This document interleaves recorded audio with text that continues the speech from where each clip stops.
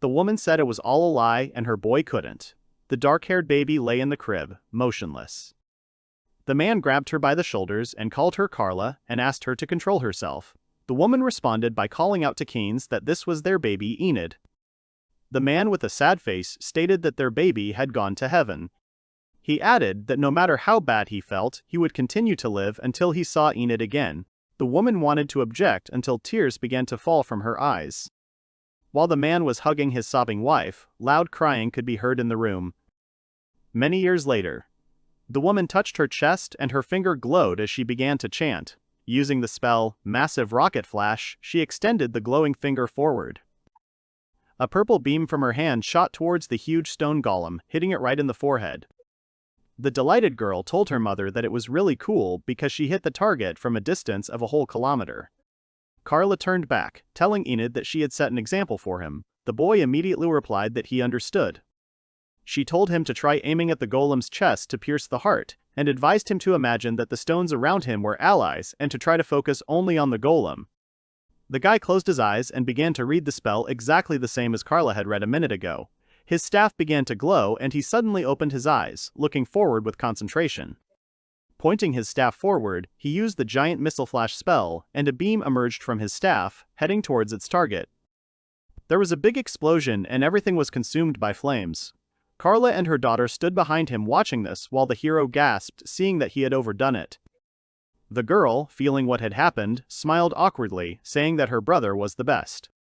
After clearing his throat, the boy turned to his mother and clenched his fist, smiling, telling the woman that he had managed to destroy the golem. The woman looked menacingly, answering that he succeeded, but only he swept away the golem together with his allies. The guy tried to convince that they died with honor, looking at his mother with fear.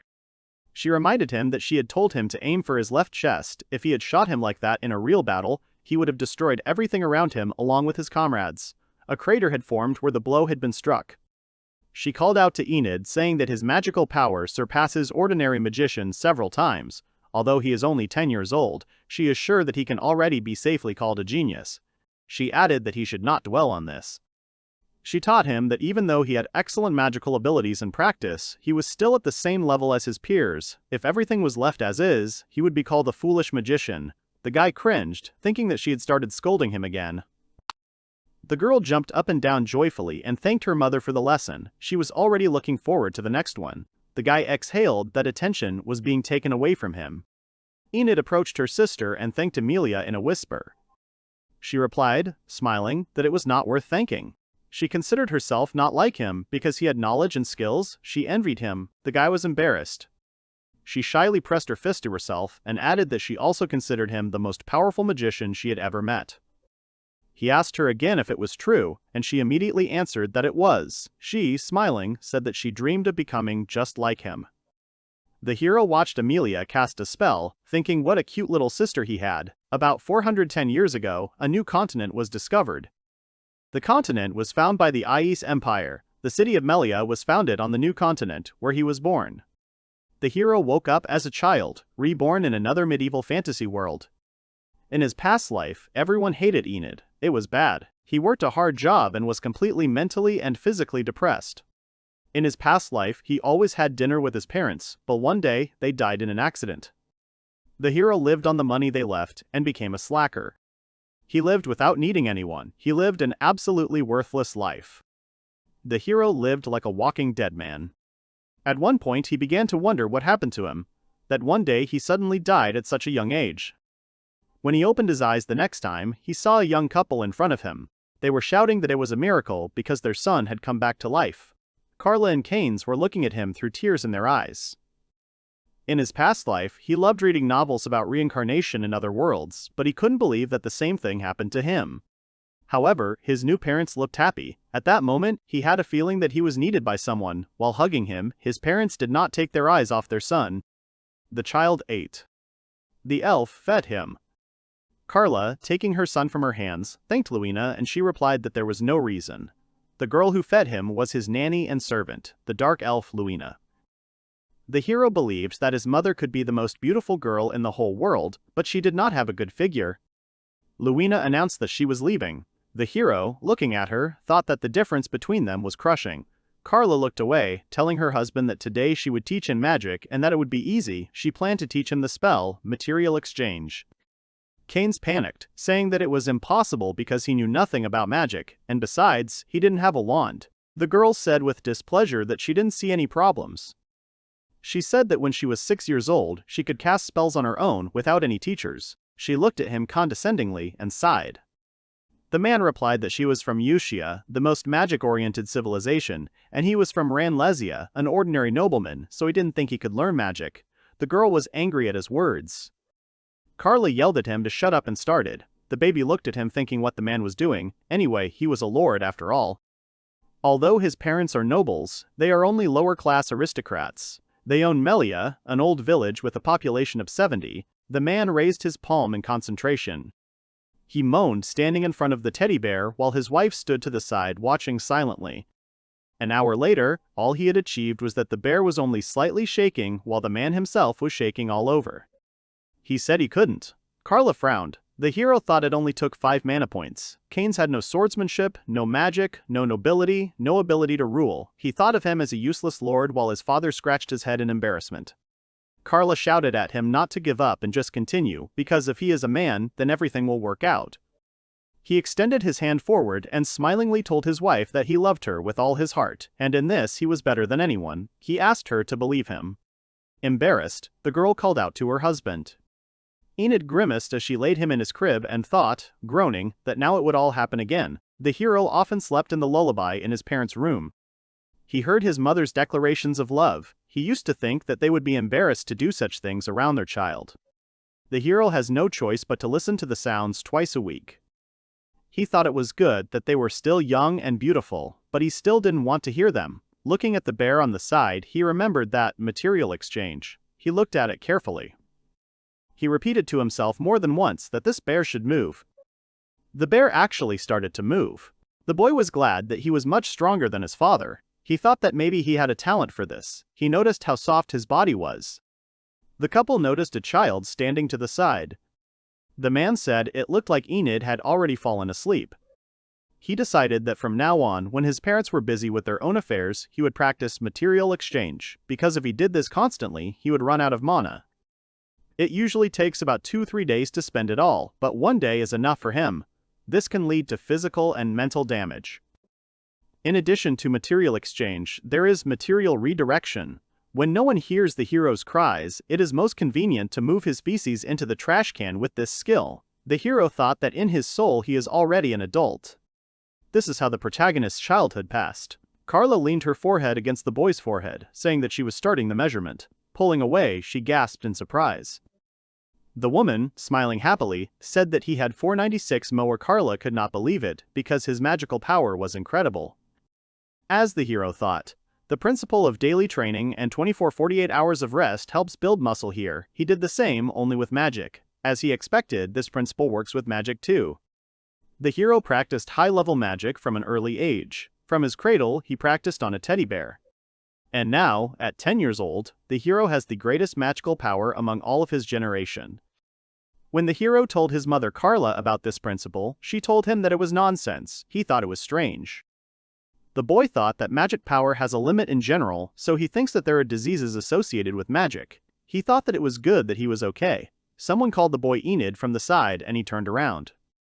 The men told the boy that the carriage with food had broken down. The men asked Enid to lend them his golem. The boy scratched his head and said that he would help without any problems. He touched the ground with his hand, starting to cast a spell. The boy stretched out his palm and used golem creation. The golem is instantly created with wood, earth, ore, etc., and can be used as a tool. Melia is a quiet and developing village with a population of about 200 people.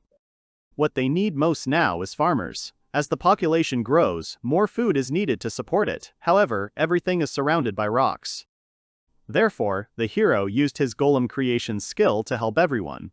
Although a very large golem is created, it can still work for a long time due to its magical power. The hero can also create his own hand to collect small stones. His mother, Carla, is very happy with his intelligence. He thought about how his golem building skills had developed from assembling various anime and manga character figurines, so his life as a slacker had also been somewhat useful. He smiled contentedly as he thought about it. The man said that he couldn't believe that the hero could make such a big golem. He would be able to work for a couple of hours for sure. Another woman told Enid that if he helped her too, she would be very grateful to him. The guy sighed. He angrily told the residents to stop calling him a boy because he was already an adult. The residents smiled, countering that he was still a child and had only recently been in diapers. The hero was pleased that people noticed him, especially after his life as a recluse in the previous world. He thought it was good that he got into this world. It made him very happy when he looked at the people around him. When this village becomes a city, it will finally start to appear on maps. He thought that this village was F rank, and if its rank was raised, it would definitely become bigger.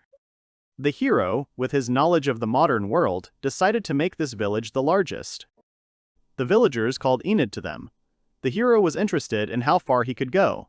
This is his life after reincarnation after all. He decided to enjoy it to the fullest. He, sitting on a rock, smiles when he is called again.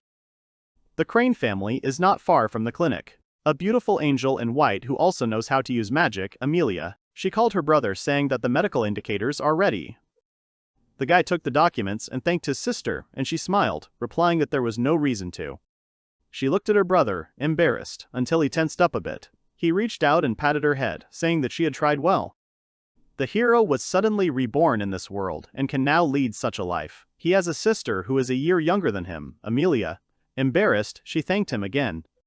She is his half-sister. Amilia lost her parents in an accident, so his parents took her into their family. They wanted to hide the fact that she was adopted and keep it a secret. But despite the fact that the hero was a child at the time, he understood everything they said. Even though they are not blood relatives, he still considers her a sister and wants to take care of Amilia, although he thinks that this may be too much. The man standing next to them smiled when he saw the children hugging and chuckled, saying that they were closer than ever. The children called their father, and the man smiled at them. This is the hero's father, Lord Keynes, and he is the only doctor in Melia. When the hero is with his mother, he focuses on training in magic. The rest of the time, he tries to help his father in his clinic. Enid didn't put much trust in her father, but she did think he was a good doctor and respected him. A man with a leg covered in a black hematoma was lying on the bed. He was told that he had a fairly large gangrene on his right leg. The man explained that a couple of days ago he was bitten by a snake, and the man thought that it was not poisonous, so he did not come to the hospital earlier. Keynes sighed, tense, and said that if his leg was not amputated, he could die. The man screamed in horror, no. The man asked if they really wanted to cut it off. The hero knew that the level of medicine in this world was quite low.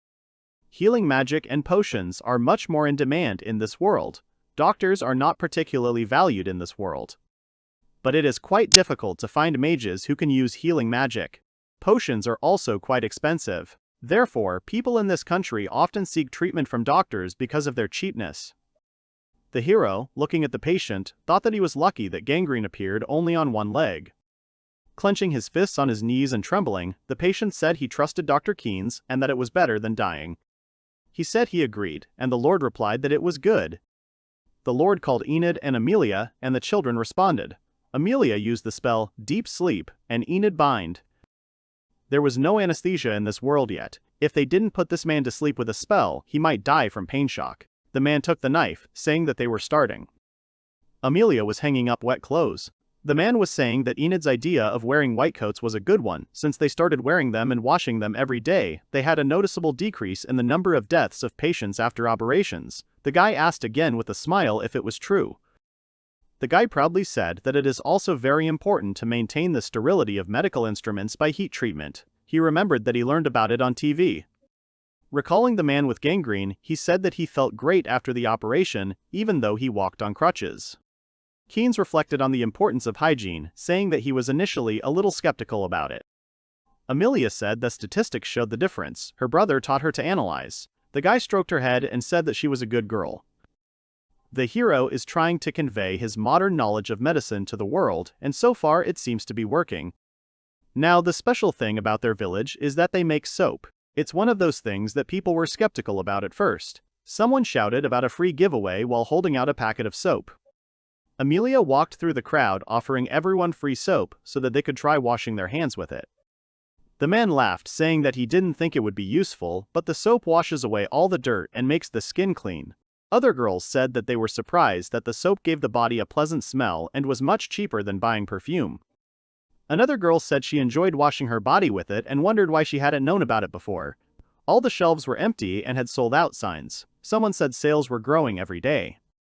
The hero told his father that if the rest of the world learned about the importance of hygiene, and if they continued to sell soap, then Melia's economy would grow exponentially. The Lord, smiling, said that he had not thought that soap would become so popular. He was glad that he had listened to his son. They had no production in Melia. The hero suggested to his father to produce soap, and his goal was not only to obtain funds. Health was the most important thing. In the history of their world, there were huge pandemics such as cholera and plague. This happened because of poor sanitation. Unlike other regions where water is very valuable, Melia has a huge amount of it, so using soap is their first step. The hero thought that by improving the level of sanitation, they would notice a huge decrease in the number of deaths and diseases. The hero told his father that all this was for the benefit of raising the level of health and activating industry. As a person who wants the village to grow, he thinks that he is doing everything right. Father, smiling, agreed with him. While the hero was watching from around the corner, his sister was peeping. The girl with loving eyes told her brother that his speech was incredible. A whole year flew by. The whole family gathered to congratulate the hero on his birthday. They came up to him with gifts congratulating him. He recognized one of the girls and called her Irina, surprised that she was also here. The hero turned 11. He remembered something and thanked Amilia. She also tried very hard to organize everything, didn't she? The girl looked with admiration. She threw herself into his arms while he stood there in a stupor, surprised and embarrassed. She said that, of course, she was glad to try for him. The guy thought that she was doing it on purpose. A little later, Mom leaned her forehead against her son's. She smiled as she told Enid that his magic power had increased to 600 mo. She added that it was amazing how such a teenager could raise 100 points in just 1 year. The boy thought that if he continued in the same spirit, he could reach the 999 mo world record. The brother and sister were happy. He already thought of himself as a wizard with the greatest magic in the world. He thought that he felt that his skills and knowledge were not so high. Amilia decided to ask about the fact that, speaking about the power of 600 magic points, isn't he stronger than their core magician Marlin?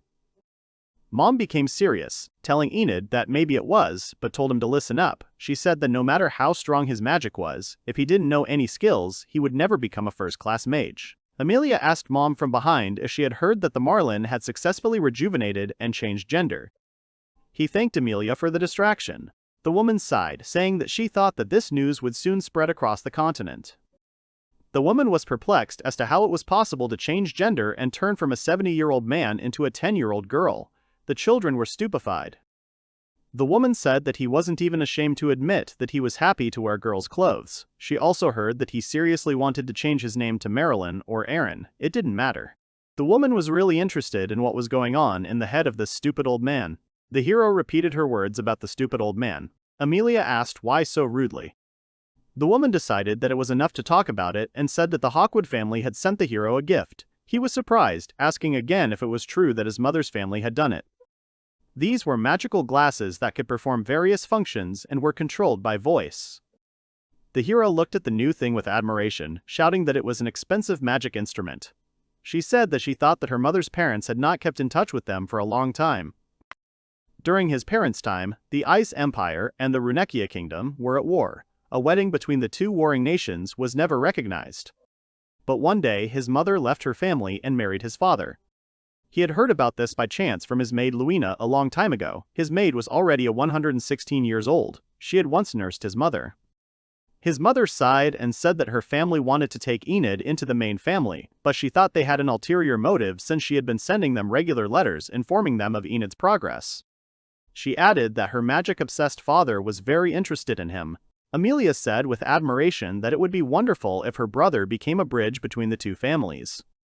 The woman, turning away, added that in the letter she had only mentioned his magical powers. The hero thought that she was proud of him and grinned, not expecting it.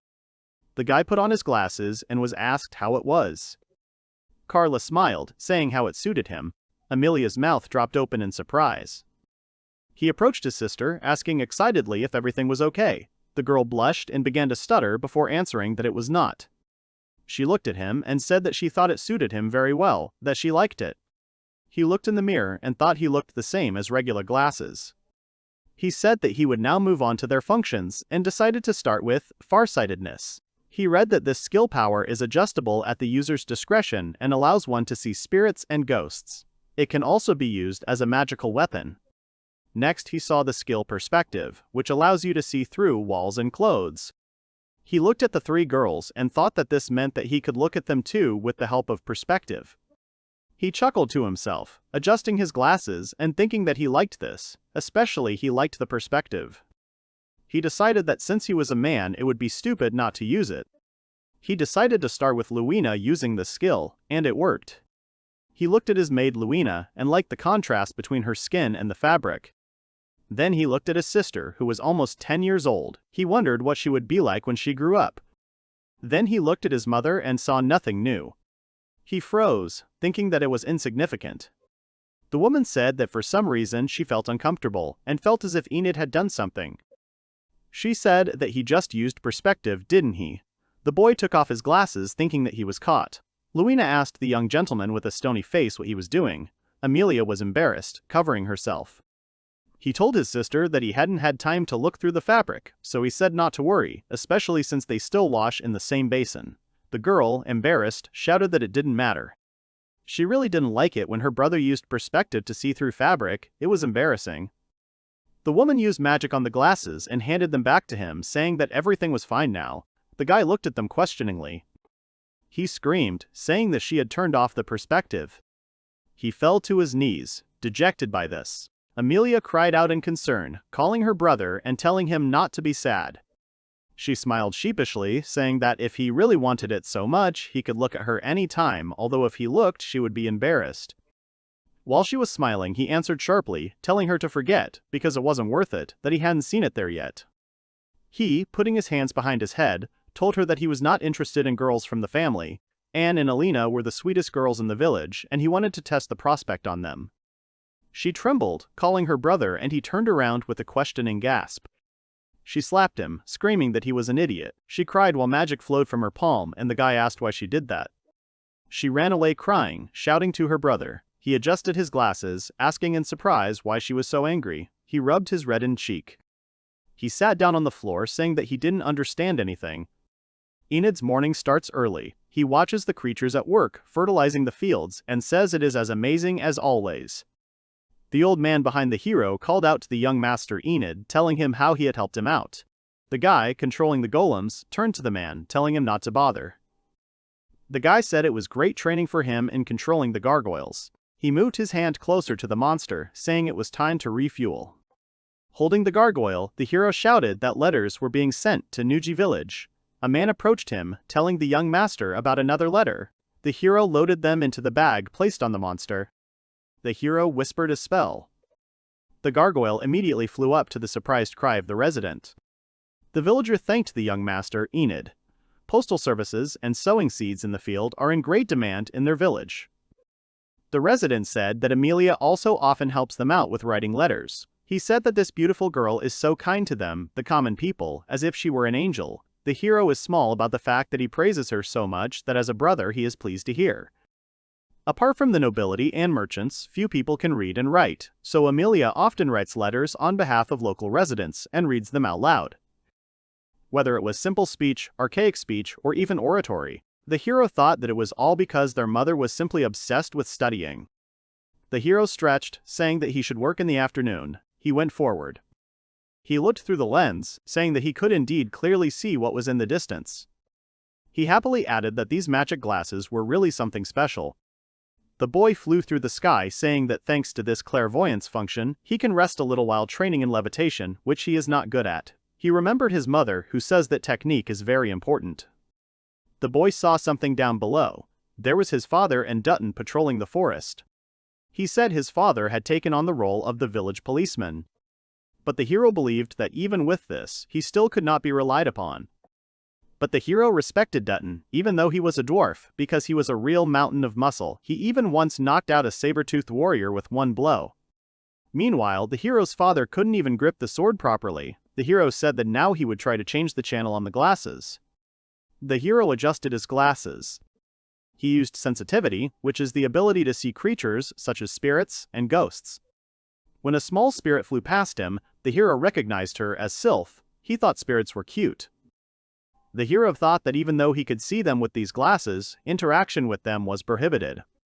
The A's empire has its own state religion, and the most widespread on the Yusha continent, the Church of True Magic, considers spirits to be evil creatures. However, on the new continent, many fairies, humans, and humanoids use and worship spirits. When you enter us, follow our rules, which means recognize our native people and communicate with them. But the hero thought they were so beautiful and elegant, and not at all like the church describes them. The hero thought that one of the wind spirits was a little different from the others. The spirit looked at him. She stopped, watching carefully. She waved her arms vigorously while the hero wondered in his mind if she was saying anything.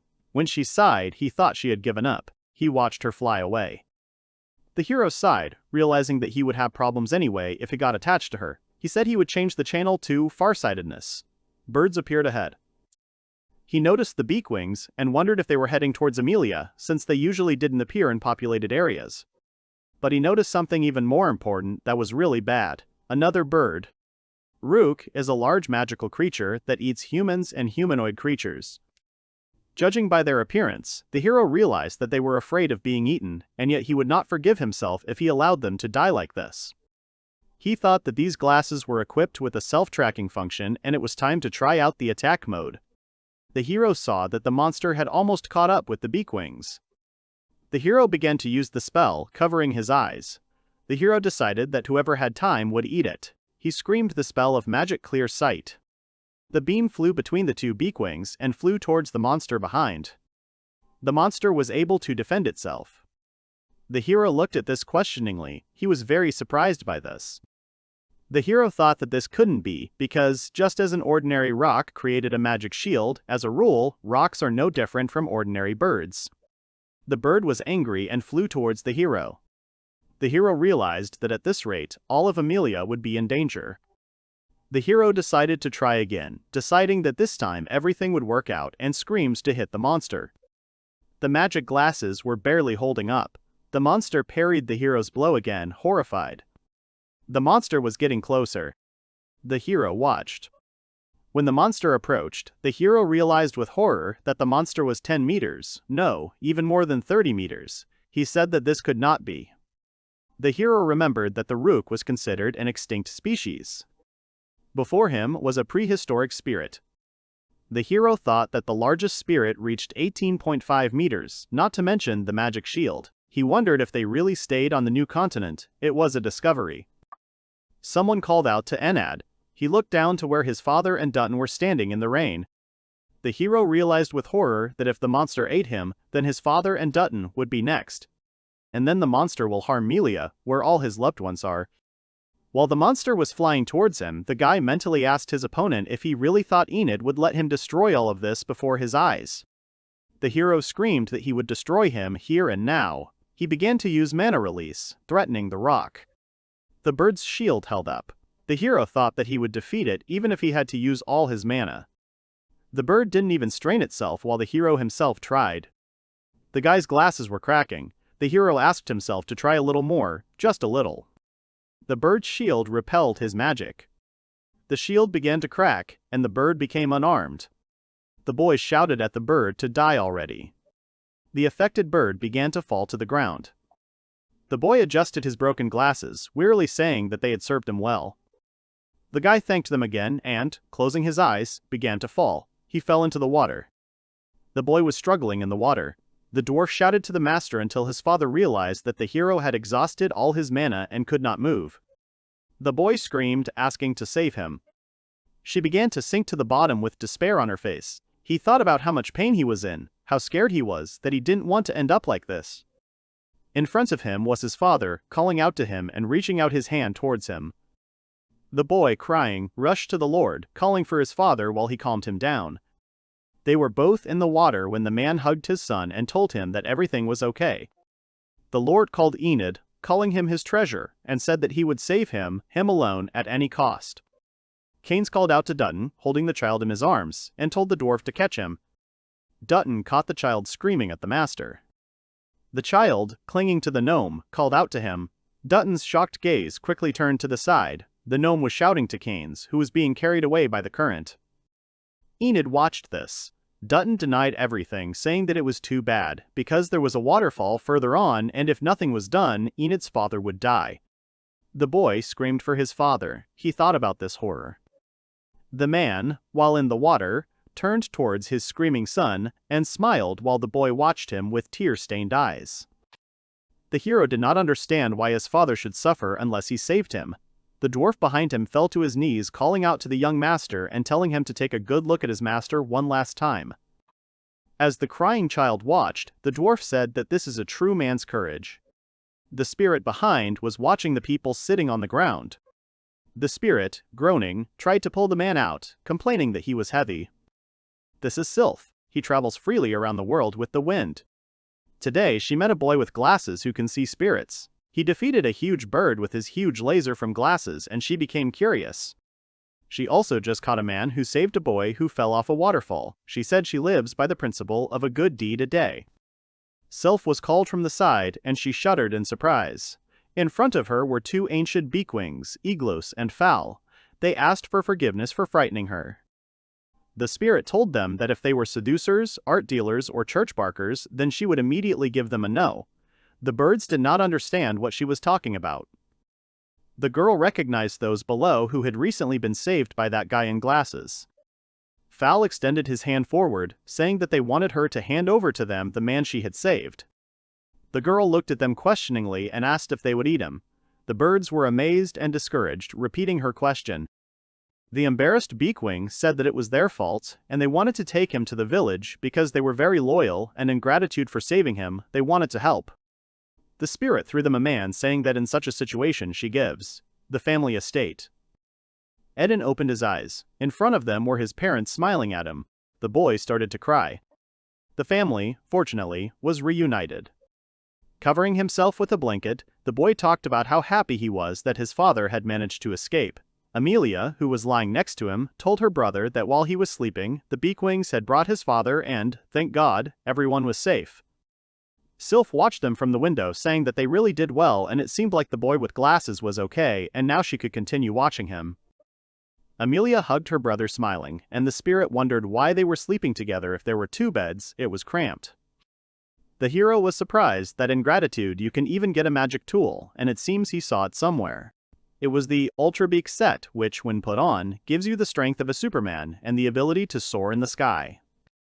Amilia said he would like to visit the village again and regretted not being able to thank him in person. The hero said that they have connections with the Lords of the Skies, Beakwings, and for the villagers it is a big plus. Then they lay, silently hearing the sounds. The hero said that something was shaking today in earnest. The sister suggested that they were probably wrestling. She sat up and said that it was great that their mother allowed them to take a break today. Enid replied that he had a feeling that she had fallen in love with her father more than before. Her sister confirmed this. He said that they were probably doing it now. The sister called her brother. The sylph outside the window chuckled, thinking that they were naive. And Sylph continues to follow the boy with glasses and will stop when she gets tired of it. The hero used the magic spear attack, and a beam appeared from his palm. An explosion occurred. The guy noticed that there was no living place on the target. He said that it was not so easy to restore mana after all. The sylph behind him said that this way he would sweep away both enemies and allies. The boy shuddered in fear. Sylph thought that the hero seemed to be working hard, but so far without any success. She was touched while the guy was perplexed. She also thought that he really got close to the beakwings. Besides, she realized that it looked like they were going to hunt a big bird. The beakwings said that they were counting on the young master today. The guy agreed, saying that it was time. Sylph thought that the big bird had brought trouble to the people and would pay for it. She flew after them, intending to join them. Iglus informed Mr. Enid that they were almost at the nest of the rocks and asked if he was ready, and the boy agreed. The guy happily said that this time fallen Iglus were with him so they wouldn't give up on the Ruhu. The Buckbeaks liked his words and called him a reliable friend, saying that he was a guy who was above. Sylph nodded contentedly at their words. They found large eggs in the nest. Sylph, seeing them, said that these were just huge eggs. They must be all those birds in the sky. The hero began to list his equipment. He had a helmet, a robe, and a badge. He also checked that his glasses were in place. Sylph was touched, saying that he took the form of birds to defeat them. She noticed that the three had managed to fly up while she was laughing. She, playing the role of commentator, began to tell everything.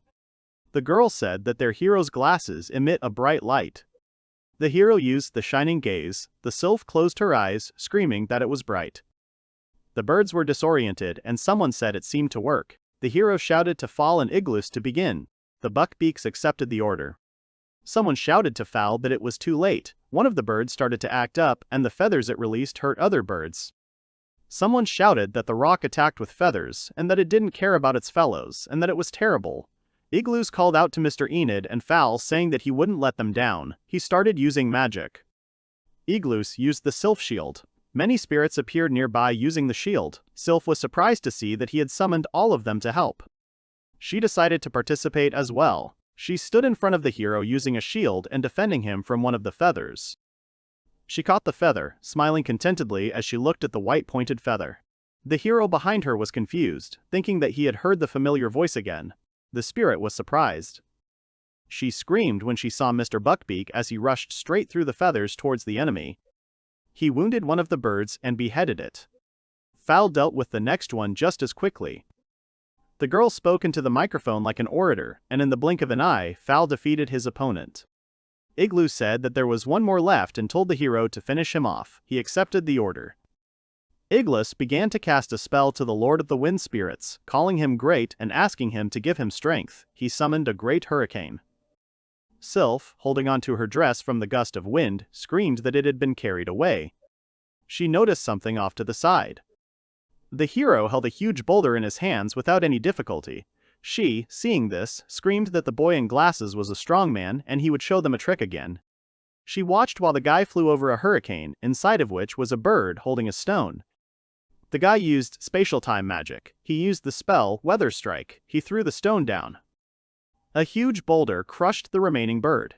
The sylph was pleased that the rock was destroyed, she joked. The hero heard this voice, which was now laughing. The hero, holding a bag in his hand, thanked the Beakwings for these materials, and they replied that this was no problem. The magic bag is a magical item that reduces the size and weight of its contents. The hero said that he had recently joined a hunter's guild, where he only got 70% of the catch. The birds were surprised.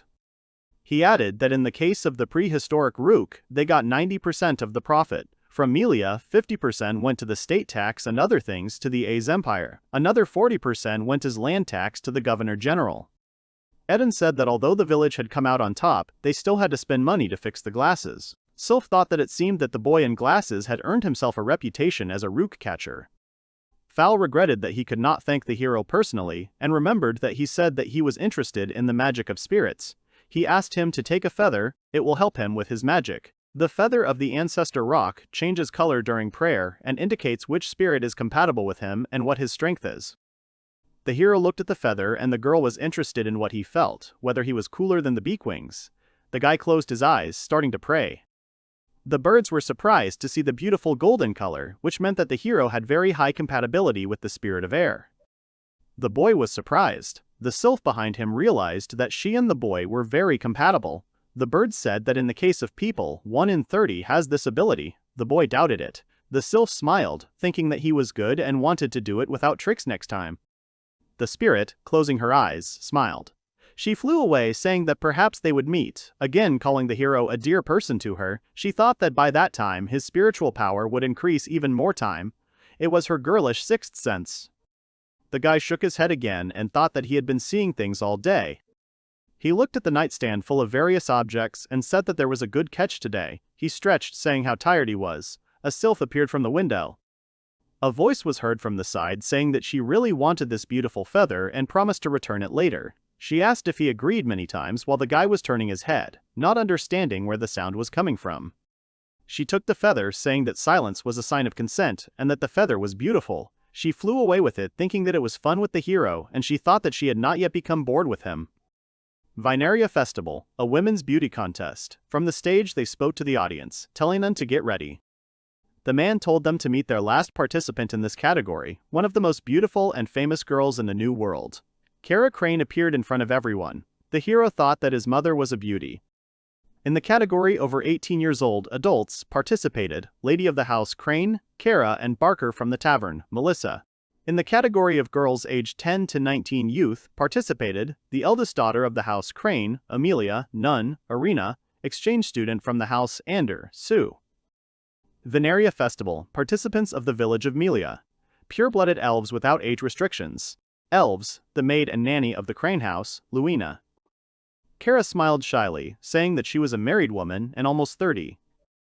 Someone shouted that it was not so, and if we are talking about such beauty, then age does not matter, and besides, you can't give her more than 20 years by her appearance. The hero thought that his mother was, after all, a quarter elf. At the request of Unabasana, the mayor of the city of Floria, they participate in the Veneria Festival where the first beauty of the new world is chosen. Kane shouted to his wife not to worry, he thought she would win easily because she was the most beautiful on the entire continent, even in the entire world. Kara, delighted, called out to Kane's. They looked at each other lovingly. Looking at them, the hero thought that now in the whole world there was no one except these two. Enid was thinking about the competition about to start, and he was wondering how Amilia was. He knocked on the door asking her if she was ready. She looked out from behind the door calling her brother. He was surprised to see that she had not changed yet. The girl was shouting that these clothes were too shameful. The guy was perplexed, saying that her exit was very soon. The girl said that there were a lot of people there and she didn't have enough courage. The guy stroked her head, calming her down and telling her that she had nothing to worry about. She fell silent, surprised. He, smiling, said that she would be able to win because she herself is the most beautiful on the entire continent, even in the entire world. At that moment, he thought that he simply said the same thing as his father to his mother, deciding to cheat. She was surprised by his words that she was the most beautiful in the world, and decided that since her brother supported her, she would try. The guy was surprised how easy everything was with her. There was someone standing behind him. Enid was called and hugged. Arena asked the hero how she was to him. Sue, standing nearby, asked him to support her too. Amilia was shocked behind her. The guy said that it suited them both very well and called them cute. Amilia was shocked. She screamed, asking her brother to cheer her up even more. The guy was surprised, calling out to her. The girls all pounced on him, and he asked them to calm down. The competition began.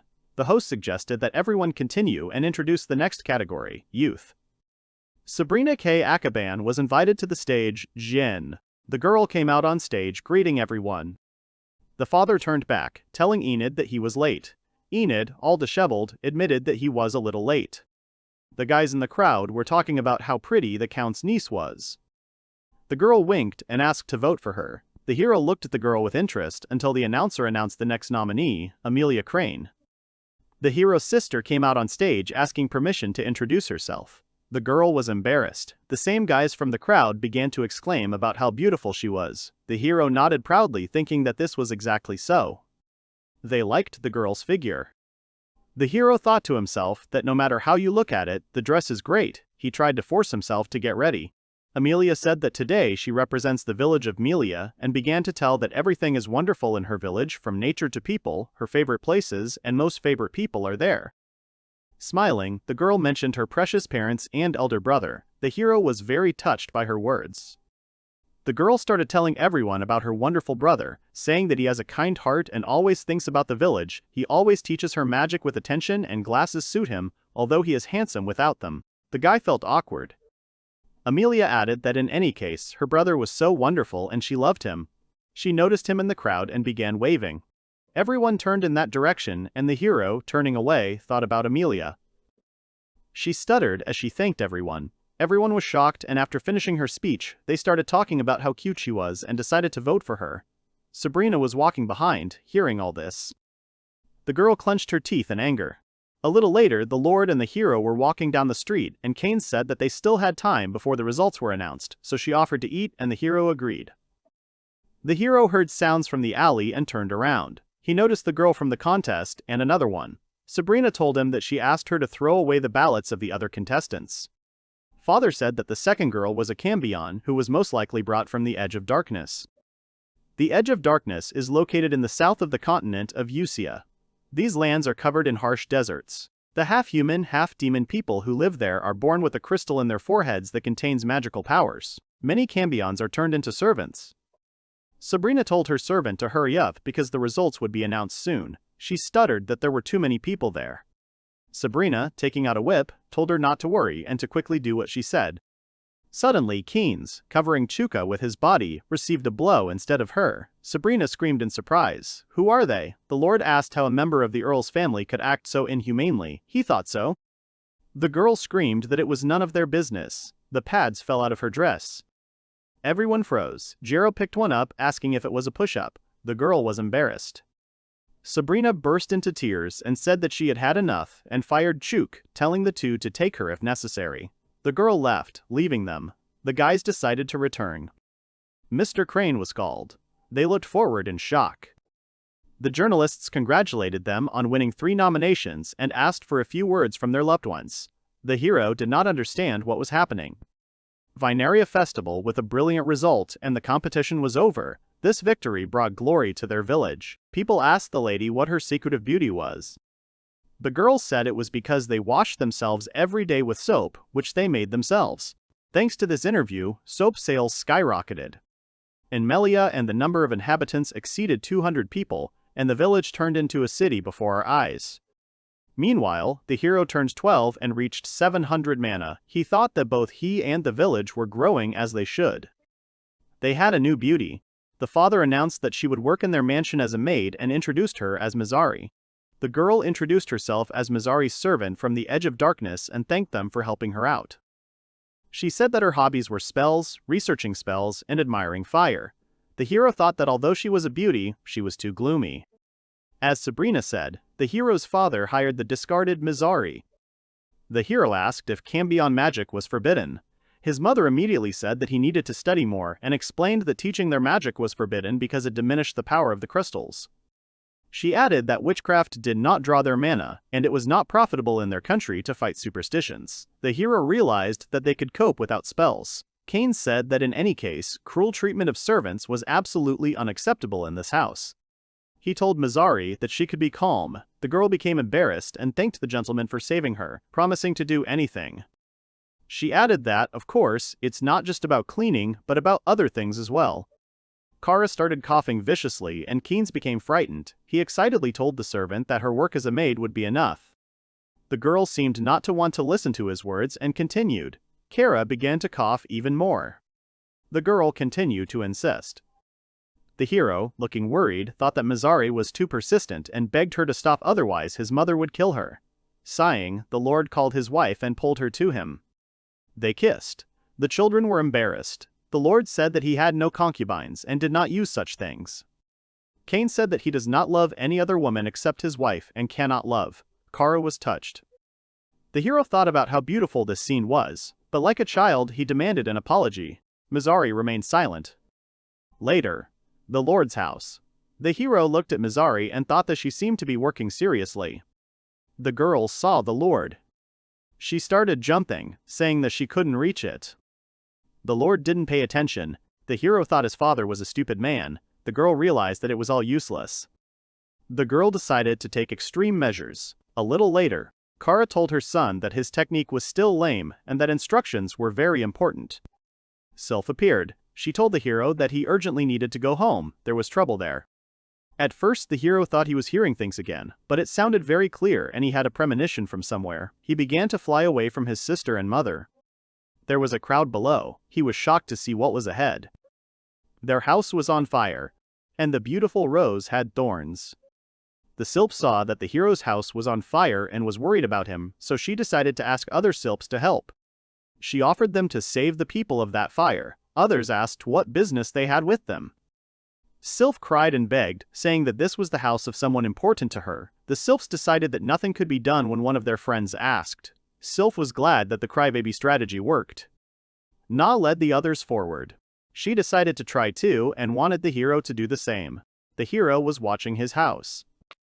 The hero thought that his home was in a sea of fire and did not understand how he should act in such a situation. He asked himself to calm down. At this time Dutton and Luina should be just outside the house, but inside were his father and Mizari. Kara was nearby, shouting her husband's name. The hero began to call out to his running mother, but his sister stopped him, telling them to go quickly after their mother. The hero answered negatively and said that they should leave it to her. He added that they needed to take care of the rest and that they couldn't allow the fire to spread. He told Amilia to better help the burn victims with healing magic and to be ready near the mansion. The hero would put out the fire. She wondered how he could put out such a big fire on his own.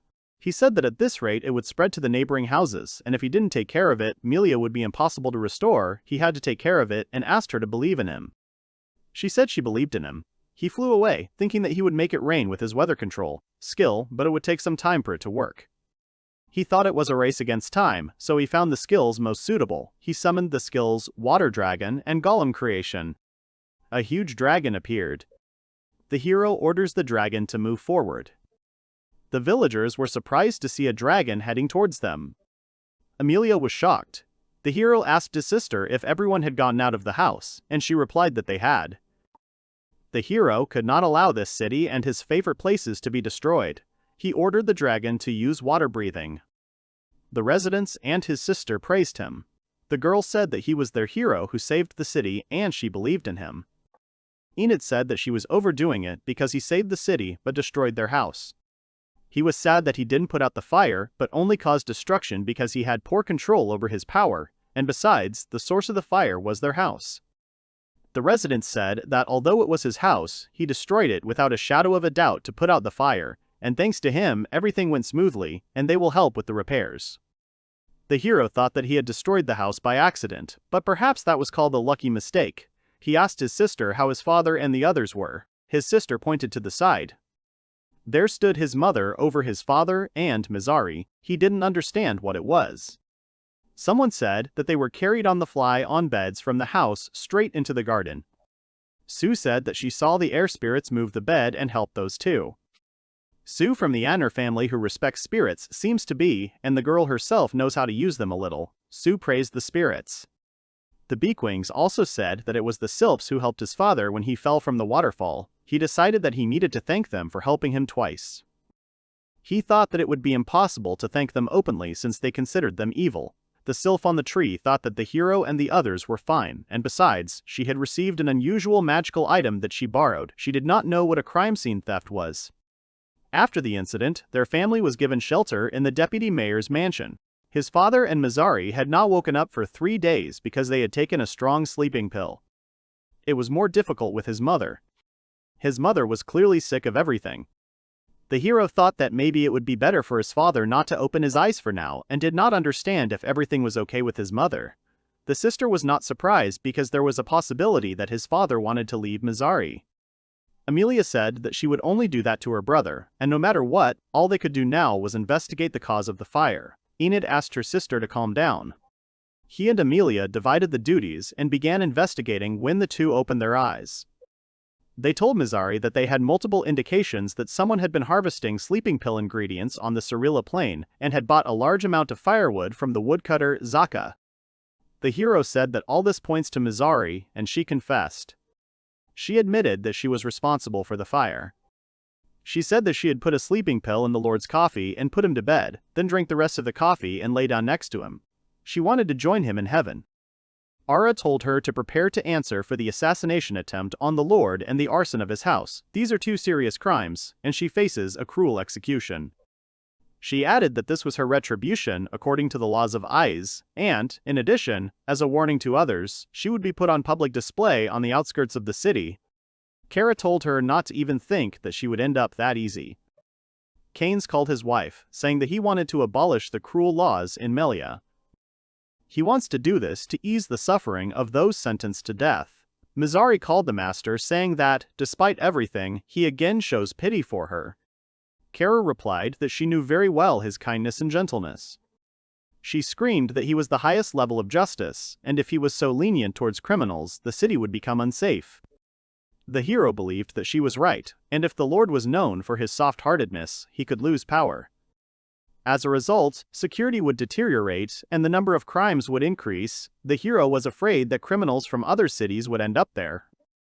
The hero looked at the girl thinking that, even though they say that you have to follow all the rules, he won't be able to get used to such cruel punishments. It dawned on the hero and he called his father. The hero suggested that Mizari become a test subject.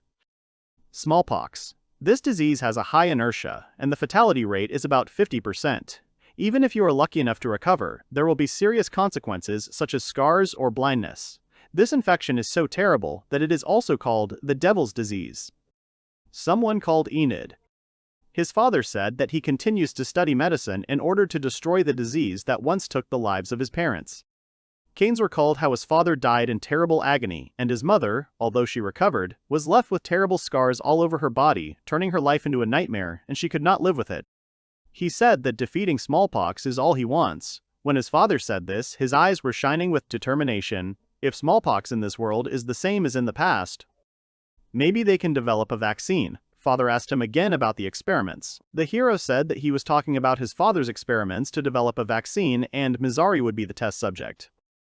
The hero told his mother that in fact, a deferment of punishment for especially dangerous criminals is possible for those who participate in medical experiments, and if they are successful, he will pardon them. He thinks that the townspeople won't be against it either. Father thought about it and asked Mizari what she thought. She immediately agreed. She thanked them for showing mercy to a sinner like her. Keynes thanked Kara for listening. She turned away, saying that if they could develop a vaccine, Keynes's name would thunder throughout the world. Since they still have no targets for developing a vaccine, Mizari's treatment became one of the points. The guilty party was assigned to a 10-year trial. As for the postponement of Mizari's punishment, the idea was to place her in prison until the decision was agreed upon with the vice president and the townspeople. However, the hero's father and the others, out of the kindness of their hearts, and his mother for other reasons, decided not to do this. In return, his mother used the cursed nail spell. Mizari accepted the spell. Kara said that if Mizari did them again, that nail would gradually turn green, and when it was completely green she would turn into a nasty toad, so she shouldn't do that ever again. Mizari said that this was her sign of devotion to her master. A little later, the hero was glad that their Dutton foot thresher had survived. Their mansion has a basement where various experiments and research were conducted. It also contains most of the go-cheating developments, most of which have not yet been made public. The hero thought that by making them public there would be a sharp jump in development and population growth, which is also no joke. The hero told his father that the equipment for experiments had also survived and they would soon be able to get down to business. Father was happy. The hero suggested that he try to save thousands of lives. The father thanked him. Later, the hero thought that although he had told his father this, he could not remember something important. Smallpox had long been eradicated on Earth and the vaccine was being tested on certain animals. He couldn't remember what kind of animals they were because he had reincarnated 10 years ago. He wanted something to remind him. The guy bumped into something. The girl apologized, saying she was inattentive. The hero told Arena that he should apologize. The girl praised him. She hugged him. He thought about how she was only 3 years older than him, but she treated him like a younger brother. The guys behind were jealous. Soph said that she reminded her of a cow. The hero remembered that it was cowpox. Cowpox is a skin disease of cows. It is contagious to humans, but nothing serious. In the village of Hain, the girl told him that there were no smallpox patients in their area. He was surprised. This village north of Melia is known for its thriving dairy farming industry, with the locals' lives revolving around milk production. The girl said that even before they moved to the New World with Usia, they were always told that if you had cowpox, you wouldn't catch the regular one. She added that the previous ruler, who visited the village and was knowledgeable about medicine, said that this was just a belief. Enid thought that people infected with cowpox might develop immunity to a related strain of smallpox, just like on Earth. He decided to report it to his father first. Later, his father said it was important information. Keynes said that he would soon be going to Haina as well, and told his son to go to Mizari before preparing for the experiment and infecting her, asking him to tell her to stop tending the cows. With the help of the townspeople, a new mansion was built, which has stables for horses and cows. Mizari was entrusted with caring for them. And thanks to his father's many trips to Hain for field research, the hero became convinced that smallpox in this world is exactly the same as on Earth. Other owls, if they use the cowpox virus, will be able to take smallpox under their control. The Lord asked Mizari if she was sure she didn't mind, and she agreed. The hero thought that they were already at the finish line. Mizari would receive a vaccine developed from a cowpox blister. They increased the dose over several weeks. And today, she will get vaccinated. Thanks to the hero's father's vaccine, her body should produce enough antibodies. Mizari said that she was ready for this outstanding experiment, all for the sake of saving people around the world. The Lord was touched until she added that everything was for the sake of the Lord and she would gladly sacrifice everything. Keynes decided to get started. He injected Mizari with the vaccine. Enid said that since there was a risk of infection, he would examine her after isolation, but his father interrupted him. He said that he also needed to be isolated, since he had also been vaccinated. The hero thought that he and his father had indeed been vaccinated with the same vaccine after the research, but it was too early to talk about any results. Kara was worried. Kara asked what he was thinking and Militia supported her. Keynes said that he decided to vaccinate Mizari to make sure the research was successful. He said it was a terrible pox, and of course he should test it on himself, and they needed as many clinical subjects as possible. Keynes said he wanted to rid the world of this devilish disease as quickly as possible. The hero saw that his mother accepted his determination. His father wanted to stop people suffering, stop the virus by putting his life on the line. The hero also wanted to become a test subject, but this could be very inopportune because the results may not be successful at all. He saw how his father was fired up by this idea, so the hero announced that he too would be vaccinated against smallpox. 6 months later, the hero was congratulated on his 13th birthday and on reaching 800 mana points. They never infected anyone with smallpox, and the experiment ended in the best possible way. The townspeople recognized Mizari for her service and dropped all charges, but his mother's spell was still in effect. Kara remembered when Enid said he would inject himself with the virus too. The blood ran down her spine. The men asked for forgiveness. Keynes said he was finally convinced that the experiment had been a success. He told his son that it was all thanks to his theory and help. They thanked Enid. Success in the trials does not mean victory over the virus, but the soap does seem to be spreading the message of hygiene. The vaccine his father developed, for which he put his life on the line, will one day save many lives. He thinks that maybe he is exaggerating his knowledge from his past life, but maybe he can serve people as the happiness of the nation. Next on his mind were mouthwash and antiseptic. The hero thought that it was impossible for something like this to happen. Everyone around him was crying, not recognizing his sacrifice. They had no idea back then. Amilia ran towards him. One holiday, they explored ruins that were rumored to be over 1,000 years old. Someone asked if they were, and they were a super ancient civilization of mages. The hero said that it would be great to find an ancient artifact from that era.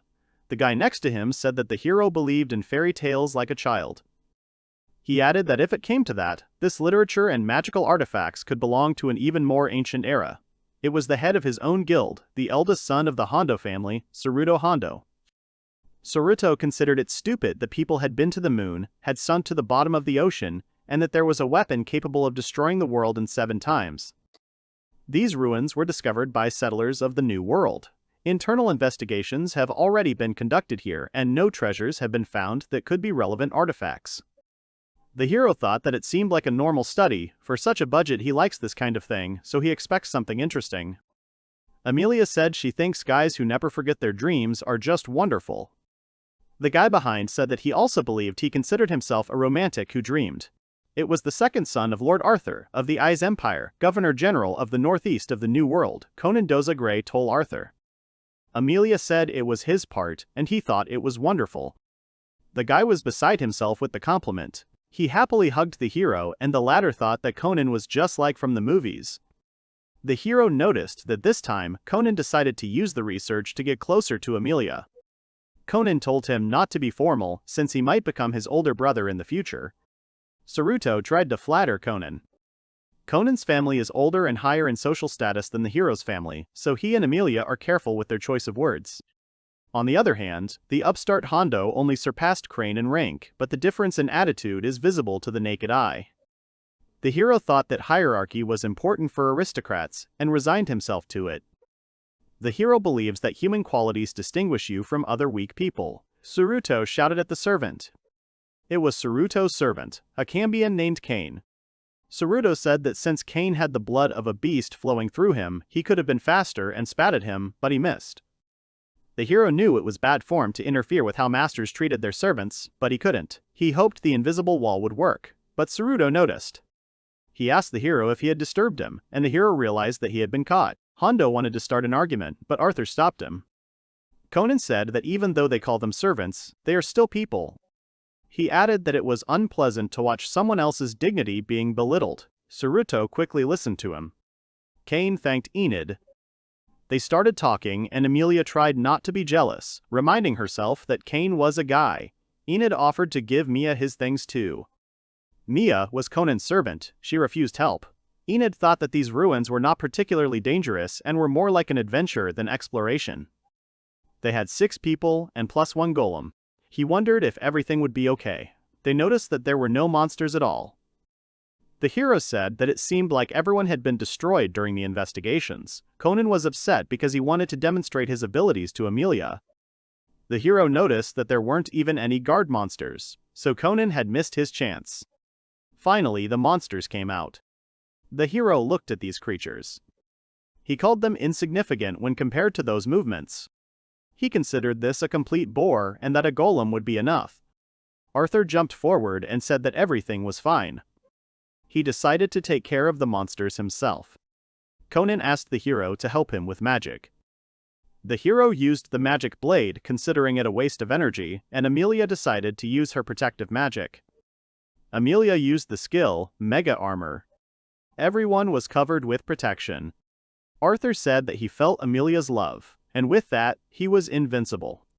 He swung his sword. He started to hit the monsters. The hero thought that thanks to his magic, Conan was invincible. A monster appeared behind Arthur. The hero used an invisible wall. He shouted to Arthur to hit now, while the enemy was stunned. Finally, Arthur dealt with everyone. Saruto praised Conan and the hero noticed that he had been hiding all this time. Amilia asked her brother if he had just helped Conan, and he replied that it was only a little, since even he couldn't have dodged it from that distance. The girl said that she had finally made up her mind, but the hero did not understand her. Arthur said that they had finally arrived. They came to the king's throne. Arthur said that after so many fights to the death, they finally got to him, a lot of emotions. The hero thought it was a small fish. Saruto suggested going back, and the hero noticed that he had wet his pants. Arthur replied that an investigation needed to be conducted first. Conan said that the throne was very comfortable. Shiguru fawned over him, saying that he looked like a king. Hondo called Cain, telling him to search every corner and lick the entire floor. The servant obeyed. The hero called Cain, gave him the item and told him to use it, and then he wouldn't have to squat when he explored.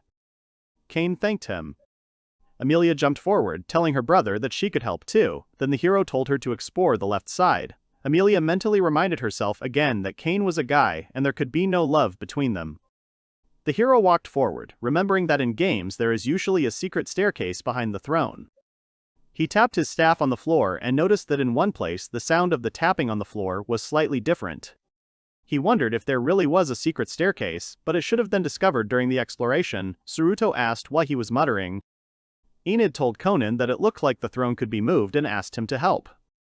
Saruto was indignant that he asked Arthur for help. Everyone wanted to help. Sylph flew by. She finally found a hero and said that there was nothing she could do, she would have to help. A little earlier, Sylph said that she felt the presence of the hero on the right, the other said that on the left. They looked at each other angrily. They called each other names. They were amazed at the perfect copy. Sylph said that it is because she was a carbon copy doll, which the Sylph stole during the fire in the hero's house. She shouted that she only borrowed it. The carbon copy doll copies the appearance of the memory and the character of whoever presses the activation button. Sylph said that she just wanted to press the button that she stopped her right hand, but her left hand immediately pressed it. The original had her left hand tied up. The copy, whose right hand was tied up, replied that she just wanted to press it and was making excuses. Sylph suggested that they look for the hero instead, but they again disagreed on which way to go. Sylph shouted that the copies had better listen to the original. They began to fight and tear out hair. They were both angry. They simultaneously pronounced mutual liquidation and only one flew away. The spirit said that the original had ruined their beautiful friendship. She noticed the hero. Seeing the guy and his company, she said that going left was the right decision. She even adopted her ability to stalk the hero. The hero said that the sound in this place is different. The spirit realized that they were looking for something and decided to help. She was scared of the golem and realized that the hero was somehow controlling it. She was worried that something would happen. The hero found runes there. He wondered if there was a secret staircase in the dungeon. He read that only the one who made the recording can enter. Spirits cannot make recordings, only living beings can make recordings. He considered these conditions simple. Sylph shouted that this is discrimination against spirits. Amilia asked if it was a fake. Arthur asked what it said. The hero told about the stairs and gates that lead to the heavenly city. Saruto shouted that it was dangerous to go to such a suspicious place, and suggested going back.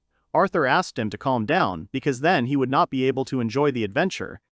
The hero thought that it would be better for them to go back and tell the adults about everything.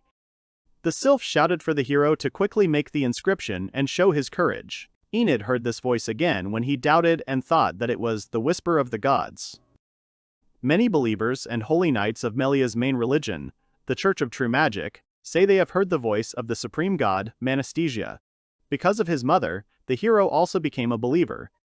Still, the hero thought that he was ordinary and went to church mainly because of Irina, but still he decided to follow the voice. He thought about the fact that he needed to write the true name to finish the inscription. True name is a church name given to a baby. It often sounds similar to the regular name. The hero's name is Nito. He recalled that its meaning sounded different than in the past life. In the true language, it is translated as, remaining in the darkness. Sylph told the hero that the floor is moving. They saw a staircase. Arthur said that was great and suggested that they go explore the dungeon. He went ahead and everything started moving.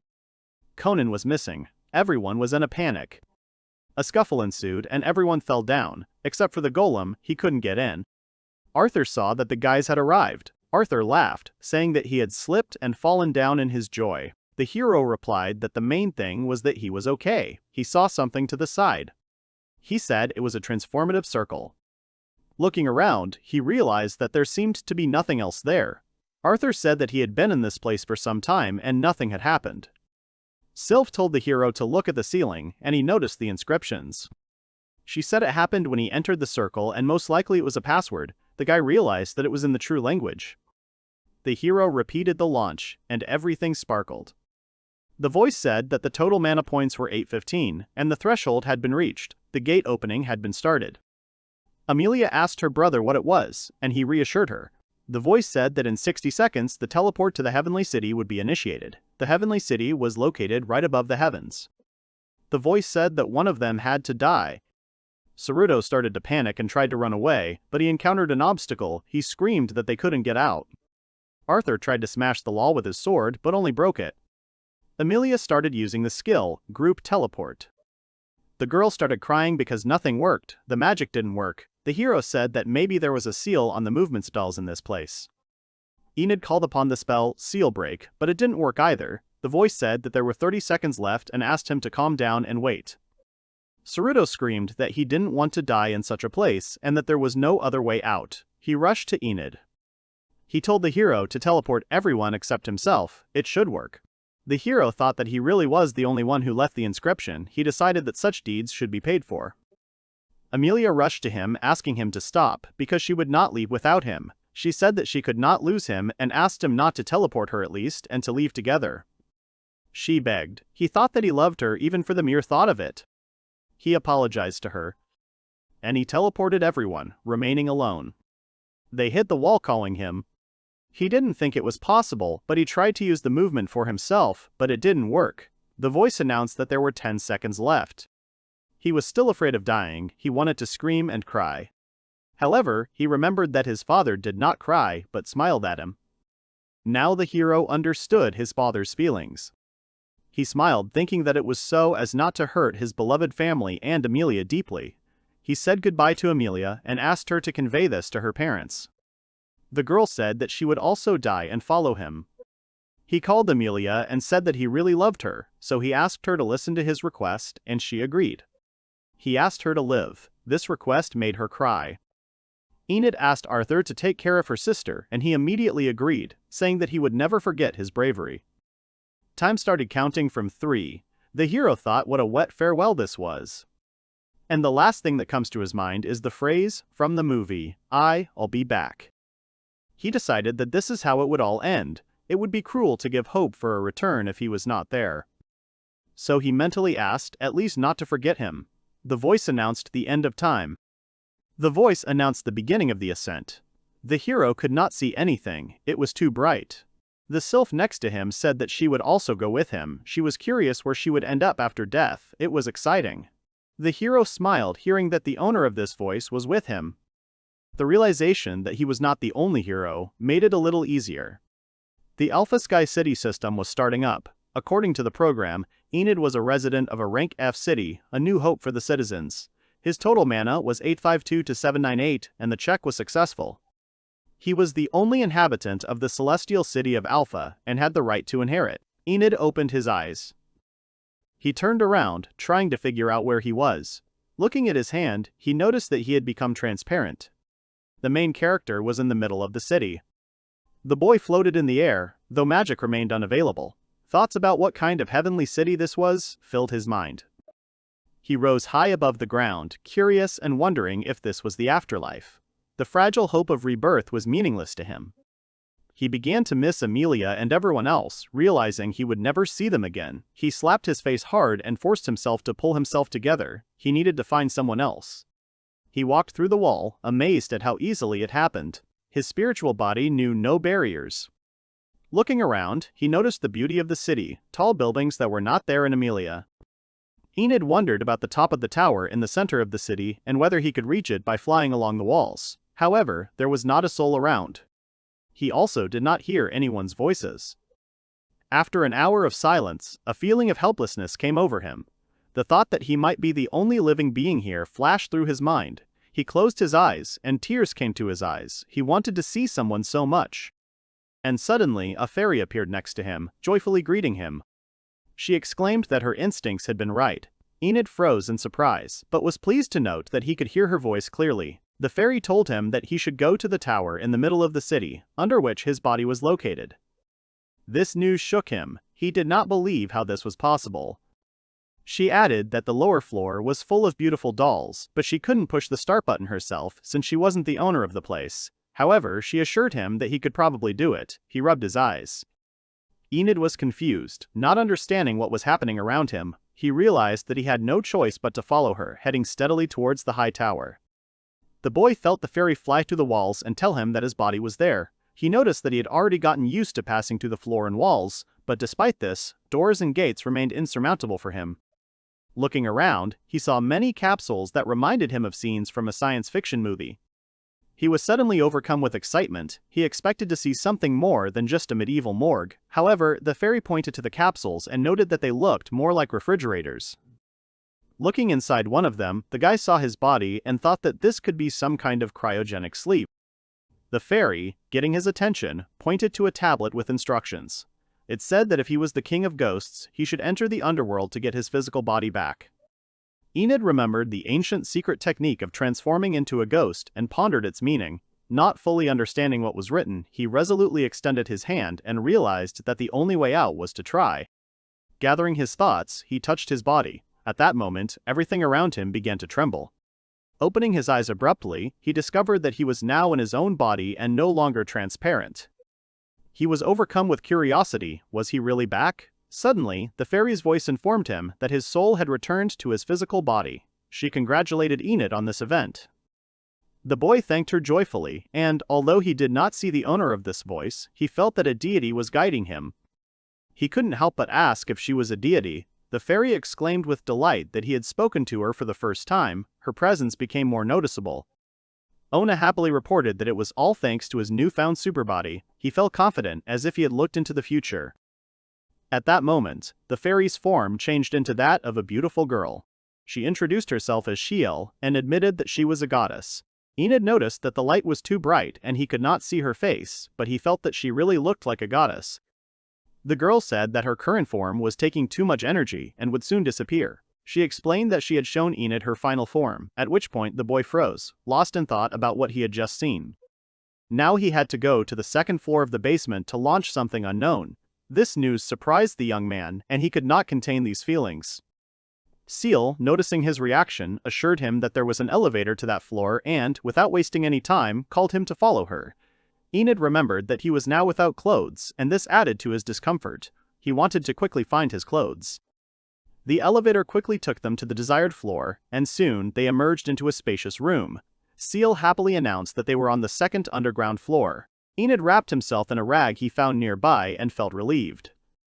However, when he looked around, something completely unusual caught his attention, because there were many girls in capsules standing all over the floor. As he looked around carefully, his eyes widened in surprise. The fairy, noticing his reaction, pointed to the door leading to this mysterious space. Enid slowly opened the door and stepped inside. What he saw shocked him to the depths of his soul. In front of him were rows of capsules with beautiful girls inside. He could not believe his eyes. These were real living creatures, only sleeping, as if frozen in time. Their faces were like two peas in a pod, but the differences in hair color and height gave each of them their own uniqueness and individuality. The guy was embarrassed by how attractive they were. Each of the girls looked absolutely charming and mesmerizing. The face of one of the girls was particularly refined. There was something attractive about her. Seal, noticing his interest, asked him if he liked any of the girls. Suddenly, Enid exclaimed in surprise and embarrassment. One of them really caught his attention more than the others. He felt his heart beat faster. The fairy pointed to a sign next to the capsules and asked him to quickly launch that doll. She told him to look at the wall on the right. The sign read, "Dolls of the Gods of War, Alpha Series, serial numbers 11100, storage." Enid was shocked by this information. The dolls of the Gods of War were used as golems for battles. He could not believe what was happening. Seal added that these dolls could not only be soldiers and protectors, but also take care of everyday affairs in maid costumes. He just had to press a button. The protagonist wondered where she could be. Confusion overtook him again when he read the inscription.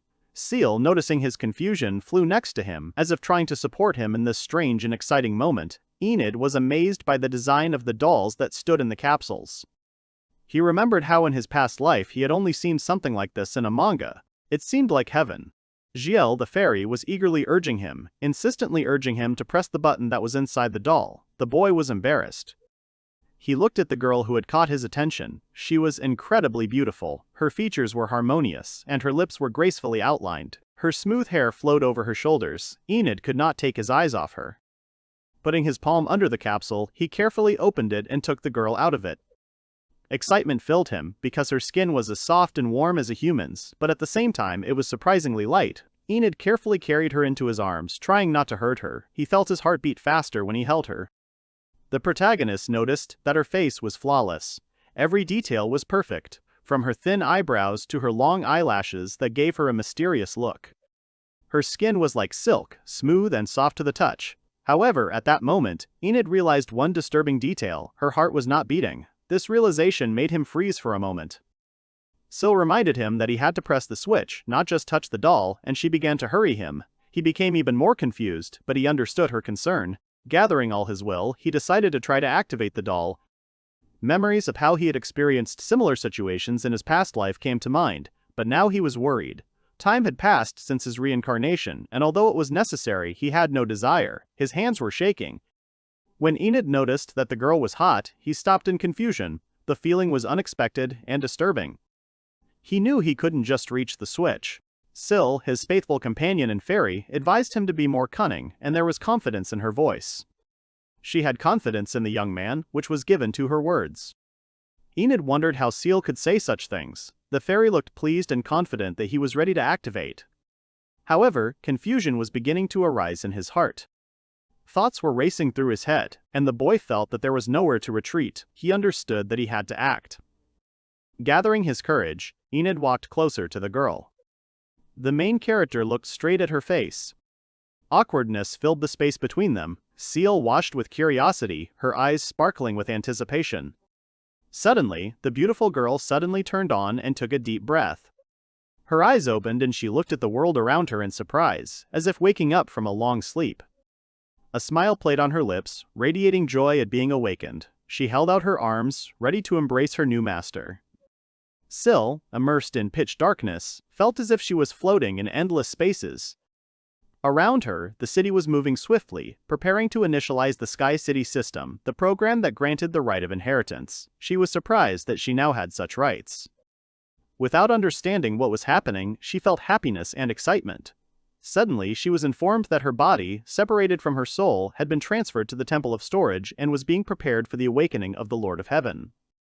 In the darkness, she saw a guy wearing glasses, but he suddenly disappeared. Seal wondered if he really had a right to inherit.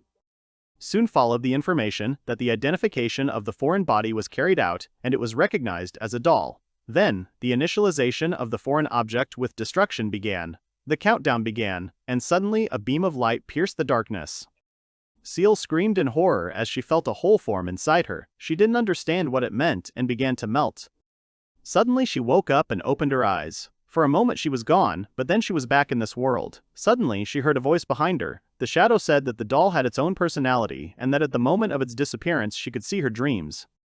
Seal was full of questions. Who is this shadow and why is she wearing glasses? Where are they because there is only white space around? The guy was surprised that she can see him.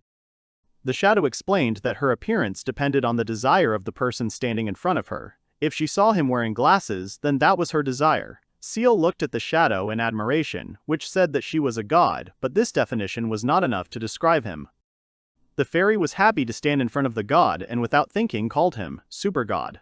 The shadow replied with a smile that she could call him whatever she wanted. She felt happy that she could give him such a name. The shadow informed Seal that she was in her dream.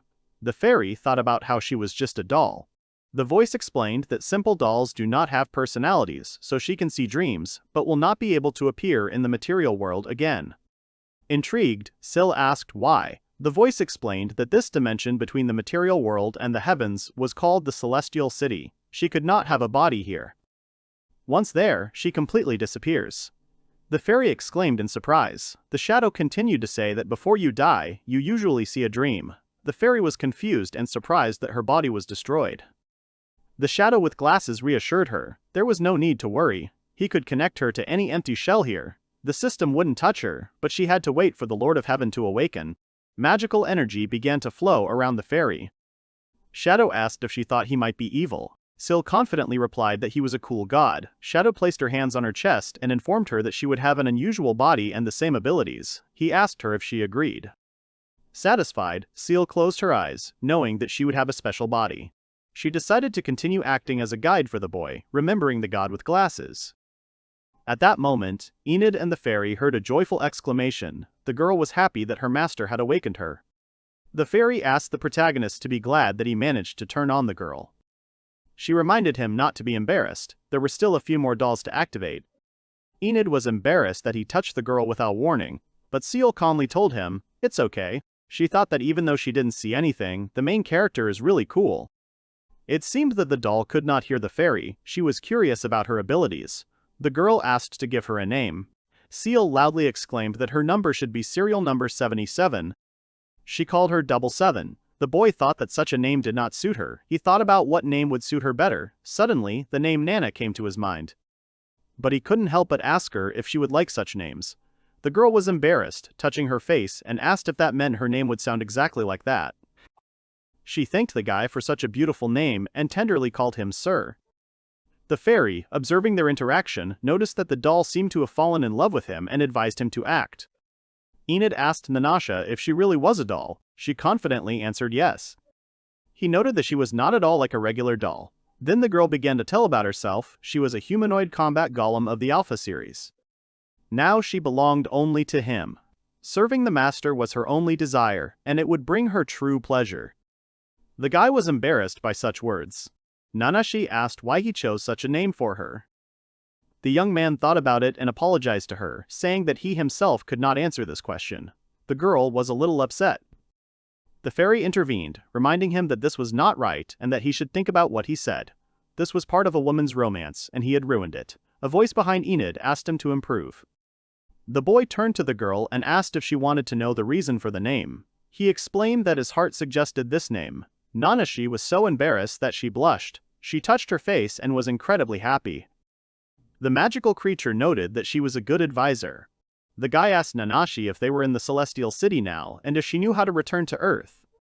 The girl thought for a moment and said that she needed to wait a bit. She wanted to look for information in her database. The boy was surprised and said that this was expected from a combat doll. She can do everything and even help him find his way home. He looked at her with admiration. But then, Nanashi abruptly informed that there was no such information in her database. She was very upset and apologized to the gentleman for being useless. He calmed her down. Suddenly, the girl remembered that her mother should have more information. She is at the very top, being an artificial magical intelligence and knowing everything about the heavenly city. Seal looked at her with admiration. She concluded that she knew her mother. It was she who had made a hole in her because she simply could not follow the guy with glasses. The protagonist listened to her story with surprise. The girl said that at first she was taken to her mother, but she does not want to go to her again because if she appears there again, she will be killed again. They entered the elevator. Before heading to his mother, the protagonist decided to get some clothes. They walked around the city. The girl noted that there should be many clothing stores on the floor. The fairy's voice told the guy to stop being embarrassed because the girl was very beautiful. The heroes looked around and were surprised that they did not see a single working doll. Nanashi performed a search of the objects and reported that no working dolls were found in the city except for her. The guy asked if there would be any consequences if he took things without permission. The fairy replied that it was enough to nag. There were no more dolls, so he had to take whatever he wanted. Enid picked out a beautiful outfit for himself and began to look manly. He was gorgeous, but he still wanted to find his glasses. Suddenly, Nanashi came out of the dressing room. She asked what she looked like. The girl was very beautiful and sparkling. The fairy noted her beauty, but the guy was embarrassed by this sight. Nanashi twirled around in front of him and asked if he thought the clothes were a little small. The guy was confused and couldn't say a word. His nose started bleeding. He could only modestly say that everything was great and she looked gorgeous in that outfit. The girl understood his embarrassment and smiled. The guy thought with each passing minute it was becoming more and more difficult for him to restrain his feelings for her. Nanashi, trying on different looks, admired the variety of clothes that were around. At one point she put on a maid's costume and, with a smile, asked her master which of the outfits he liked the most. The guy, without hesitation, replied that the maid's costume suited her the most. The girl nodded gratefully, happy with his choice. Seal, watching their interaction, noticed how the boy was embarrassed, enjoying the sight of Nanashi in different outfits. He suddenly remembered his magic glasses and asked the girl where he could find them. Nanashi explained that the glasses could be found on the 7th floor, as it was not the only floor with clothes. She added that the selection there was huge and confidently assumed that he would find them. The fairy thought about how much the boy liked the glasses. Their attention was drawn to the many decorations and accessories. Among them were beautiful rings. Enid chose one of the glasses that he liked and was pleasantly surprised by how they looked. He started reading the information about them and thought that the celestial city was really amazing. Even these glasses seemed better than the ones he wore on Earth. Suddenly, Nanashi turned to him. She wanted to show how she looked in her new glasses. She looked absolutely gorgeous, and a sensual atmosphere arose between them. The guy admiringly admitted that she looked beautiful in those glasses. However, their moment was interrupted by the fairy, reminding them of the need to move on to the upper floor. She was serious and insistently urged them to hurry. Enid asked Nanashi to take them to her mother. The girl happily agreed and said that her mother was on the 999th floor. The guy was amazed by such a high figure and noted that the journey would be long, but the elevator quickly delivered them to the desired floor thanks to the teleport. Enid noted how impressive the technology of the celestial city was. When they reached the floor, Nanashi told him about the control room where her mother was. The boy was surprised by the huge passage and looked up at the ceiling. He thought that if the goddess had destroyed her mother, then they were going there in vain. Soon they found themselves in front of a sealed door. Nanashi turned to her master. As a resident of the city, he could open it with a simple touch. The boy understood her hint and extended his hand to the door. However, she informed him that the inhabitants of Frong do not have access to control this door. Enid was confused. The fairy noted that she had this access. She activated her power, aiming it at the door. As a result, the door exploded, and the heroes were shocked by what was happening. Nanashi thought about how her magic glasses were showing too much damage from the blow. It was astonishing. The boy asked her how this was possible. Even the doll from Olakalka couldn't scratch her. The girl explained that energy was needed to fly, and she used up some of her fuel supply. She did not expect such a result, and now she must replenish her strength, so she will fall into a short hibernation. The guy was surprised by this. The fairy was ready for battle. If her mother turns out to be evil, she will have to use all her powers and spells. With a wink, she informed them that she was going into hibernation mode and asked them to take care of themselves until the next meeting. Left alone with Nanashi, Enid reflected that they had little choice. The door was open, but to enter would be to become trespassers, and they did not want to do that. Suddenly, from behind the door, a voice of the city was heard calling the townsmen. The guy was surprised because the voice invited them to come in. An unknown voice, addressing an ordinary citizen, invited him to come in.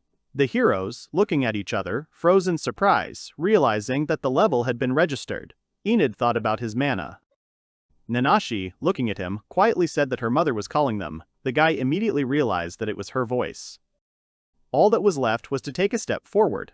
With determination, he crossed the threshold of the room, and at that very moment, everything around him was illuminated by a bright light. Enid had to cover his eyes from the blinding radiance.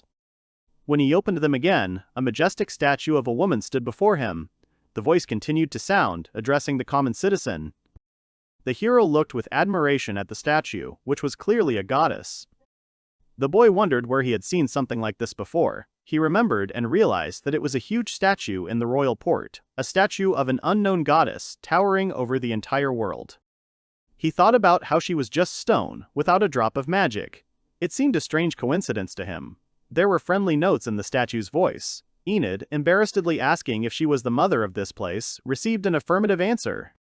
She is in complete control of the city and is the mother everyone talks about. The boy apologized for breaking the gate, but the statue smiled softly and told him not to worry about it. The gates were originally not supposed to let him through by law. Only people of rank A or higher could enter, and here he was, a simple citizen, an exception to the rule. Enid thought about this thought. The statue confirmed his suspicions, explaining that he had rights to the inheritance and could dispose of it as he saw fit. At that moment, Enid was amazed that he was the heir.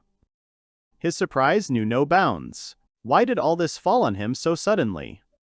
He put his hands to his head, trying to comprehend what was happening. Nanashi, noticing his confusion, calmed him down and asked him to remain calm. The statue's voice also gently urged him to calm down. Then she decided to tell about the city. This heavenly city was in another dimension, where only the Celestials lived. The guy thought about the fact that this was really another dimension, and was amazed. Over the course of thousands of years, ancient cities were created here. Enid, lost in thought about ancient civilizations, stood before the statue, as if enchanted. He could not help but think of the technologies he had encountered along the way. They were so unusual that they seemed from another world. An image of a magic ball embedded in a ring he had once seen came to mind. It was a true work of art, luxurious and mysterious. The boy thought about the spiritual seal, known on Earth as a spiritual stone. He understood that the power levels of these artifacts were completely different, and the ancient artifacts had a power that was inaccessible to modern people. Many people sought them. But as it turned out, after the creation of this magnificent city, not a single descendant of those who built it survived. Every single one of them perished, and this explained why Enid did not meet anyone. Curious, he turned to the statue and asked about the reasons for this tragedy. The statue, with a soft and wise voice, admitted that it did not know the exact reason. Perhaps the ancients had angered a being superior to the gods. Enid looked down sadly. The statue continued, according to the ancients' rules of election, the first inhabitant to enter the city became the successor and received the entire inheritance. And this inhabitant turned out to be precisely he. This news shocked Enid. He realized that now everything belongs to him, from technology to the underground sisters. But instead of joy, he was overcome by a feeling of anxiety. He was not prepared for such responsibility. It seemed too sudden and too much of a burden. A thrill ran through him as he turned to the statue with a request. He wanted to return to Earth. Nanashi, watching him with admiration and concern, was ready to support his decision. The statue, noticing his determination, confirmed that there was a way to return. Enid could not contain his surprise. He exclaimed with joy. The city mother explained to him that there was a gate for teleportation, but that it would require a huge amount of energy to open it. The boy was glad to have the energy. The statue replied that the minimum strength required to open the gate belonged to A-rank citizens and was 900. He exhaled, realizing that it was not much at all, and confidently stated that he would be able to reach that level within a year. Nanashi, addressing her master, explained that 1 kiloman was equal to approximately 1,000 mana, and therefore 900,000 mana would be required to open the gate. Enid was stunned by this news. The figure seemed colossal to him. He fell to the ground, dejected. Nanashi sat down next to him, ready to support him. The boy apologized to Amilia. Realizing that it might be impossible to get out of the heavenly city, 900,000 mana seemed like an impossible task even in 10 years. Meanwhile, in his hometown there was a church of the Order of Magi. Amilia, kneeling, prayed to the greatest god Manasthesius, asking for the salvation of her elder brother. 3 years had already passed since Enid's disappearance. They thought about the tragedy and worried about their son. Amilia assured them that her brother was fine and that if she prayed every day he would definitely hear her. With tears in her eyes, she added that it was not necessary to see him again, the main thing was that he was alive. Her parents smiled, supporting her hope. Amilia said that if she were to see her brother again, she would give herself entirely to God. Tears ran down her cheeks as she begged for Enid to be well and come home. At this time, enjoying the luxurious life in the heavenly city, Enid was surrounded by many beautiful girls. One of them approached him with a request to try a delicious dish. He felt like he was in paradise. An atmosphere of happiness and carelessness reigned around him. However, suddenly he realized he needed to return home. His family was waiting for him on Earth. Nanashi approached Enid and called him by name. She asked him to call her Nana and the girl happily offered to spend the day with him. The guy agreed, but deep down he knew that he shouldn't delay the decision to return to Earth. He decided to hold off on this important step for a while, enjoying the moment in Nana's company. 3 years have passed since the protagonist came to the Scorching City, where he began to cultivate the new land. This once uninhabited fragment has found its inhabitants again. Many cute girls were happy next to the master. He achieved incredible magical power, exceeding the 1,000,000 mark. The guy was very happy. He had a huge magical power, and he quickly reached his goal. It seemed like just recently he was happy about reaching 900,000, and now it's already 1,000,000. He was courted by many beautiful girls dressed in a variety of outfits. They took care of him, fed him, and surrounded him with attention. Nanashi approached her master with a tray containing a piece of meat. She was dressed as a maid and proudly announced that she had been practicing cooking for a long time. She offered him a taste of the stewed foie gras. Today was his holiday, and all the girls were tarter than usual. The guy was amazed by Nanashi's efforts. She handed him a fork with a piece of meat, offering to feed him. With a smile, she asked him to open his mouth and taste her dish. He took a glass of wine and remarked with delight that this dish was much better than what he had tasted on Earth. It had magic that prevented it from spoiling, and it was just amazing. Suddenly, a girl approached him with a question about white truffles. She had 2 pigtails and glasses. She introduced herself as Battle Doll number 2020. The guy tasted her treat and happily admitted that they were also very tasty. The girl thanked him for the praise. The girls stood and admired their master. They told each other that thousands of magical powers were very impressive. All this became possible thanks to the talent and diligence of the master. The guy, embarrassed by such attention, modestly replied that it was the merit of Nana and other girls. Suddenly one of the girls ran at him, screaming compliments and admiration. She wanted to hug Enid. The guy, amazed by what was happening, froze and asked what was going on. The girls looked at each other and expressed concern, telling Honey that it was very dangerous. They also wondered why the girl looked so strange again. Honey turned to her friends and, looking at them, said that she just wanted to. Enid, watching the scene, noticed that she didn't understand what was going on. Honey was Battle Doll number 82. She bit her tongue and admitted that she couldn't take it anymore.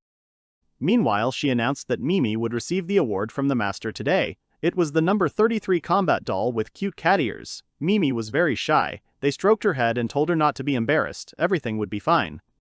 Mimi exhaled calmly and felt content. The central part of the Scorching City was located in the sky. On the upper floors of the tower were living quarters, where dolls dreamed of attention. In the room, there was a large bed, and here he spent time with the girls. He loved each of them. Mimi couldn't hold back her tears of happiness. She adored her master, and was immensely pleased. Enid visited his mother at Nana's request, and decided to listen to her advice. He activated all his sisters in the basement. There were about 100 of them, and the activation process was long and difficult. Inside each of the dolls was a spare activation button hidden in a hard-to-reach place. Nanashi explained that they were created in the image and likeness of humans. Some dolls were kept elsewhere, and 1,000 more maids were waiting for his love. These dolls constantly competed with each other from morning to evening. They tried to be close to him. Many gorgeous girls with beautiful eyes and bright clothes looked at Enid with admiration. The guy thought about the fact that half of them wore glasses, and this was his favorite hobby. Taking care of him made them happy and felt alive. They all claimed it. They begged for his attention, taking care of him carefully. Enid felt he couldn't help himself. The girl's beauty was beyond compare. He sat and took a sip of water from a bottle, enjoying the silence. The boy, lost in his thoughts, took the bloodmark potion. He hoped that it would increase his magical power. An idea came into his head to try a divine magic spell. The hero closed his eyes. He meditated, focusing on his sensations. Enid had heard that there were 7 magical gates in the human body. These gates were not just a myth. They really existed. He sat right in the middle of a spacious hall. The boy thought about how true magical gates served as a path for magical energy to pass through the human body. These were the points that generated pure magical power. He remembered the chakras. They were described in manga. He realized that by opening them, he could greatly increase his magical power. Although he had already achieved his goal, it did not mean much to him. At that moment, a girl approached him and handed him a towel. She thanked him for his hard work. Enid responded with gratitude to Nana. She smiled at him and remarked how much she admired his hard work. The girl thought it was wonderful. Enid was embarrassed by the words and said that he shouldn't be praised so much. He reminded her that all of this was possible thanks to the team. They used the true magic release device. Nana agreed with him, but added that only a few people had ever been able to open all 7 magic points. The maximum was 4. However, Enid already had 6 out of 7. The girl looked at him with admiration and said that she considered him the chosen one. To this, Enid responded with sincere gratitude. He was grateful not only for them activating the release device, but also for their support and help throughout the entire time. If it weren't for them, he would never have reached such heights. The boy, filled with a sense of gratitude, expressed them. In response to his words, her face lit up, and her embarrassment made her even more attractive. She noted with a smile that she was glad to help him. Suddenly, the other girls burst into the room, joyfully shouting and laughing. Enid asked Honey what had happened. She replied that now that he had completed his training, it would be great to play together. Honey invited him to the playroom. Nanashi just watched from the sidelines. In the game room, exciting battles of stone golems were taking place. The girls sat around and watched the battles with interest. They actively supported their master and the other participants. Enid, one of the players, activated his magic against the golems. 20 also entered the fray, using her magical powers to deal a powerful blow to the golem. The fighting became intense. Enid praised 20 for her efforts and noted that he was beginning to understand how things worked. The battles with the golems were incredibly exciting. Honey, full of enthusiasm, said that next time she would like to control her own golem. The guy suggested that they all attack at the same time. The girls happily agreed to his plan. They gathered together and decided to combine their magical powers against the 3 golems. Honey cried out loudly to her master that they had trapped him. Enid was focused and trying to deal with his friend's golems. Suddenly, the golem Enida was victorious and the rocks flew through the air. Mr. Enid was declared the winner, and the girls were tired from the intense battle. Despite this, they were a little upset that they lost again. Everyone was impressed by the protagonist's skill. He confidently controlled his mixed golem. The guy noted with satisfaction that he was sweating heavily after the intense game. He urgently needed to take a shower. All the girls looked at him in surprise. As soon as they heard this, they approached their master and offered to wash together. The idea of a combined wash inspired the girls. They began to help their master, although he tried to convince them that he could handle it himself. Confusion filled him. The girls didn't leave him alone for a second. They continued to insist on their desire to help. Nanashi was especially diligent in supporting her master. But the other girls also wanted to do their best. They tried for Enid. The main character looked at Nanashi with love. The night was not over yet, and Enid returned to his room. All the girls followed him, wanting to spend more time with him. He lay down on his bed and felt very embarrassed under the attentive gaze of his girlfriends. The guy asked them to be careful. He was very worried. Morning came. Light was shining through the crack between the curtains, and the guy woke up surprised. He didn't want to go back. Life here was rich and eventful. He thought that they had already found a solution to the problem of the magical power needed to open the gate that could bring him home. Suddenly he jumped up. He needed to get home as quickly as possible. He couldn't leave his family and the people who had supported him all this time. At that moment, he was called from behind. Nanashi approached him with a caring question about whether everything was okay. The guy reassured her, saying that nothing terrible had happened. However, the girl looked sad. She hugged her master tightly, wanting to support him at this moment. Nanashi confidently informed him that they were ready to go with him anywhere and would accompany him in any decision he made. The atmosphere was very welcoming. The boy thought about why he was even thinking about leaving these wonderful girls. A smile gradually appeared on his face. He felt peace and gratitude to Nanashi for her support. Nanashi replied with a beaming smile that she would always be on her master's side. The boy fell onto the bed and felt light in his soul. The girl suggested that he lie down a little longer. He knew that tomorrow he would go to his mother and tell her everything. He thought to himself that everything would be fine, enjoying the warmth of their friendship and support. Enid was lying in a cryopod, surrounded only by water. Honey, with curiosity in her voice, asked Nanashi if they were finishing the restoration process. Nanashi reported that the master had refilled enough energy. He was in a magic recovery capsule filled with precious magic elixir. In this capsule with the elixir, the master could recover in just an hour. Honey, with admiration in her eyes, replied that it was amazing. She was sure that he would have a great time in the capsule. At this time, 20 timidly mentioned that she had heard of a magical illness that could occur after fainting from exhaustion of magic. Nanashi confidently stated that the master was able to reach the number of 1 million thanks to the frequent use of this capsule. Gradually, Enid began to wake up from his sleep. He sat up and saw all the girls thanking him for his work. The boy exhaled slightly, and at that moment Honey jumped on her master, exclaiming that he was very handsome. 20 could not resist, and exclaimed that her friend was again pestering the master at the most inopportune time. Nanashi, with concern in her voice, asked the protagonist how he was feeling. Enid replied that he was feeling fine and that he had never experienced a magical illness in his life. He told the girls that he had done similar training back on Earth. According to him, training of magical power and its replenishment should take place every 2 days, so as not to lose a lot of magical energy. Thanks to the capsule, his magic power grew. He noticed that using the magic capsule to restore his power allowed him to train less often. This gave him the ability to increase his overall magic power to the maximum. Nanashi thought about how exactly the master lived on Earth. The girls asked him what he did in his past life. The guy thought about it. He answered that he mainly cultivated the land and helped people. Nanashi smiled sweetly. The main character continued to tell the story of how they killed rockbirds for meat and farmed. The girls were impressed by his stories. Nanashi expressed a desire to learn more about her master. Enid was again embarrassed by the attention. The girls asked him if he could remember anything else from his past life. He thought of his hometown, where his sister had asked about growing cotton. They had received a letter from the governor urging them to take up the cause. After the invention of the cotton machine in Eurasia, cotton began to be grown in many countries. The brother and sister, sitting at the table, listened to their parents with surprise. They could not believe that in the New World there were territories ideal for this. The southern part of the continent is very hot and humid. This created ideal conditions for cotton to grow. Amilia thought about it. The climate around the village was not favorable. The hero said that there was a plot to the south of their village. He noted that it was warmer there. The mother nodded in agreement. She understood that although it was hot there, the climate was dry and there was little rain. The father suggested starting cotton growing as a new business product from Amilia, noting that in the future, the demand for cotton products would increase significantly. In their country, there were subsidies for this activity, which gave them confidence. However, they knew they needed land and labor. The boy realized that the stakes were too high, because plantation is the practice of mass cultivation of one crop over large areas in tropical and subtropical regions.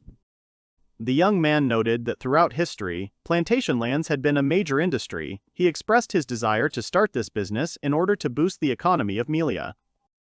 But then Carla intervened. She reminded them that during the colonial period, slaves were used to work on plantations. It was a hard time. She noted that in other countries, people were replaced by demon slaves or brought from the continent of magic. Keynes interrupted her with displeasure, declaring that slavery was bad. His wife, understanding his position, noted that in order to develop their business, they needed cheap and easy-to-hire workers. The boy thought about the complexity of the issue of slavery, and although he did not support the practice, he reflected on the fact that buying slaves could lead to the collapse of their well-being. Thoughts about the problems tormented him, and he looked for a way out that would satisfy everyone. At this time, Amilia looked at him doubtfully. Suddenly, the young man had an idea. He exclaimed sharply that he had found a solution to this problem. The parents looked at their son attentively, waiting for him to continue. The boy explained that it was not only about the region's economy, but also about relieving workers of suffering. He suggested growing cotton for the sake of a common future, which delighted his parents. Some other asked him to explain the process. He was pleased that his proposal had been accepted with enthusiasm, but he knew they needed a technical consultant to get off to a successful start. Enid, happy to have his friend's support, was determined to help. Enid stood in front of the statue when the notification came that the charging was complete. Suddenly, the familiar voice of Shiel was heard whispering that she thought she had completed the charge in only 3 minutes. She asked how long she had been asleep and was surprised to learn that it had been a full 30,000 hours. Sil was glad to wake up. Since she had warmed up, she decided it was time to smash the statue into small pieces. The protagonist felt anxious. He had a bad feeling about this. And at that moment, something exploded behind him. The damage was 500,000 units. Nanashi looked out from behind the door with a surprised expression. Enid noticed that the door had been blown to pieces again. At that moment, the fairy called out to the guy with glasses. Although he didn't see her, he was sure that she was a goddess. He started a conversation. The fairy decided to turn off her universal stealth mode. She turned into an ordinary fairy and said that she had come to save the protagonist. Suddenly, she hit him on the head. Enid wondered why Pixie was here and what that stupid comb was on her head. He thought he remembered her exactly. As a child, he put on the magic glasses and saw her, which made him shudder. Fear seized him at the thought of the goddess in whom he still believed. Suddenly, a message came that the threat level was assessed as A. The heroes were scared. The guard summoning system was activated. A huge stone dragon attacked the heroes. The boy asked in confusion what the cursed gargoyle hanging from the ceiling was. The girl told him that it was a devilish gargoyle made of nutcracker named Pazuzulia. She added that he alone could easily destroy 100 dragon lords, the most powerful guardians. Seal used her magic and tore the enemy to pieces with ease. The heroes were amazed at how quickly everything happened. The girl noted that it was a wonderful fireworks display, and she was very happy with her success. Her eyes shone with delight when she realized her strength. Now she decided to show her power and transform. A sly grin appeared on her face. Soon, she turned into a wonderful fairy. The statue stood in the middle of the hall in complete silence. The fairy became so huge that she was equal to the statue. The heroes could not help but notice her greatness.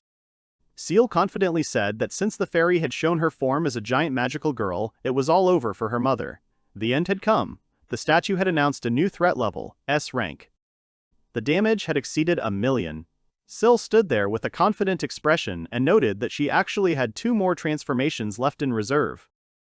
She decided to show everyone her true power once again. Enid waited with interest to see what form she would take this time. The fairy transformed again and became a horrible, vile monster. Nanashi was surprised to see that it was a whopping 3 million damage units. Enid felt very disgusted by her new form. The fairy had taken the form of a monster with an unimaginable and nauseating cursed form.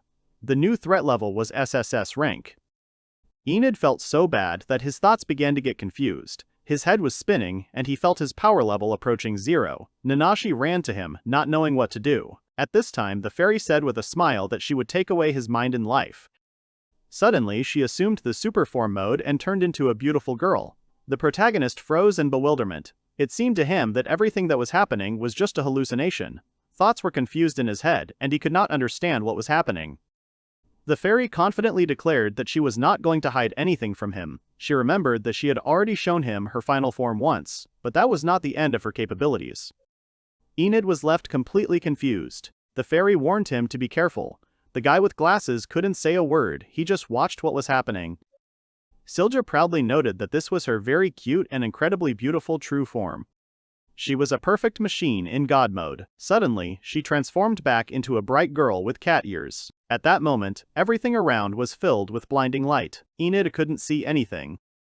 Nanashi, standing next to him, exclaimed that this was the 100,000,000th combat compatibility. She was confused and did not understand what was being discussed. Suddenly, the glass on her glasses burst. The guy worriedly asked Nanasha if everything was okay. The statue, observing what was happening, noted that the level of danger could not be assessed. It activated the last protective function of the Alpha City's magical power. The fairy informed them of what they had heard about the voice of the city. This city was one giant life form and a magical machine. She controlled it directly. This creature was called Mama and looked like a large doll which she pointed to. The boy asked in surprise how the fairy knew all this. She, towering over him, proudly replied that it was all because she was smart. Her smugness was obvious. The girl pouted and thought, if they destroyed that big doll, they would lose control of the entire city. In that case, the city would immediately collapse. However, it didn't matter to her, she just wanted to destroy the statue. At that moment, the guy stopped her abruptly and asked her to wait. He addressed her with sincerity in his voice. His mother had been kind to him for all 3 years. The city had taken care of him and provided him with everything he needed. Enid didn't want to erase the memory, believing that she would understand his feelings. He asked the fairy not to destroy the city. She looked at him and said that she didn't blame him for the wish. The guy shuddered in surprise. The fairy said that this time was really special. His voice was filled with joy, and he exclaimed to the goddess. However, the fairy, with a little sadness, informed him that she was sorry that this had happened to his glasses. He didn't immediately understand what she was talking about. At this time, 50% of the accumulated magic power had already been used for the strike. Measurements showed that the effects of the attack were minimal. The fairy added that she was in pain. Strong magic was directed against her. She screamed angrily at the statue, saying that it was very painful. The sensation was as unpleasant as if a small stone had been thrown at her head. In her anger, she screamed loudly at the statue that she would never forgive it for this. The fairy then concentrated all her power and directed the magic at the statue with a scream, wanting the enemy to get what he deserved. At that moment, a series of explosions occurred. The statue fell to pieces, and there was a roar and tremor all around. Sea Eel watched the scene with a smug smile. She reported that she had broken all the parts of the statue's body except for the head. Now this definitely meant that the statue must sincerely regret its actions. However, the fairy knew that it would be impossible to restore it, but she could try to do it with the help of her superpower Aiko. Suddenly, the head of the statue, lying on the ground, rose sharply. The fairy was surprised. The statue said that due to an emergency, the energy gathering mode related to the survival of the mountain was activated. Its mouth opened, and Nanashi felt a strong flow of energy that could not be compared to anything. The girl fainted. Seal turned around to see what had happened. The boy did not understand what had happened to her. The fairy noted that the large doll had sucked all the magic out of Nanashi, and now it had stopped working. There was a huge black ball hanging in the air. The boy looked at him and asked what the big black ball was. He held Nanashi in his arms and felt anxious. Seal told him that it was a clot of ancient extra-dimensional time magic. The boy shuddered when he realized that all the dolls in the city were turned off because of the black ball. The girls lay lifeless, and this sight amazed him. Sil, trying to explain the situation, said that her mother had gathered all the possible magical power of the city into this clot. She knew about it thanks to her omniscience skill. Meanwhile, the huge black ball was rapidly approaching her. Sil was confident in her abilities. She was going to repel the attack with her perfect magic reflection. However, when she tried to do so, her hand suddenly sank into the ball. The fairy's face distorted with astonishment. She was in shock. Seal screamed that this spell could not be repelled or reflected. It was a fatal mistake. She panicked, twitched her arms, and tried to get away. Even with the skill of omniscience, she could not have foreseen such a turn of events. Tears appeared in her eyes when she realized that she had overestimated her strength and did not apply her abilities to this magic ball. Enid, watching what was happening, shouted the name of the goddess, but Seal was already disappearing in a black clot. She shouted that she would definitely return. The ball swallowed her up completely, leaving only the floating head of the statue, the dark ball, and the guy holding his girlfriend in his arms. He was confused and didn't understand what had happened. The boy bit his cheek and grinned. He remembered that this was a standard phrase in situations where he was teleported to a sky city. Despite everything that was happening, he felt confident that Shiel would return. To him, she was a true goddess. However, his thoughts were focused on Nanasha right now. If her magic power was taken away, he needed to take care of her. He decided to kiss the girl. There was an ancient forgotten magic trick on Earth. The transfer of magical power through contact of mucous membranes was much more effective than through skin. The guy kissed Nanashi tenderly. Finally, she opened her eyes and cried out her master's name. He felt relieved Nana was okay. That meant the others would be okay too. However, the statue's head interrupted their happy thoughts. It informed them that they needed to listen to it. To eliminate the invasion, she had to use up all her magical power. She had no choice but to shut down all the systems of the Sky City that supported its existence. The boy perked up and asked in fear what this meant. Would they all disappear? The statue reassured the boy. They had about 3 hours while all systems were in hibernation mode to save energy. However, after that, a restart would be impossible. The boy was worried that otherwise he would not be able to use the gate. He looked at her and asked if he would have to say goodbye to her. He apologized regretfully for the way things had turned out. He felt sad at the thought that this was the end for the Heavenly City and his mother, but the statue sharply answered him that she had no intention of parting with Nith. The boy was perplexed. He didn't understand what was happening.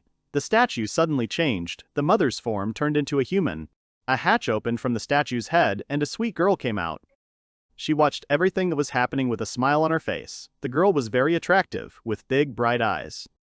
She told the boy that even if he returned to Earth, she would follow him and no refusal would be accepted. This statement filled him with hope and warmth in his heart. A little girl with blue eyes emerged from the goddess statue. She addressed the hero, declaring that if he went to Earth, she would follow him. Refusal was not accepted. The boy noticed that the girl's voice sounded the same as her mother's. He timidly asked who she was. To this, Nanashi replied that this was his mother's real body. Nit shuddered in surprise. Looking at the girl, he realized that this was not at all what he expected. The girl explained that she was a giant demonic cloak and container that acted as a magical armor. Nit looked at her curiously, not understanding what was happening. The girl explained that inside the armor there is a core, divided into 2 parts. One will remain in the Eternal City, the other will go with Nit. She chose the form of a child to save magical power.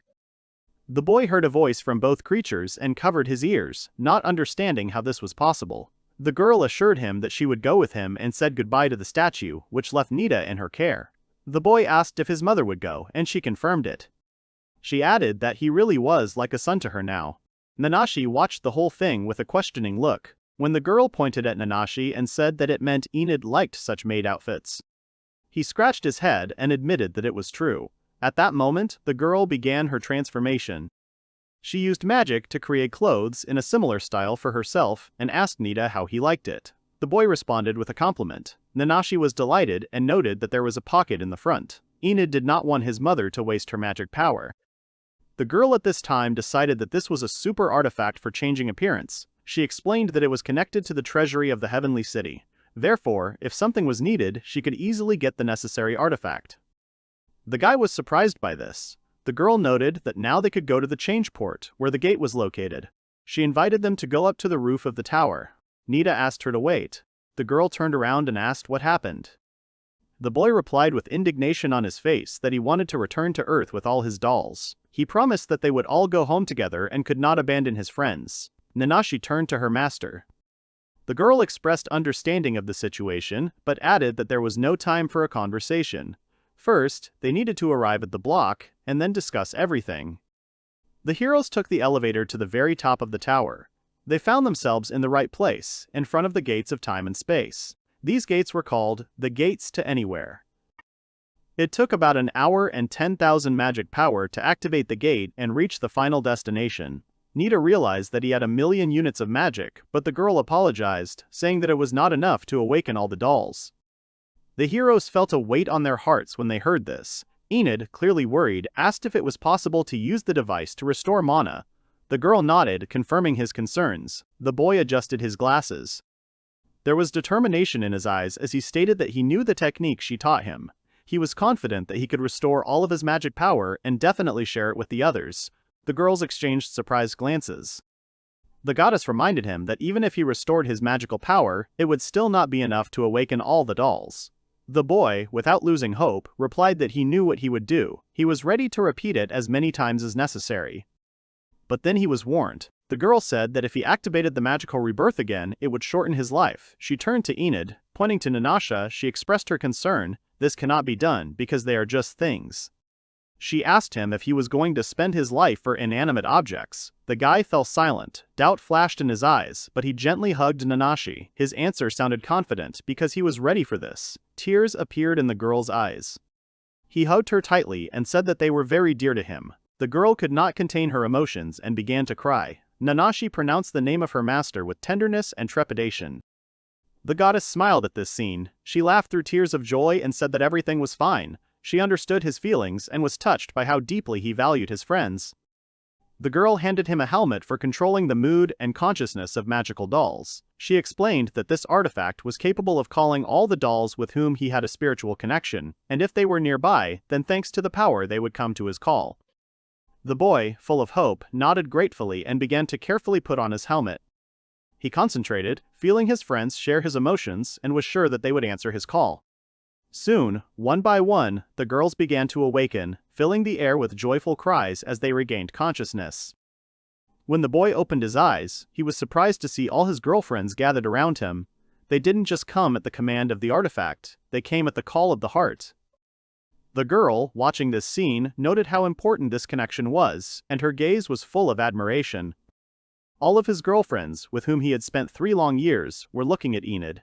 They remembered every moment, every smile, and every vow to come back together. The girl turned to Nito with an urgent request to open the portal. He, however, sadly replied that not all the dolls were able to come, feeling a weak connection with those who remained behind.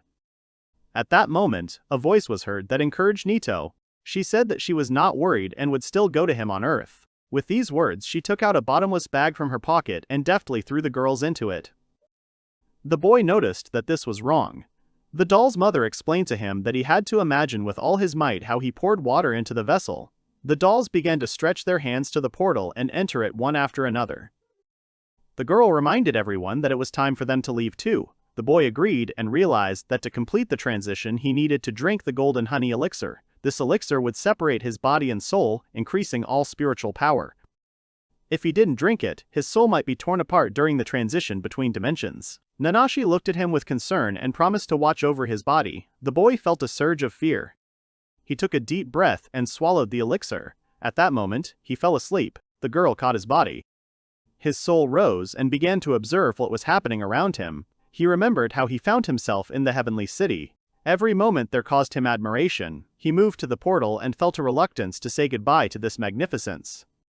As he said goodbye to the heavenly city, he opened his eyes and saw Nanasha holding his body. She asked him if he was okay. The guy adjusted his glasses and answered positively. Looking around, he wondered if he was really back. 3 years away was a long time. The jungle was all around him. The thought that they were on another continent did not leave him. The girl asked him if he wanted to know about the current state of the continent. The boy answered inquisitively. She handed him the glasses and told him to put on the magical artifact, the divine glasses. She explained that these glasses would show a map in real time, and that it was her gift for the day of rebirth. The guy thanked Mizu and thought about how he would like to know where they are now. Putting on the divine artifact, he was amazed. A holographic map of the world opened before his eyes. Although some places were different from the map he was used to, he still saw the main continents of the world. Maza explained with slight excitement that the white spot on the map was their current location. The boy felt uneasy, realizing that they were on a new continent that he knew nothing about. Thoughts of returning to the ruins from which he had been sent began to overwhelm him, but he knew it was inappropriate to discuss it. He longed for his home and the family he longed to see. If they continued east, they would soon reach the city of Amilia. While he was thinking about his family, he suddenly noticed a red dot on the map. It was strange and disturbing. He noted to himself that something was glowing red. Maza quickly added that this place was designated as the immoral city of Amilia. The boy frowned. He did not understand what immoral meant and why this place was given such a strange name. Questions arose in his head about what was going on there. But he knew one thing. He needed to get home as soon as possible. With determination, he pressed that red dot. Suddenly, his eyes opened and he was amazed at how quickly the search function worked. Nanashi shouted to her master, telling him about the approaching monsters. The boy immediately responded that he saw 100 cannibal demons. They looked angry and threatening. He thought it seemed that their nest was nearby and they should not engage in battle. All the girls turned to their master and asked if they would allow them to destroy these monsters. The boy turned around and was amazed. He had never fought demons, but he knew that these girls were fighting dolls who could handle the fight very well. Nanashi noted that they were only waiting for his order. The boy allowed them to act, but on the condition that they be careful. The girls nodded and began to prepare for the attack. Maza asked if they could really defeat the enemies. There were only 100 of them, almost as many as the demons. The guy felt a shiver of fear. In a matter of seconds, the fight was over. The guy was amazed. All the girls were standing around him, having defeated the defeated enemies. He didn't expect it to take less than a minute. There wasn't a scratch on them. Maza offered to pour some magic power into the girls as a token of appreciation for their efforts. The guy agreed, although he was afraid of the consequences of refusal. He carefully poured magic into his girlfriends. Honey hugged him with joy and delight. 20 noticed that Honey was too excited since she woke up. Honey replied that she could finally have a normal conversation with her lover. The guy smiled and said that he was glad to see everyone safe and sound. He thanked the girls for what they had done for him. All the girls enthusiastically rushed to their master and declared their love for him in one voice, but only Nanashi remained aside. She reminded everyone that now was not the time for games. Everyone turned to her with curiosity. Nanashi noted a new biomarker in the northwest direction. It did not look like a monster. Inet confirmed her words. Although they were far away, the reaction was obvious. He had clairvoyance and farsightedness. They were two unknown people. The girl exclaimed with determination she would never allow anyone to endanger her beloved. 20 agreed with her. They would not allow anything bad to happen. Nanashi also nodded in agreement.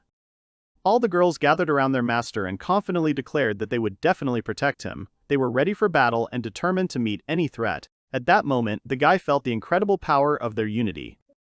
The protagonist, adjusting his glasses, thought about the fact that in the vicinity where he was, there could be other groups giving neutral responses. He noted that small states could have formed among the local population of the new continent. In his mind, there appeared the country of the Amazons, Amazonia, with a population of only 9,748 people where only women lived. The guy was surprised to learn that this was a whole country of Amazons. He assumed that the two he saw in the tree could be on guard duty. When it came to the Amazons, he imagined lightly dressed warriors. However, he began to wonder if there might not have been other women among the natives who looked like that. The main purpose of his journey was to return to Amilia, but the thought of staying a little longer in Amazonia began to torment him. He decided to take a closer look at this country. The girls who were near him exclaimed that it was very dangerous. They expressed doubt that he would be able to cope with this undertaking, because they did not even know the origin of the Amazons. People would soon have to settle down on this land. He wanted to gather information about the surrounding area, and the girls clapped their hands happily, noting that this was indeed to be expected from him. They began their journey. As they approached the place where the pair of Amazons were, one of the girls said that they were reliably protecting him from possible danger. The guy felt a terrible pressure and asked where exactly the guards were. The girl replied that they were in a tree just 5 meters away. The protagonist decided to come closer and explain that they were not hostile. He carefully stepped on the ground. In response, the girls in the tree pointed their bows and arrows at them. Many arrows flew past him. At that moment, Honey used her attack and knocked out one of the girls. The guy asked in a panic if they had killed her. The girls confirmed that they had only knocked her out as a warning. Having collected his thoughts, the protagonist covered his chest with his hand and thanked his companions for their help. One of the girls carried the defeated Amazon in her arms. She said that if they had intended to shoot him, she would have broken their necks without hesitation. Maza added that if it came to a fight, she would not have been sorry to break her opponent's neck either. The guy noticed 2 girls lying on the ground. He saw them remove their bows and daggers from their belts. Maza approached Nit with a proposal to strip the Amazons and examine them. She explained that since they were wearing so much, they could hide their weapons anywhere. Nit replied that this was low. However, Maza insisted on her own. Even though they were intimidating them, they were still going to shoot and could attack again. Aind understood the need for such measures. He used his functional vision and noted the beauty of the girls' faces. However, he did not find any weapons under their clothes. Maza noticed that women had many places to hide things. But the guy didn't find anything suspicious. The girls decided to take the Amazons in their arms and offered Aind to examine them for weapons. Aind replied that it would not be necessary to go so far. Meanwhile, the Amazons began to come to their senses and look at the guy from under their masks. They were speaking their own language. The protagonist noticed this and told them that it was natural, but they were too cautious. To facilitate communication, he activated the language understanding function. He cast his magic on the girls, surrounding them with a special aura. Despite Enid's best efforts, the Amazons did not respond immediately. He then turned to them with a request. They were not going to cause harm and simply wanted to learn more about these places. The girls were silent, not wanting to reveal their secrets. Nanashi, with a menacing expression on her face, looked at them and declared that she was going to make them talk. The protagonist, waving his hands, hurried to calm her down. He explained that everything was fine. They were heading east, but they didn't know what kind of terrain they were in, which put them in a difficult situation. He mentioned a recent encounter with a large crowd of ogres. The Amazons perked up at this. They shouted about the ogres and asked why the boy didn't have a single scratch. Enid pointed at Nanashi and explained that she and the others had defeated about 100 of the enemy. The girls from the continent bowed down before the entire crowd, took off their masks, and began to cry. They begged for their kingdom to be saved with their power. With tears in their eyes, they told how they had been turned into food for the ogres. The protagonist was horrified by this information. The girls told him that they lived in Amazonia, not far from this place. They introduced themselves. The blonde beauty was called Yoon, and the girl with the tail was Min Yu. Both were guard soldiers. The boy, introducing himself as Nit, asked if he could learn more about what had happened. The girls told him that this place had once been inhabited by many friendly countries, but then the ogres appeared. They came and settled in droves. In a few years, the ogres had swallowed up so many tribes and kingdoms. Their destruction had even touched Amazonia. All humans had become their food. Hundreds of thousands of girls were trembling with fear. The protagonist noted that he had to do something. If things continued as they were, Amazonia would soon fall. He asked the girls if they knew how many ogres were there. The answer was disappointing since they didn't know for sure, but they claimed there were more than 10,000 of them. The boy realized the seriousness of the situation. Strong monsters that ordinary warriors could not defeat. Over 10,000, this is a threat to any medium-sized state with several thousand soldiers. It would only take them a moment to destroy everything in their path. Masa interrupted his thoughts and confidently stated that if the protagonist released all his magical power and used the spell of chaotic explosion, everything would be fine. In this case, there would be no trace left of anything. Everyone present shuddered. She suggested another way, to use death magic only on ogres. However, the boy understood that his clumsiness could lead to his allies getting hurt too. The guy said that this option did not suit him. Then the girl added that a sorcerer who perfectly mastered the technique of controlling magic could adjust it so as not to affect his allies. But, unfortunately, the main character in this regard turned out to be completely useless. Enid was dejected. He realized the complexity of the situation. For this reason, although with reservations, Nana and the other divine dolls decided to exterminate the ogres in hand-to-hand combat. The protagonist noticed that there were only hundreds of them, and wondered if it would be safer to attack the ogre lairs at once. He understood that such a battle could drag on. At this time, Maza exclaimed that it was inconvenient to press the film one bubble at a time. They had to finish this in one day. Each of the girls had to attack the Ugrian's lair and destroy every single one. The one who kills the most Ugrians will get the chance to spend the night with his master. A fire lit up in the girls' eyes. They became focused and ready for battle. The protagonist was surprised. For some reason, everyone had a special aura. The heroes looked at the girls and noted that since they were wrapped in Brunhilde's auras, it meant that they were filled with enthusiasm. This was a good sign. One of the girls exclaimed that one should kill as many as one's heart desires. The protagonist turned to his mother in bewilderment. This is too absurd. Not every fighting divine doll is equal to another. But he was told to calm down. Each divine doll was equal in strength to 1,000 fighters. The boy was confused by these words. He was reminded to use the function of measuring the resistance's combat power in the divine glasses and take a look at the progress of the battle. He activated this function and his eyes widened in surprise. One dragon is equal in size to several dozen ogres, demonstrating its colossal size and strength. The low-ranking ogres were disappearing rapidly, literally several individuals every second, while the high-ranking ogres were decreasing more slowly, losing only a few representatives every few minutes. However, one battle divine doll clad in Brunhilde's aura is equal to 10 dragons. Thus, before sunset, everyone returned safe and sound. The large-scale operation was a success. The tribe threw a real feast in honor of their savior, generously treating him with exquisite delicacies.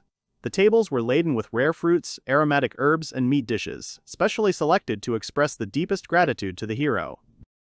They offered their guests to try the rarest and most valuable dishes: juicy beef, tender bear meat, exotic crocodile meat, and even pieces of dragon meat, revered among the tribes as the greatest delicacy.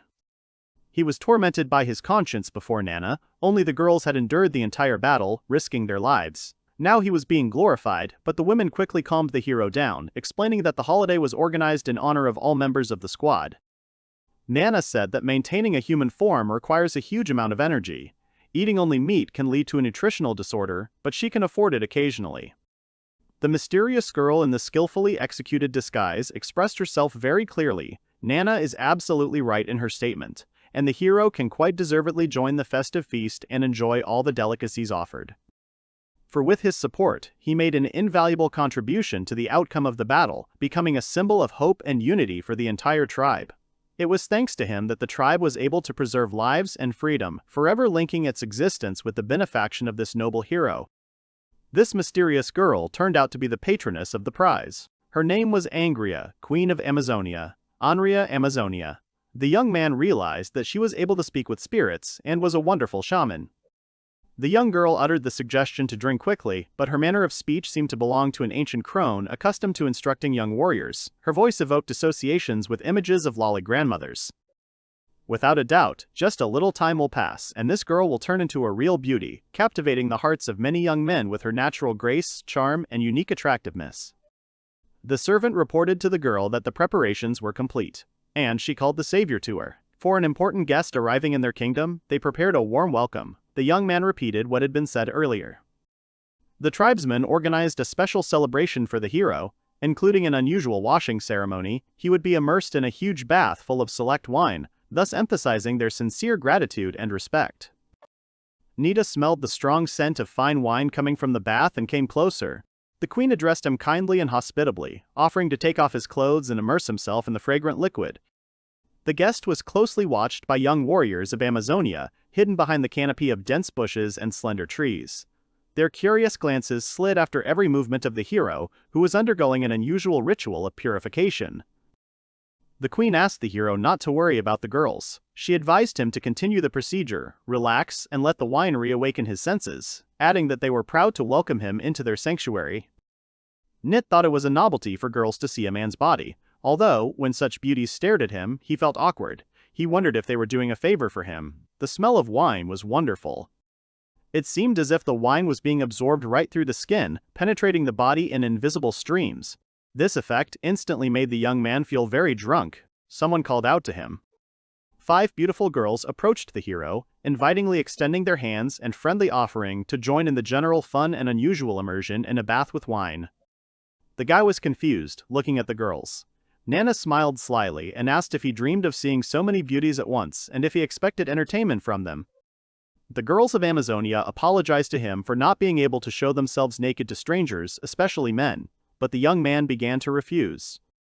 Perhaps the thoughts of what was to come had only briefly flashed through his mind, barely having been born, but suddenly one of the women suddenly pounced on him, causing his heart to beat faster from the suddenness of what was happening.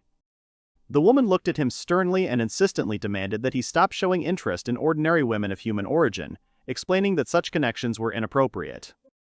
The women claimed that the bodies of the fighting dolls possessed a special softness and tenderness that was significantly different from human bodies. These dolls were ready to fulfill any desires, serving their master with utmost obedience.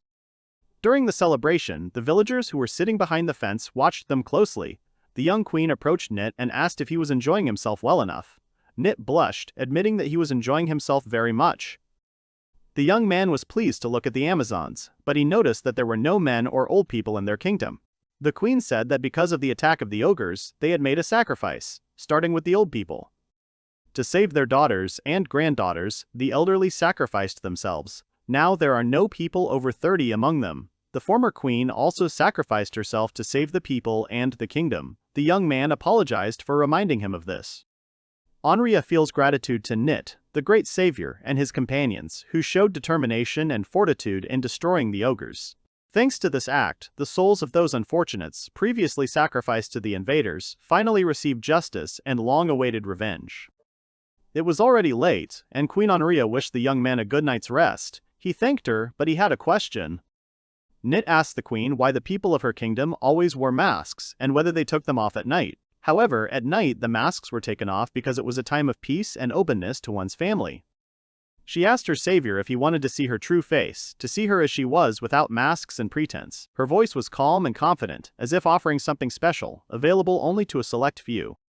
If the hero insists on his desire, the queen is ready to show him her true face, but for this he will have to observe certain rituals and follow strict rules, before seeing the true essence of the ruling person. Nit politely noted that she did not need to remove the mask, since he had already had the opportunity to see the real queen, free from any disguises and illusions. It turns out that Nit used magic glasses to see the true faces of the kingdom's inhabitants. Thanks to this miraculous object, he was able to see the inner qualities and character of each inhabitant, revealing their essence hidden behind the masks. In the evening, having drunk too much, the guy suddenly saw the true faces of those around him, free from masks and artificiality. People seemed open and vulnerable to him, as if devoid of prejudice. And suddenly, as if sensing a change in the atmosphere, the entire tribe turned their gaze to Nit. The wanderers froze, watching the hero tensely. Some frowned warily, others showed curiosity, peering into his eyes. The air was filled with anticipation and anxiety. Nit froze, trying to process what was happening. He realized that something unexpected had happened, causing anger and discontent among the tribe members. His heart began to beat faster, thoughts began to spin in his head about what could have caused such a reaction. As the crowd approached the master, mysterious divine dolls appeared, forming a protective circle. Their magical power created an insurmountable barrier, reliably protecting the master from attack. The young man was nervous, wondering why the evening had changed so abruptly. Just recently there had been a pleasant atmosphere, and now there was suspicion and hostility. He felt fear and regret, passionately wanting to return to the former calm and harmony. The queen called for order to be restored, her voice firm and decisive, quelling any attempt at further conflict. The queen commanded silence and order. The girl next to Nit said that this ability was not simple power, but wind magic, wind scream, which controlled sounds and people's behavior. Queen Anria stopped and addressed the young man, who would explain in detail the ancient laws of Amazonia. As she spoke, a whole tribe lined up behind her, ready to support every word of the ruler. The royal speech sounded weighty and wise, strengthening the authority and unity of the nation. According to the laws of Amazonia, women had to carefully hide their bodies, especially their faces, maintaining modesty and dignity. Violation of this rule was punishable by public condemnation. The women of Amazonia strictly adhered to the custom of not showing their faces to anyone except close relatives. By covering their faces with special clothing and a mask, they maintained privacy and protected their personal honor. If a girl is seen by a strange man, it is considered a serious violation of the laws. Severe punishments are imposed for such a crime. However, if a man is seen by a girl, it is perceived less severely. According to the established rules, a man discovering a woman's face is considered a serious violation and is punished very harshly. However, there are rare exceptions to the general law. The girls of Amazonia are allowed to love a man who has seen their face. Nit was shocked by the unusual law of Amazonia. If a girl accidentally made eye contact with a man who had seen her face, she could either accept him as her lover and enter into a relationship, or refuse, risking severe punishment for him. The decision had a profound effect on the boy's entire life. The two animated dolls told the master that they were ready to protect him and eliminate the threat posed by the women. However, Nit objected, expressing confidence that a bad action would not solve the problem. He asked the dolls to refrain from eliminating, suggesting that they look for alternative ways. The animated dolls of Nita possessed the power of Brunhilde, inspiring fear. Their gazes burned with an icy gleam. The miniature guardians surpassed the Zokon's Amazonia, causing panic and helplessness in everyone around. The young man cautiously asked his interlocutor to explain the meaning of her words about love. He expressed interest in whether she meant physical passion or a deep emotional attachment that included understanding, support, and respect. Observing the life of Amazonia, the savior noticed the absence of men. The country, ruled by women, was in dire need of male participation to maintain stability and fertility. The savior was tasked with creating families with several women to provide the country with future generations. He knew well how all the girls' faces looked like, and therefore it was his duty to give them children so that their dreams could come true. It was not just a wish, but a real blessed mission. The girls looked at him with genuine admiration and slight timidity, as if the embodiment of fate itself appeared before them. Their eyes shone with surprise and trepidation, as if each glance carried the expectation of a miracle. The queen asked him to give the girls true love, and the young man agreed. So he set about fulfilling his promise with a sincere desire to make every girl happy. The girls woke him up and wished him good morning. The girls' voices were as melodious as the ringing of bells, causing him to smile even before he was fully awake. He was puzzled, looking at the girls, and asked why they had gathered there in the morning, asking them to step aside to think. But the girls came closer and refused. One girl loudly asked if he really slept with people at night. Her statement sounded sharp and unexpected. The tension that arose was immediately noticeable. A feeling of anxiety and uncertainty hung in the air. She suggested having fun with them. The young man was shocked that he started with communication with divine dolls and then moved on to direct contact with the girls of the tribe. This was said in a confident and mysterious tone, creating an atmosphere of intrigue and anticipation of the upcoming event. The girls created a beautiful scene around it. Soft lighting highlighted the golden reflections of the tiles, steam flowed over the water, enhancing the magical atmosphere. One of the girls approached the rescuer with an offer to go to the bedroom, where he could rest and feel the comfort that befitted his dignity. Her manner was refined and inviting, creating the impression of an invitation not only to rest, but to something more. The women asked him to love them quickly, expressing their desire to experience his embrace immediately. The tribal girl reported that everything was prepared. The queen stood frozen in place, immersed in deep embarrassment and anxious anticipation. Her face flushed slightly, betraying her inner discomfort. Despite her royal dignity, she could not hide her confusion caused by the unexpectedness of the situation. The queen felt a strong attraction to the savior, but the age difference made the fulfillment of her dream impossible. The savior, realizing the responsibility, felt fear and anxiety. The hero hid in the Amazon jungle, plunging into a wildlife. Surrounded by nature and animals, he enjoyed freedom, allowing himself to forget about everything. This carefree life became habitual for him, symbolizing independence and loyalty to his own beliefs. Of time passed. These days brought new impressions, meetings, and discoveries, leaving memories that warmed the heart. Time passed quickly, like a river, carrying away everything new and interesting, while the hero continued to live his life, enjoying every moment. The year passed unnoticed, leaving the hero in deep sadness and remorse. Suffering from missed opportunities, he beat his head on the ground, trying to physically survive the pain of the soul and cleanse himself of the mistakes he had made. Despite being in a remote corner of the jungle, his life was not limited to being in the harem. One day, deep in thought, he heard a familiar voice calling him from afar. She grabbed his neck tightly, pulling him closer to her. A whole year had passed since they met, and now her desire to become a mother was stronger than before. The woman looked at the man with a look full of determination and hope, realizing that the time had come to realize her cherished dream. He replied that she would have to wait a little longer, and he would put off the story of the wonders of the Forest Chronicles until next time. They went back in time, to the beginning of their journey through the mysterious Amazon. The queen, full of strength and grace, addressed her savior. Her confident voice sounded like music in the jungle. Full of determination, they moved forward, towards their destiny. A vast number of wooden golems appeared before them, their ranks stretched into the distance, like an endless army of forest guardians. Each golem looked massive and imposing, carved from thick tree trunks and decorated with intricate designs. Nit created wooden golems to help him conquer the jungle. After successfully driving out the ogres, Nitu wanted to expand the borders of the Great Amazon. The victory over formidable enemies inspired him with a sense of pride and a desire for new achievements. For Nitu, this became a wonderful opportunity to demonstrate his foresight and leadership qualities. The queen, curious, asked the young man how many golems there were. The young man froze, looking at her with wide-open eyes in confusion. His face reflected genuine amazement and slight uncertainty, as if he himself did not expect to hear such an unexpected question. Nit calmly said that exactly 1,000 wooden golems had been created. Onryo was literally dumbfounded by what she heard. Her eyes widened, her breathing quickened, and her heart began to beat faster.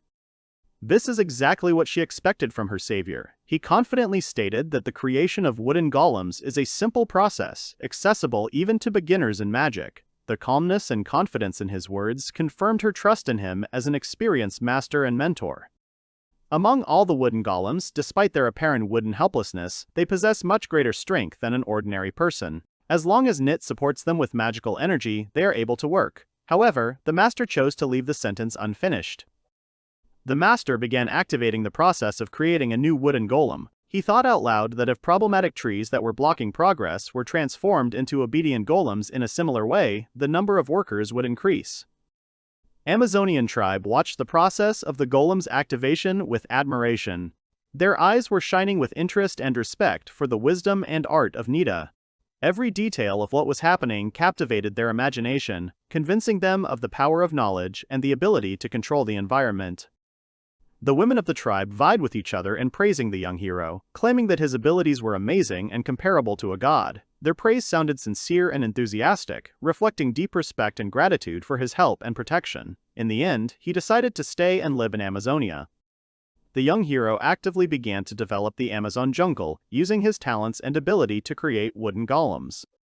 Although the locals persistently asked him to leave offspring, he did not want to stay in the Amazon solely for this desire. Therefore, he devoted most of his time to creating useful devices and technologies that would make life easier for the locals. Two young beauties from the local tribe cautiously approached the busy hero. Intrigued by the strange manipulations and tools he was using, they delicately inquired what exactly he was creating. Smiling at their interest, the hero replied that he was creating an unusual hoe with teeth. This statement plunged the beauties into a state of mild shock.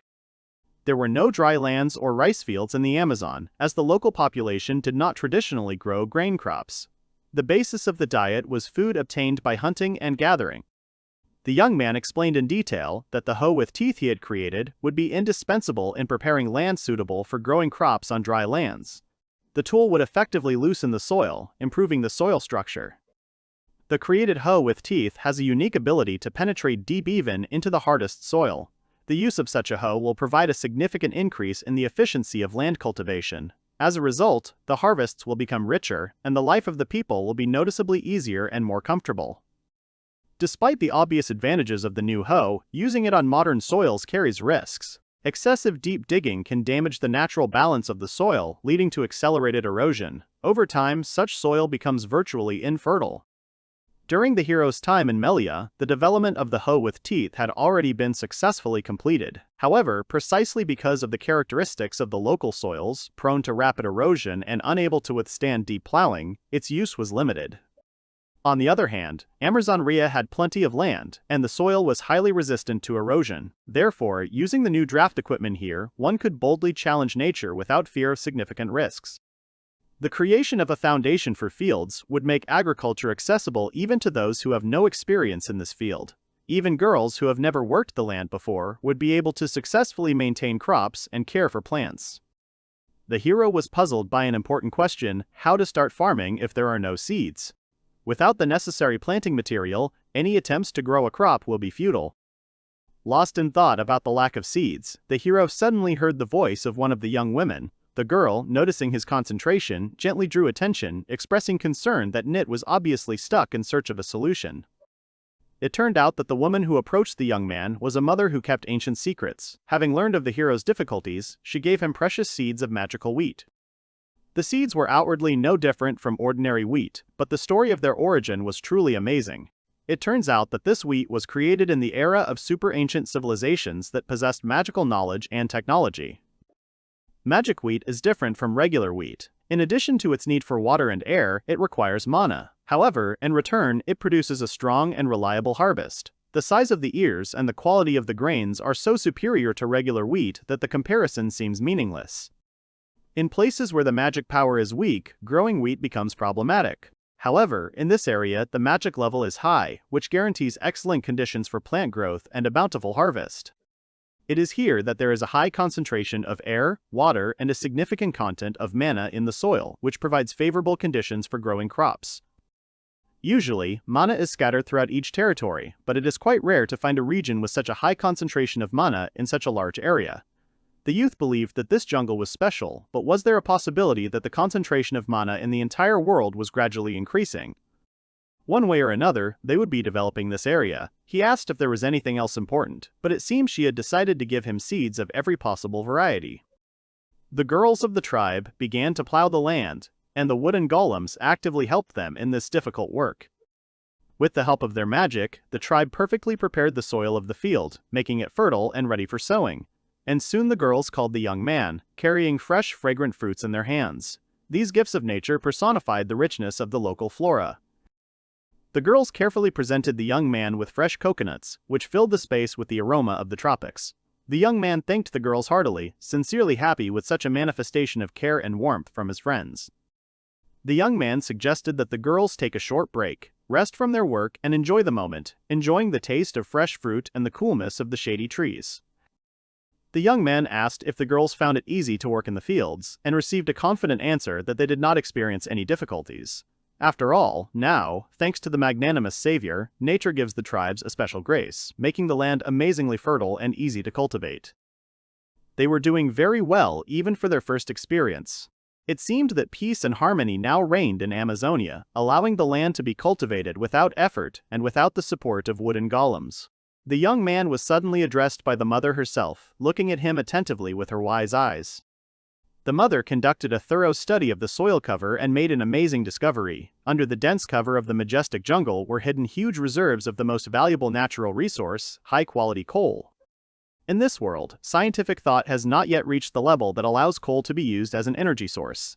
The young man pondered mother's discovery and came to the conclusion that this resource is unlikely to be useful in the near future. Nit asked if it was traditional to use coal. He thought that in ancient times, magically synthesized mana coal was used. When homunculi like him were created, they used mana oil, obtained by refining mana oil. The lecture from mother began. That, however, in order for the city to be unpolluted, the use of these substances was avoided in every possible way in the celestial city. According to the latest science of magic, the transformation of the feeling called love. The girls wanted to sleep. The mother continued that the divine dolls, thanks to the love of the owner, also received the ability to improve their combat power.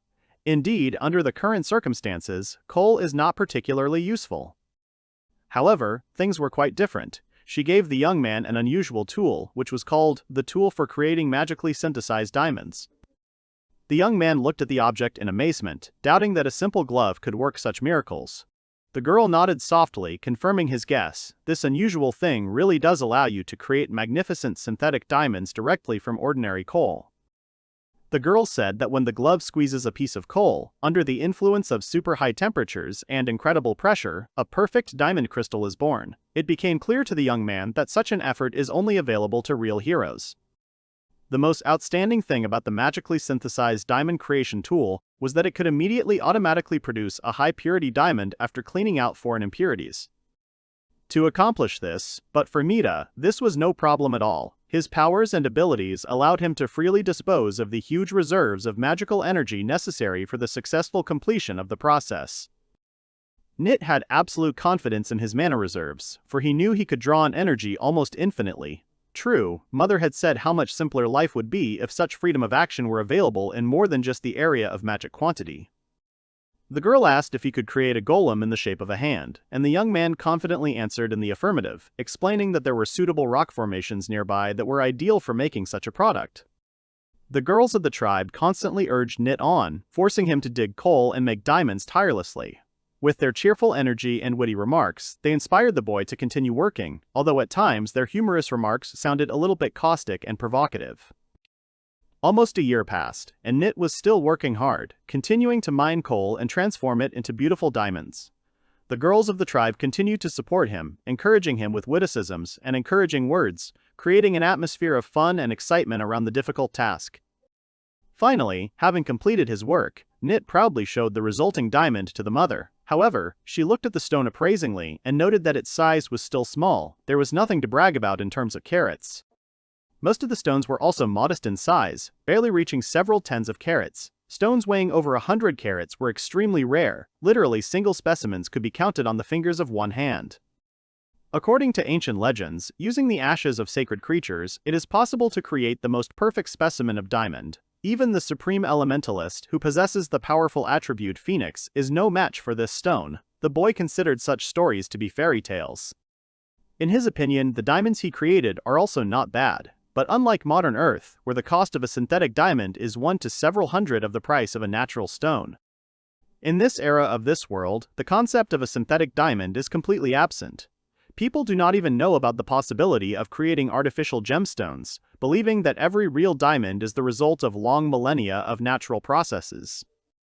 Nit decided that the synthetic diamond he had created would be in no way inferior to its natural counterpart, and deserved a comparable price. In his opinion, the cost of such a masterpiece should start from about 100 gold coins and up, given the rarity and beauty of the resulting sample. In 1 year, Nita created 30,000 diamonds worth 3 billion gold coins, equivalent to 300 billion Japanese yen. Such wealth would make him one of the richest men in the world. Despite this, Nita was interested in how many onigiri he could buy with that money. NIT worked diligently to develop the kingdom, improving the infrastructure, economy, and quality of life for his subjects, while at the same time striving to continue the dynasty. A while ago, something strange had caused him a vague feeling of unease and worry. Now, as he was walking outside, he felt a slight wave of tension again. Suddenly, a familiar voice called out to him from behind, instantly attracting his attention and causing slight confusion. One day, the girl spoke boldly to her brother, suggesting that they think together about the future of the dynasty and the creation of descendants. Her determination amazed her brother, causing a mixed feeling of surprise and respect at the same time. The boy greeted the girl named Leah warmly. She looked remarkably similar to his younger sister, which made Nita's heart tremble with tender sadness and pleasant childhood memories. From the first days of Nita's appearance in the kingdom, Leah felt an inexplicable sympathy and warmth towards him. Gradually, this connection grew stronger, developing into a deep affection full of sincere admiration and friendship. Each time, faced with such persistent hints from Leah, Nit deftly dodged, preferring to avoid discussing personal issues and delicately rejecting any attempts to start a conversation about family and children.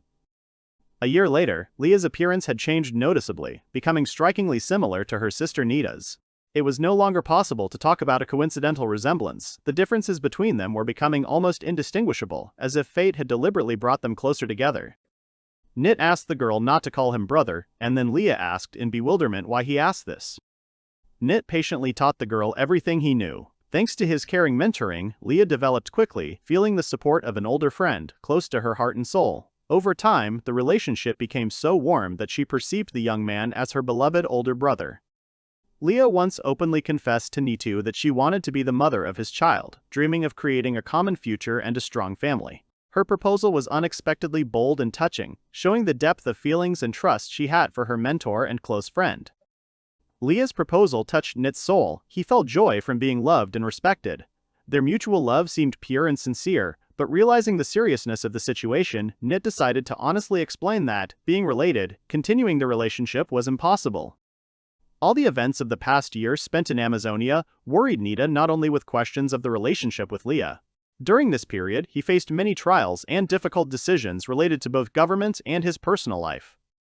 Despite many efforts, none of the women participating in the procreation program have been able to become pregnant to date. This situation has caused concern to the young man. Nit knew very well that if things remained as they were, his prolonged stay in the jungle risked becoming endless. Without heirs and worthy successors, he would become a prisoner forever, losing hope of breaking out and returning home. Nit felt guilty towards Leah, realizing that he had rejected her sincere affection and desire to have a family together. The situation that had developed was extremely painful and difficult, depriving him of peace of mind and comfort. It had been a long time since Nit had left the family home where Amilia lived, and now he desperately wanted to see his family again. Memories of his loved ones warmed his heart, filled him with warmth and anxiety at the same time. Time dragged on slowly, painfully long, making him suffer. Deciding that it was time to bid farewell to Amazonia and move on, Nit began preparing to leave. However, when he informed the queen of his intentions, she was vehemently opposed to his departure. The queen firmly stated that she would allow Nitu to leave Amazonia only after he created a full-fledged family with another woman, providing the country with a secure future and heirs. The year passed quickly, and Nit realized that it was high time to return home, to his native places and familiar life. However, Onryo was categorically against his return, considering it necessary to extend his stay in Amazonia.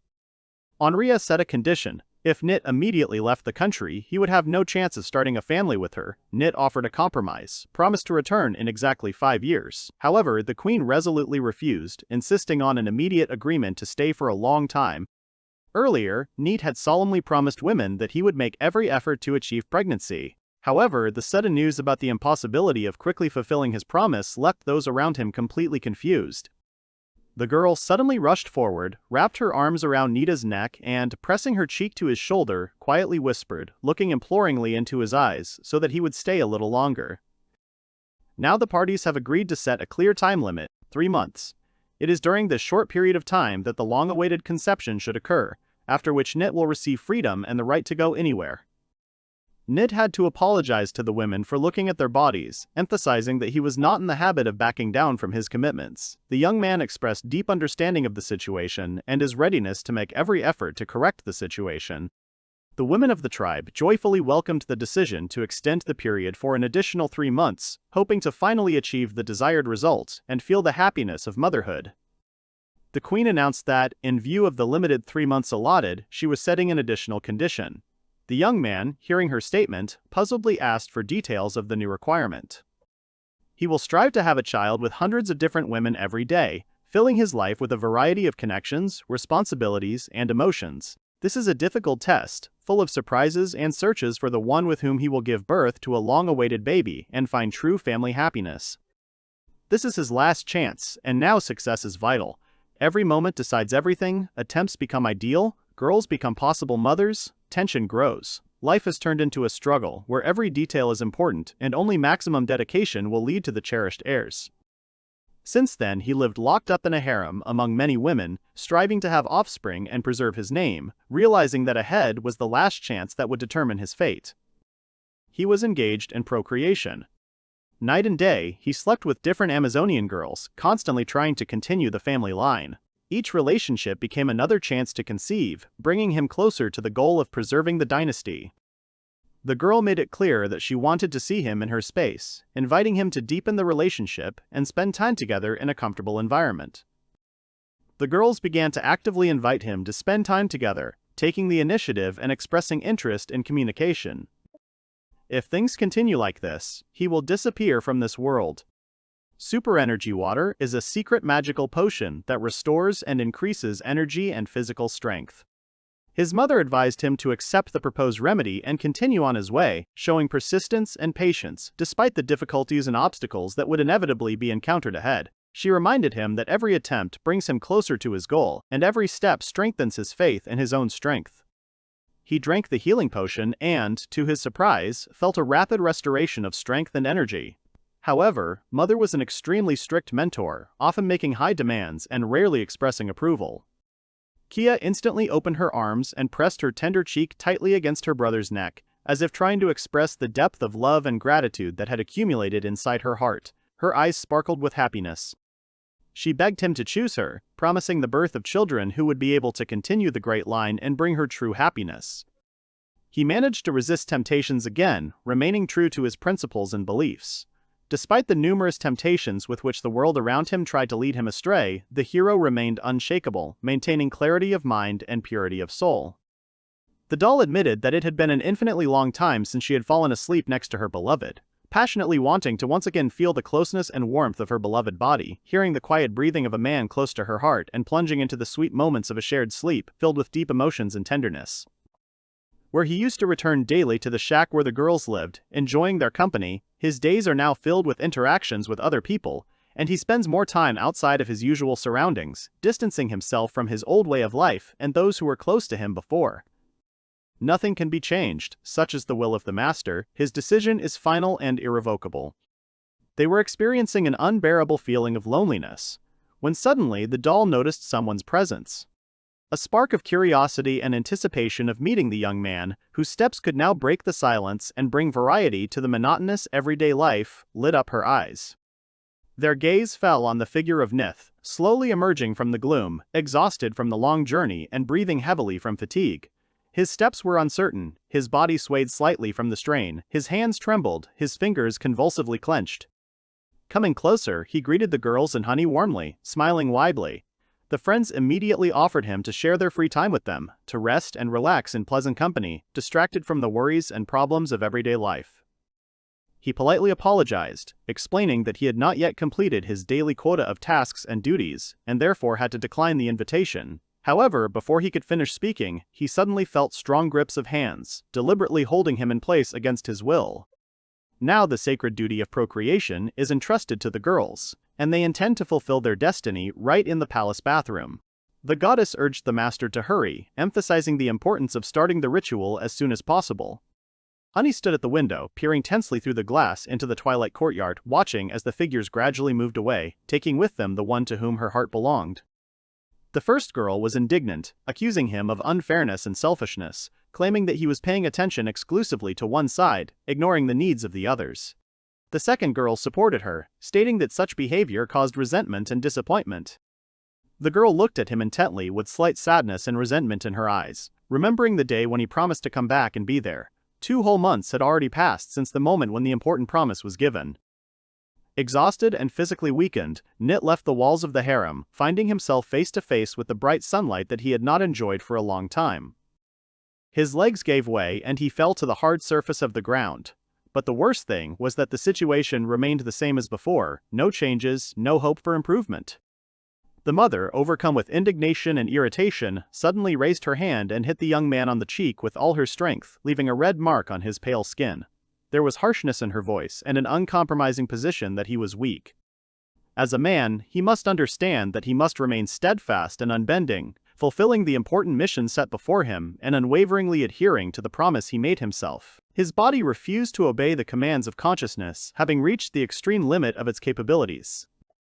The last months had become a real test for him. The use of a potion that was supposed to make life easier, on the contrary, began to bring additional problems. Gradually, he realized the absurdity of the idea itself. He took great pleasure in knowing the girls needed him, sought his attention and participation in their lives. Realizing his own demand, he felt satisfaction and self-confidence, rejoicing in the opportunity to bring joy to loved ones. However, being in the company of beautiful women all the time, without the opportunity to fully rest and recuperate, created serious difficulties. This situation became a problem of pleasure consumption, when benefits turn into a source of discomfort and stress. The savior wanted to leave unnoticed, but the girls called out loudly to him. Feeling an internal conflict, he stopped and returned to listen to them. They asked him why he was going to leave, since he had not yet completed the established daily quota.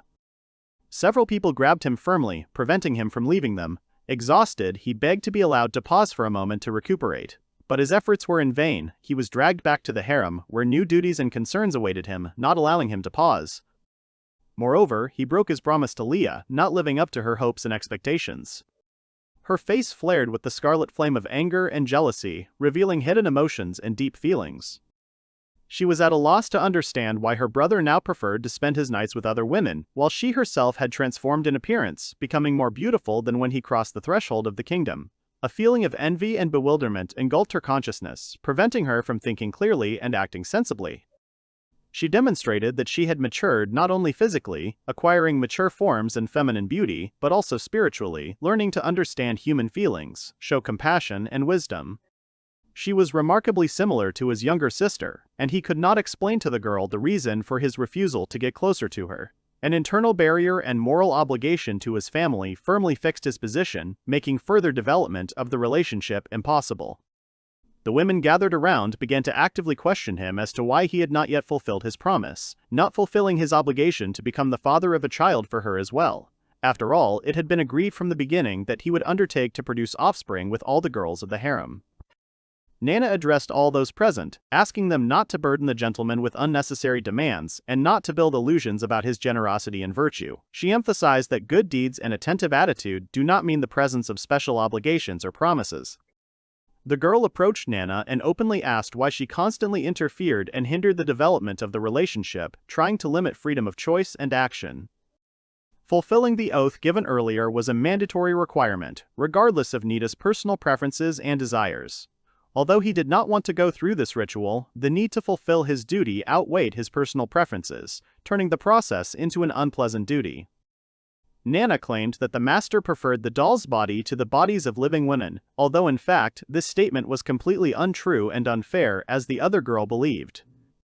People are constantly evolving, experiencing both positive and negative changes, which is a natural part of human existence and constitutes the true beauty of the individual. These words struck Hina as being the implication that the artificially created bodies of the dolls remained static and unchanging, lacking the dynamic development and internal growth inherent in living beings. The atmosphere became increasingly tense and disturbing. The atmosphere gradually became saturated with tension, as if a thundercloud was gathering over the heroes' heads. The slightest pretext could cause an explosion of conflict, destroying the fragile balance. Nit noticed a change in the girls' behavior, noticing signs of irritation and alienation in their manner. Curiosity prompted him to ask directly what had affected their moods so much. The mother calmly explained to the young man that the differences between them persisted and periodically manifested themselves in the relationship. Upon hearing this revelation, the young man was shocked, realizing how deep the conflicts and contradictions that existed within the harem were. The mother had taken measures in advance, calming each of the fighting dolls so that conflict had not yet arisen. Outwardly, calm reigned, but in reality, the girls were on the verge of a breakdown, suppressing their discontent. The young man did not suspect the possible consequences of the hidden confrontation. The girls felt anxious and afraid, fearing that the women of Amazonia would take over the heart of their beloved, taking away his love and attention forever. Despite the fact that he sincerely tried to share his love and attention with all his girlfriends, they did not show the expected reaction, and he could not understand the reasons for such an attitude, getting lost in conjectures and thoughts. The girls could no longer maintain a calm demeanor and passively watch events unfold. The tension grew with each passing minute, fueling the fire of rivalry and giving rise to insoluble disputes. The young man did not notice this. All the battle dolls experienced similar feelings of fear, and when faced with these problems, Knit was powerless to influence what was happening. Despite attempts to establish contact and smooth over rough edges, everyone's feelings continued to boil, destroying harmony and trust. If the situation continued to develop in this way, the battle dolls would sooner or later stop tolerating the current state of affairs, accumulating discontent and irritation. Knit himself was also on the verge of complete physical and moral exhaustion, needing rest. To make the difficult mission easier, the heroes joined forces and designed a special device that would help solve the current difficulties.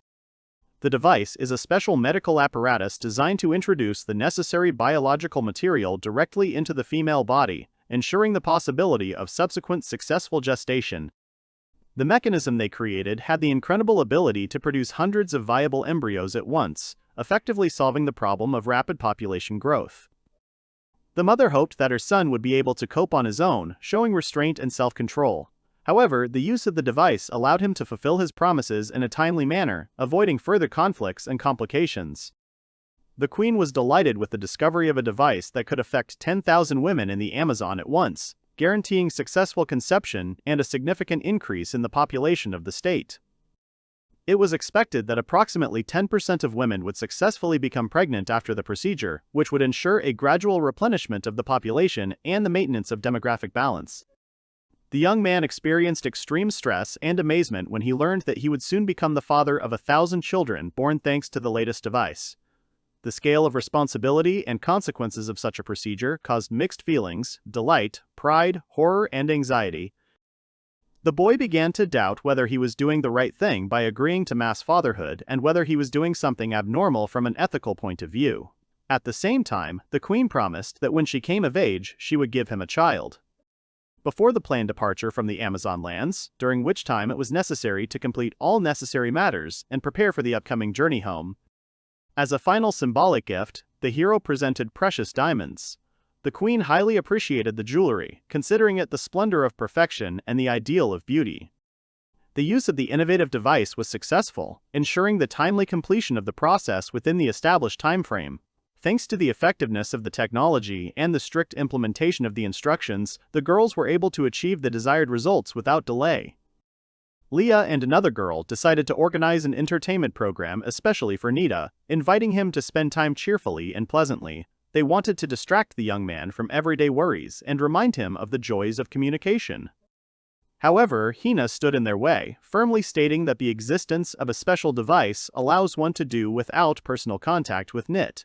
Therefore, wasting time on entertainment with him is not at all necessary. The resulting misunderstanding led to increased tension between the girls, causing a growing wave of negativity and dissatisfaction with each other. The atmosphere became tense, the communication acquired an aggressive tone, threatening to spill over into open confrontation. The atmosphere between the girls remained uncomfortable. The young man faced a difficult choice: either maintain neutrality, risking losing the favor of both sides, or enter into a conflict, choosing one side and provoking aggression from the other. Suddenly, the front door creaked and a girl entered the room. Trouble had come to them. A huge group of giants moved in a dense mass, filling the space with their gigantic silhouettes. People stood paralyzed with fear. The air shook from the steps of majestic creatures, making terrifying sounds, reminiscent of ancient legends and myths. One day, powerful giants appeared in the queen's kingdom. The queen was shocked, fearing a threat to her people. The queen asked how many giants had come to her lands. It turned out that their number was close to 1,000, and each was between 5 and 100 meters tall.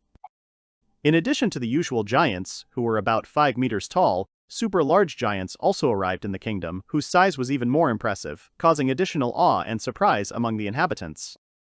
The queen could not believe that giants as tall as 50 meters existed. Such a size seemed completely incredible and beyond the bounds of possibility to her. Moreover, it turned out that there were 1,000 of these huge giants, each 50 meters tall. This news shocked the queen, because it seemed almost impossible to imagine such a huge number of such colossal creatures. Seeing the scale of what was happening, the queen exclaimed that any attempt to negotiate with such giants was futile. However, one brave young man tried to convince her, claiming that dialogue and understanding were still possible. The queen declared that giants were the most fearsome opponents, equal in strength to dragons. If giants attacked, her army would be powerless. But Maza assured that together they could win.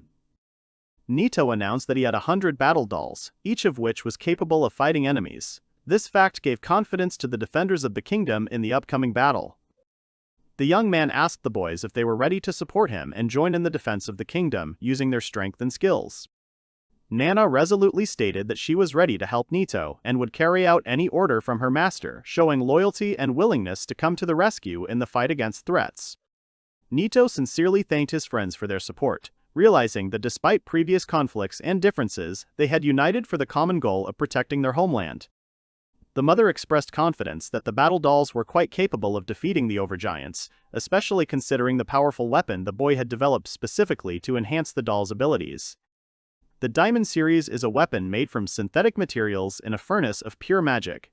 If it accidentally explodes, a 100-kilometer radius area will become lethal. This special armor greatly enhanced the doll's combat potential, increasing their strength and capabilities in battle with the enemy. However, despite the enhancement, the difference in size and physical strength between normal giants and the colossal titan remained astounding and posed a serious threat. The mother approached the young man and confidently said that he had an important task ahead of him, to create a huge super golem capable of resisting the greatest threats.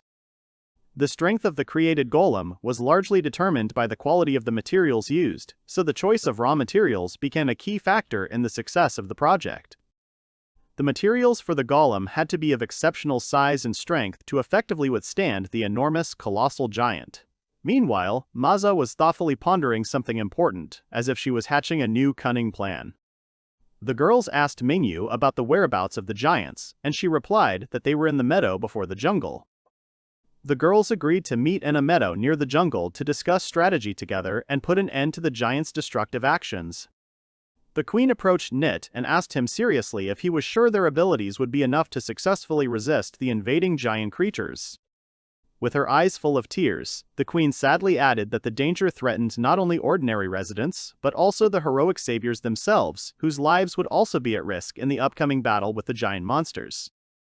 Nito gently placed his hand on the queen's shoulder, reassuringly saying that he would definitely find a solution to the problem, and solemnly promised to do everything possible to protect her and the people from the impending threat. The queen smiled warmly and sincerely thanked the young man for his bravery, courage, and firm intentions to save the country from disaster. That evening, in a spacious meadow north of the dense jungle, movement began. Huge figures of giants slowly moved forward, threateningly towering over the area. A tense and brutal battle has broken out between the advancing giants and a squad of battle puppets, the outcome of which will determine the fate of an entire kingdom. The fast and agile girl delivered a well-aimed blow that landed a powerful blow right on the giant's head, causing the giant to stagger and slow his advance. The general offensive of the army, consisting of warriors and controlled puppets, turned out to be so powerful that it began to noticeably suppress the resistance of the giants, gradually tipping the scales of the battle in favor of the defenders of the kingdom. The girls bravely entered into battle with the giants, demonstrating courage and skill, desperately defending their kingdom from the giants' invasion. Nito recalled with pleasure the famous phrase, which perfectly reflects the dramatic moment of the battle and the inevitability of the enemy's death, emphasizing the significance of the moment. His mother warned him to remain vigilant, noting that victory seems too easy, hinting at a possible hidden threat or trick from his enemies. This statement turned out to be true. Ordinary giants turned out to be weaker than the created divine dolls, which were capable of posing serious competition to their opponents. In addition, they were armed with special weapons that significantly increased their combat capabilities and posed an additional threat to the giants. In addition to their normal weapons, the giants used a massive diamond golem created by the Master, whose strength and durability posed a particular danger to the attacking troops. The owner clarified that the golem's name sounds different, Diamond G, mentioning that this word has Japanese origins. The mother approved the clarification, confirming the correctness of the new name. They were worried about the absence of their largest and strongest enemy, the colossal giant, in the battle, but they had a golem with the incredible hardness of a diamond. Such power should have been a decisive advantage for the guys, but for some reason the giant remained out of the battle. The determined hero declared that he would not allow his team and people to be defeated, and activated special vision, allowing him to see what was happening at a great distance and assess the situation on the battlefield in detail. While Leah and the rest of his comrades took cover in the thick grass, the protagonist worried about the safety of his friends, silently hoping that they would be able to stay healthy and avoid mortal danger during the battle. Mingyu emphasized that even with all the power of the divine puppets, the threat of the giants remained serious, as the giants represented a fundamentally different level of danger and superiority in strength, casting doubt on the success of the rescue mission. One of the giants suddenly attacked, trying to crush the heroines with his heavy feet, forcing the girls to use all their speed and agility to dodge the deadly blow. Nito shouted loudly at the girls, ordering them to retreat immediately, realizing the real threat to their lives from the advancing giants. The girls froze in place in surprise, seized by panic and confusion, unable to quickly react to the young man's call to flee from the impending danger. The divine dolls created by the young man gave the heroines a precious moment, instantly rushing to protect the girls, literally pulling them out from under the feet of the descending giant. Stunned and shocked by the rapid developments, Leah stood motionless, staring wide-eyed at the doll next to her, barely aware of what had happened or how she had managed to escape. Approaching the girl, Nana carefully took her friend by the shoulders and sympathetically asked if she had recovered from the stress she had experienced and if she felt okay after the incident. The divine doll said that they would carefully lower the girls down, urging them to stay in a safe place. The warrior girls of the Amazon tribe watched the actions of the heroic dolls with admiration and respect, amazed by their strength, speed, and fighting skill. Nito sighed with relief, gratefully noting that the divine dolls, who had arrived in time, had managed to save the girls, preventing a tragedy and proving their irreplaceable role in the defense of the kingdom. The mother called the young hero to her and informed him that, although the first task had been completed successfully, a new important problem arose ahead that required an immediate solution.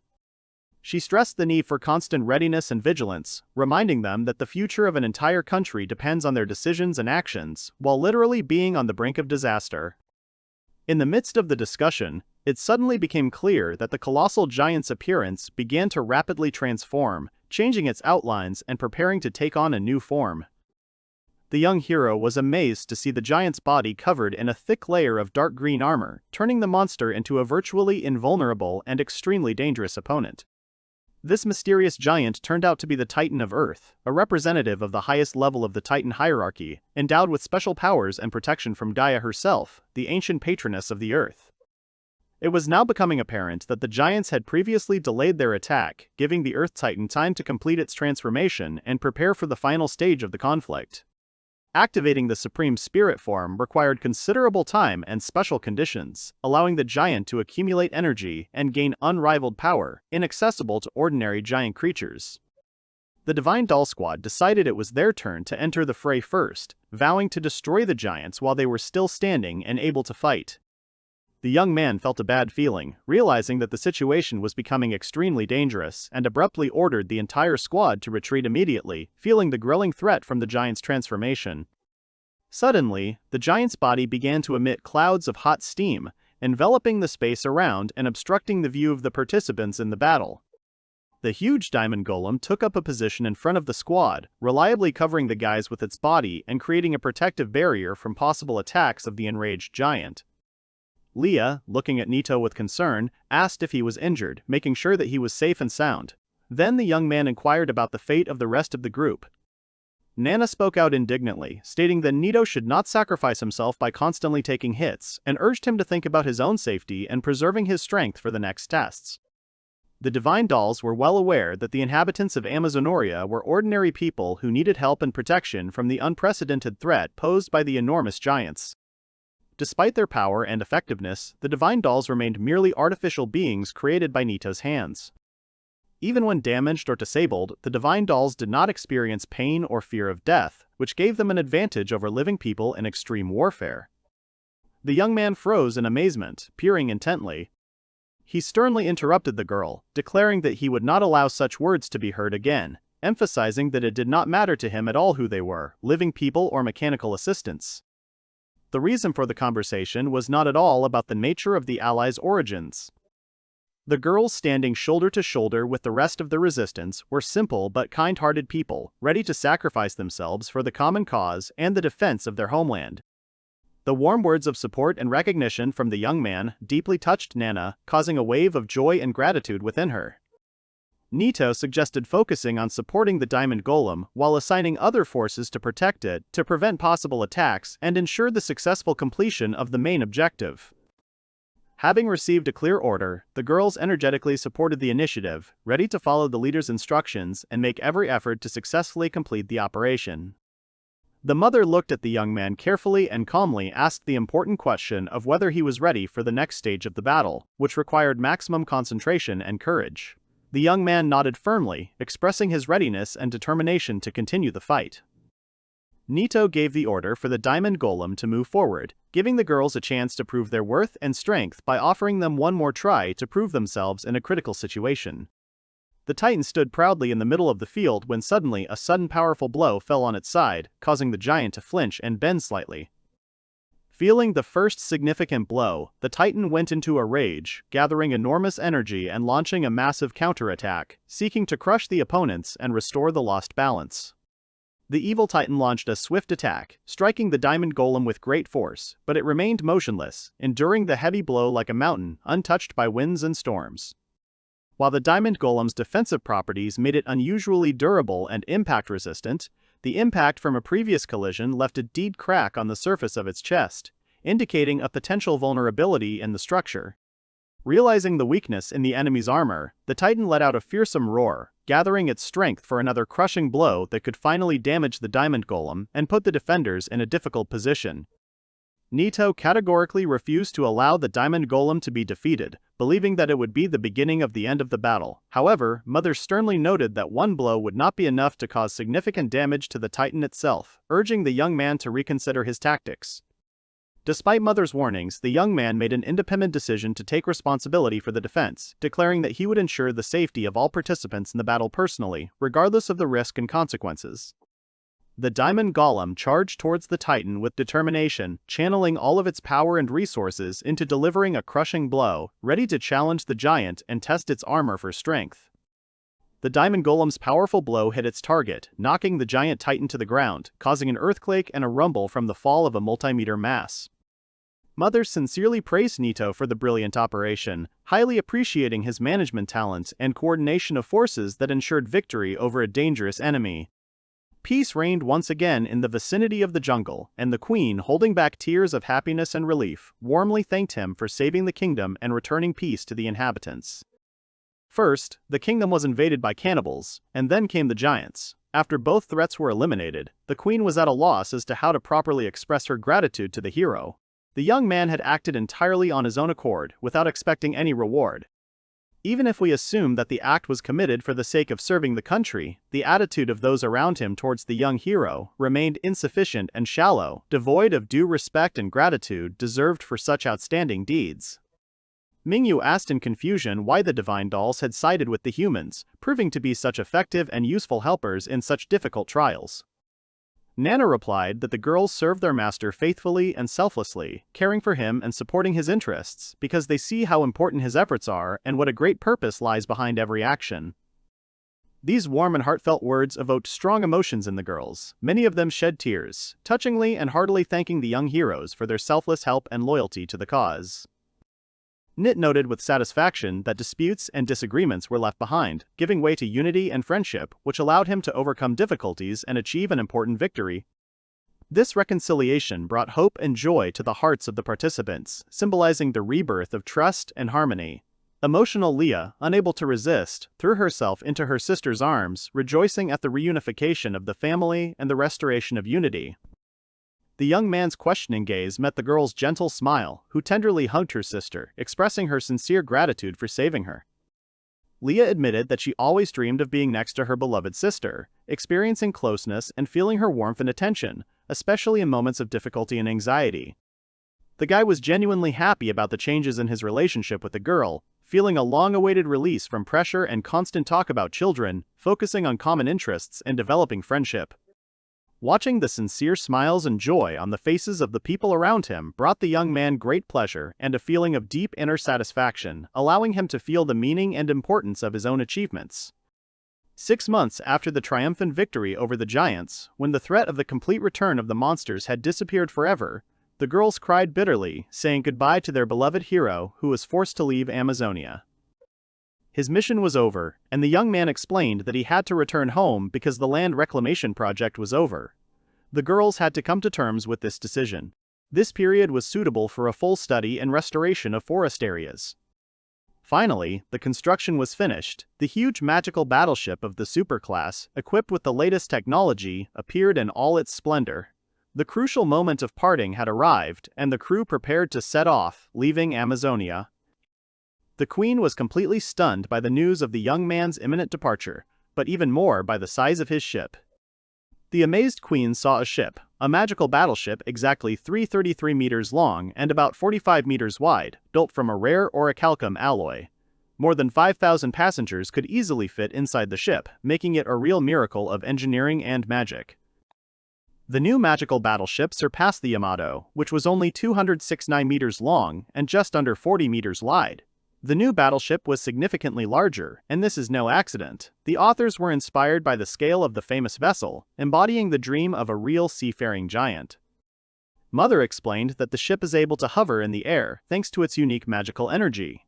In addition to the ability to move, the battleship is equipped with a variety of weapons designed to effectively protect the crew and passengers. Until now, the young man had never heard of the existence of a magical airship of such a scale, and he immediately recognized that the appearance of such an innovative means of transportation testified to the high level of development of technology and science in the state. And that was only part of the wonders. The magical battleship carried a supergun on board, a unique radiation generator that affects space-time dimensions, allowing you to create portals and move through parallel realities.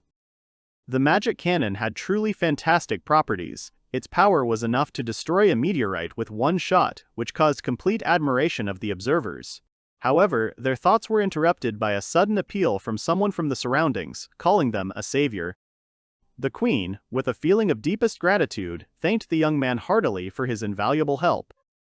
Thanks to the hero's efforts and sacrificial labor, the country of Amazonia turned into a prosperous land, where every citizen could count on a decent life, comfort, and development. Even after the savior's departure, the legacy of his exploits will continue to support the progress and well-being of the state. As the reigning monarch, the queen has made a solemn promise to do everything in her power to protect the borders of her country and to care for the people, ensuring reliable protection and fair rule, maintaining harmony and peace within the territory of the state. A particularly important achievement was the realization that the children born thanks to his intervention had the right to a full life and a bright future. Seeing the happy faces of the little ones, the young man felt satisfaction and pride in the work he had done.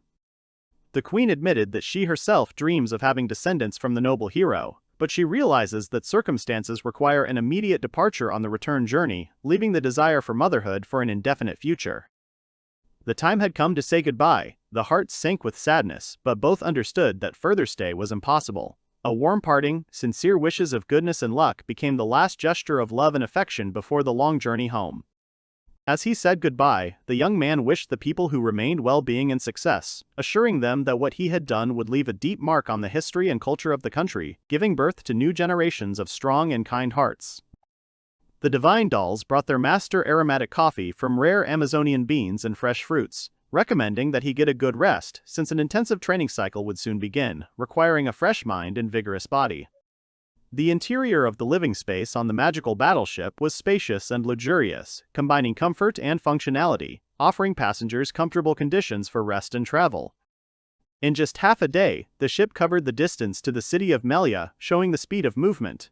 The traveler thought that he would have managed to get even further, but he obeyed the decision of the mentor. The crew did not encounter any obstacles along the way.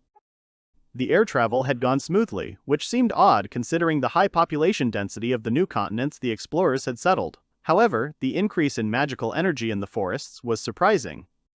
Hina noted that the current landscape looks bleak and uninhabitable, but a few years ago, the area was covered in lush greenery, evidence of nature's recent blossoming. The native inhabitants of Amazonia seemed to be unaware of the environmental changes, perhaps due to their limited habitat. Nit himself became acutely aware of something amiss, suspecting that events had occurred with this new world that were upsetting the natural balance and creating serious threats. The crew reported that they would be arriving at Melia City in a matter of minutes. The ship would go into absolute stealth mode as it crossed the airspace above the city. Nit tried to push the dark thoughts out of his head, trying to forget about the anxiety that had arisen. After a long journey and adventures, the young man finally crossed the threshold of his native land, feeling joy, and then suddenly fell silent. The first impression of Melia shocked the young man. It was a picturesque and lively city. Nana shared about the city at night, telling how beautiful and lively Melia was. Hina admitted that, contrary to expectations, reality surpassed the gentleman's stories, and the city seemed even brighter and more attractive to her than she could have imagined. Melia had changed dramatically. Street lamps were powered by pure magical energy, illuminating wide avenues. In just 5 years of Nita's absence, the capital had undergone such an evolution that the guy simply could not believe his own eyes. Today, Melia has lost its former charm, becoming a city of contrasts and inequality. The difference between the rich and poor areas has become obvious and depressing, destroying the illusion of universal prosperity and progress. To her horror, Nana saw the stranger being hit. Despite their desire to intervene, they realized their own helplessness. All members of the group were in complete shock and despair, realizing that they could do nothing to help the victim. A man lay bleeding on a dirty street, his clothes torn and his belongings scattered around. People walked past, ignoring the pain and suffering of others, as if such a scene had become a normal part of city life. No one cared about someone else's tragedy. Nit was deeply shocked by the scene and the indifference of the townspeople and publicly declared that Melia had long ago lost all morality and humanity. It was painful to watch how the once great city was turning into a symbol of social degradation. The electronic board displayed in large letters the slogan, "Melia, the City of Immorality." The boy's heart sank with anxiety and fear of what had happened to his hometown and loved ones who had left indelible marks on his memory and heart. They got together and set out to explore the changed city, discovering the new realities of modern Melia and relearning the streets and alleys. His heart pounded wildly in his chest. The young man feverishly hurried through the streets, looking into every street and alley, desperately searching for his loved ones and those dear to him, losing track of time and distance, just to see dear faces and make sure that everything was okay with them. Nit froze in place, staring at the electronic board with eyes wide with horror, his brain refusing to accept the new state of the world. His gaze fell upon the chaotic jumble of cheap dives and seedy establishments that occupied most of the city streets. Everything around spoke of the debauchery and crime that had overwhelmed the once beautiful and clean city. Everything around him seemed unfamiliar and alien, as if the walls of the buildings themselves had absorbed the evil and indifference that surrounded the city. Suddenly, a sharp voice was heard in the distance, demanding that the ragged man give him his food. Nit's heart sank painfully at the sight of the rudeness that permeated the society. Such a scenario would have led to a quick agreement among the criminals, but now technology has reached an incredible level. The young man could not believe that humanity could reach such heights of technical progress, while simultaneously losing moral guidelines and basic values. Nita's reaction was instantaneous. Having read the formula of an ancient sleep spell in a flash, he prevented the crime and saved the old man from suffering. With one movement of his hand and a few words of a spell, the boy sent a group of criminals into a deep sleep, freeing a peaceful resident from annoying pursuers and restoring peace. After checking the victim's condition, he calmed the man down, learning that he had gotten off with light threats. The victim expressed gratitude for the timely help. Then the young man asked when the continent was discovered. The young man calculated that it was now the 998th year of the new era, whereas he had been born in the year 9. When he was 10 years old, he went to the Celestial City, spending 3 years there, and then spent a year and a half in Amazonia. According to preliminary calculations, based on the age and length of the journey, the young man must have turned either 14 or 15 years old. Meanwhile, the older man, with curiosity and some caution, inquired about what had happened. The young man looked at the mother, asking her a direct question whether the strange acceleration of time was connected with the peculiarities of the flow of time in the Celestial City. The woman remained silent, not revealing the details of her knowledge and beliefs. The woman remembered that she had forgotten to warn the guy about an important feature of the celestial city. Time moves differently there, faster than in the ordinary world. Because of this, there was confusion with age and the chronology of events. The mother warned that a shift would now occur, and, using the mirror portal, the old man who witnessed the unusual phenomenon was stunned and stood in place for a long time, trying to comprehend the miracle he had seen. Reflecting on the catastrophe, the woman recalled the story of the great cataclysm caused by the war of ancient magicians and demons. It was difficult to imagine what impact the magical battles that unfolded on the surface of the planet had. The elder said that ancient magicians used real explosive magic in that war, capable of causing nuclear reactions. It was the use of such artifacts and curses that caused a global catastrophe, which led to a change in the climate and appearance of many regions. In the days of Mother's youth, such techniques were considered forbidden. Hearing the woman's story, the elder was perplexed as to what she was talking about, but agreed that such people really acted unreasonably and selfishly, provoking global cataclysms. The development of alchemy led to a decrease in the value of silver and gold. The Great Depression engulfed the world and escalated into a major war. People became less ethical than before, and as a result of the explosion, the world was engulfed in magical flames. The woman sadly realized that the mass spread of magical abilities led to a sharp decline in the population of the Earth. As a result of powerful explosions, a significant part of humanity perished. Survivors faced new realities, where traditional moral norms ceased to apply. Many people, faced with suffering, abandoned humanity and compassion, focusing solely on survival at any cost, often resorting to bad actions and exploitation of others. Walking through the deserted streets, Tin couldn't help but compare the current state of the world to Mad Max. Destruction, anarchy, and constant tension reigned everywhere. Most of the inhabited areas had turned into zones of lawlessness and impunity. The mother looked her son in the eye and asked him what his future plans were. The young man confessed that he wanted to go back to the past, when his family was safe and sound. There is an ancient magical instrument that can travel back in time. She warned him that attempting to cross timelines was extremely risky, with a 99.997% failure rate. The success rate of teleportation was a measly 0.03%. Nit thought with pain in his soul that he would never again be able to see his parents and sister, to enjoy the warmth and love of family, having lost them forever in the irreversible flow of time. Having experienced an unbearable sense of loss and realizing the impossibility of influencing fate, the young man could hardly hold back his tears, turned away from the girls and quietly left, having made the difficult decision to give up trying to return to the past. He dreamed of seeing his beloved family again, mentally returning to the happy moments of his childhood and youth. Suddenly, his thoughts were interrupted by a strange feeling, as if the ground shook under his feet and the space around him cracked and distorted, foreshadowing something unusual and unpredictable. Above their heads, the sky split open, creating a gaping black crack. The crack grew, spreading waves of abnormal energy, creating an atmosphere of tension and anxiety. A little girl, slipping out of a crack in space, cried out cheerfully that she had found the right person. Her sudden appearance was accompanied by the announcement that the 101 first time travel had been successful, marking a major breakthrough in the study of temporal physics.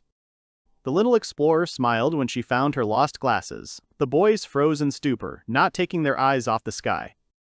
It turned out that the creature that suddenly appeared from the cracks in space was a third-degree wind spirit, endowed with the ability to travel between times and dimensions.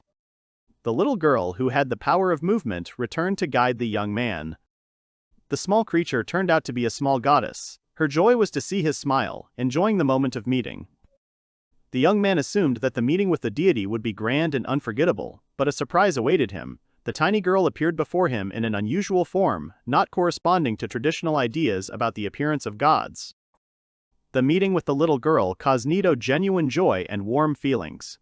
Delighted by the reciprocity, the little girl asked with a smile whether the young man could see her features through the glasses, which gave her a funny and slightly comical look.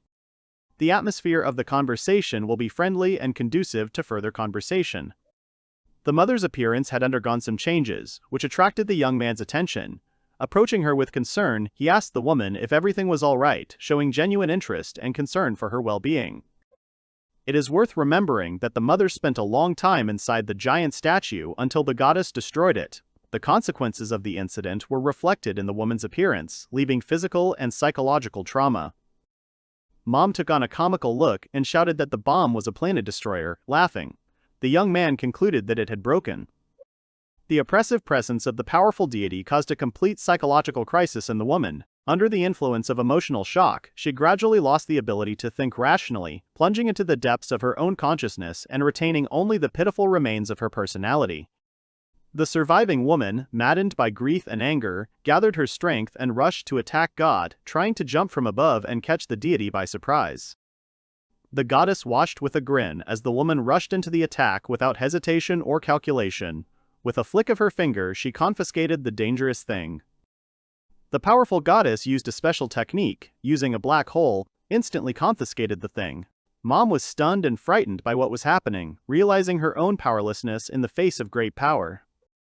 The roar of a powerful explosion rolled through another dimension. The focus remained on the hero's mother, cowering in the corner of the room and quietly whispering something under her breath, as if repeating an internal monologue or prayer. The woman rose from her knees, shouting an order to the battleship's command: gather all available energy from the machine and transfer it to the main weapon, activating fire from the magic cannon. The woman activated a special device, a teleportation mirror. Ordering an immediate return to the battleship, she hurried the young man, who hastened to obey the order in order to continue the mission and protect the homeland. The character quietly left the scene of the confrontation with the goddess, having managed to move aboard the space battleship. The goddess, busy with her own affairs, did not understand where the glasses had gone. Soon after arriving, the young man was greeted by his beloved and loyal companions, his own fighting machines known as divine dolls. Forgetting everything, the boy's mother rushed forward, not reacting to the cries of her son who was trying to hold her back. The dolls tried to understand the reasons for the fuss, but could not understand the reason for what was happening, only watching the running figures and listening to the conversation between them.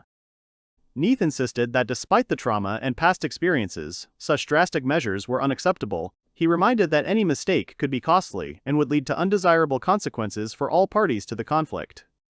The mother muttered through her teeth that this time she intended to see things through to the end, putting an end once and for all to the eternal source of problems and suffering. The young man tried to explain to his mother the senselessness of the plan, but his arguments did not reach her consciousness. The woman concentrated on preparing the weapon of destruction.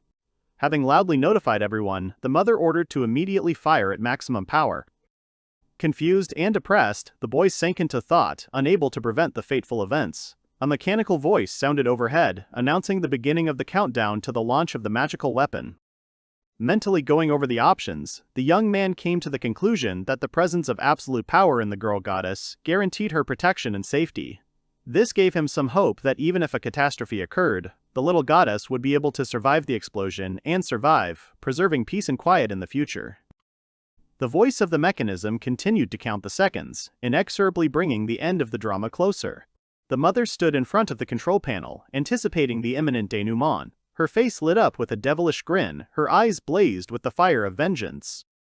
After making the final calculation, the system worked automatically. The cannon released a blinding flash of light, accompanied by a powerful explosion. The space was illuminated by a bright blue glow, which instantly spread in the direction of the intended target. The energy of the released charge exceeded all expectations. Pure magical power formed a dense energy ball, absorbing everything in its path.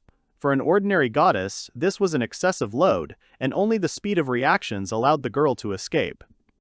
The goddess activated the transformation. The space was illuminated with light.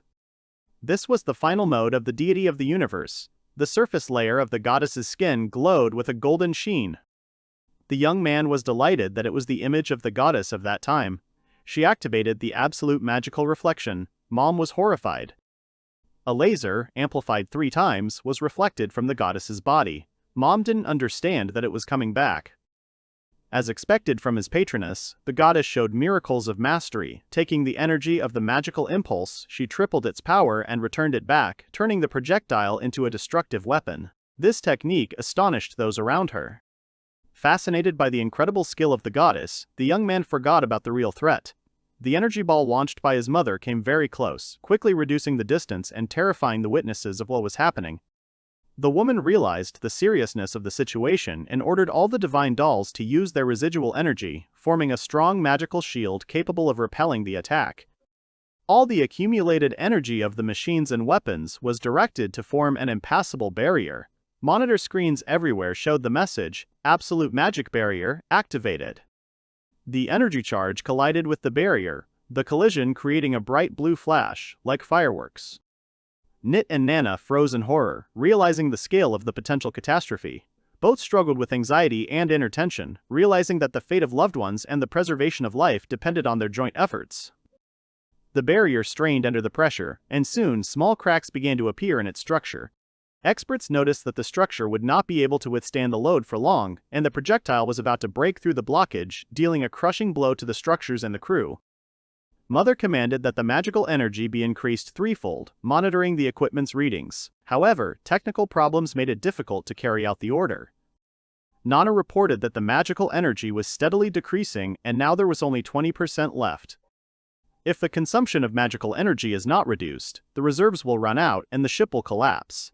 However, reducing the amount of energy used to maintain the magical shield threatens destruction from external influence. Without full protection, the projectile will break through inside. After looking at the instruments and analyzing the data, the young man realized that the chosen strategy was leading to a guaranteed defeat. It was impossible to reduce energy consumption without reducing the effectiveness of the shield, and vice versa. Another solution was needed that could save all participants in the experiment.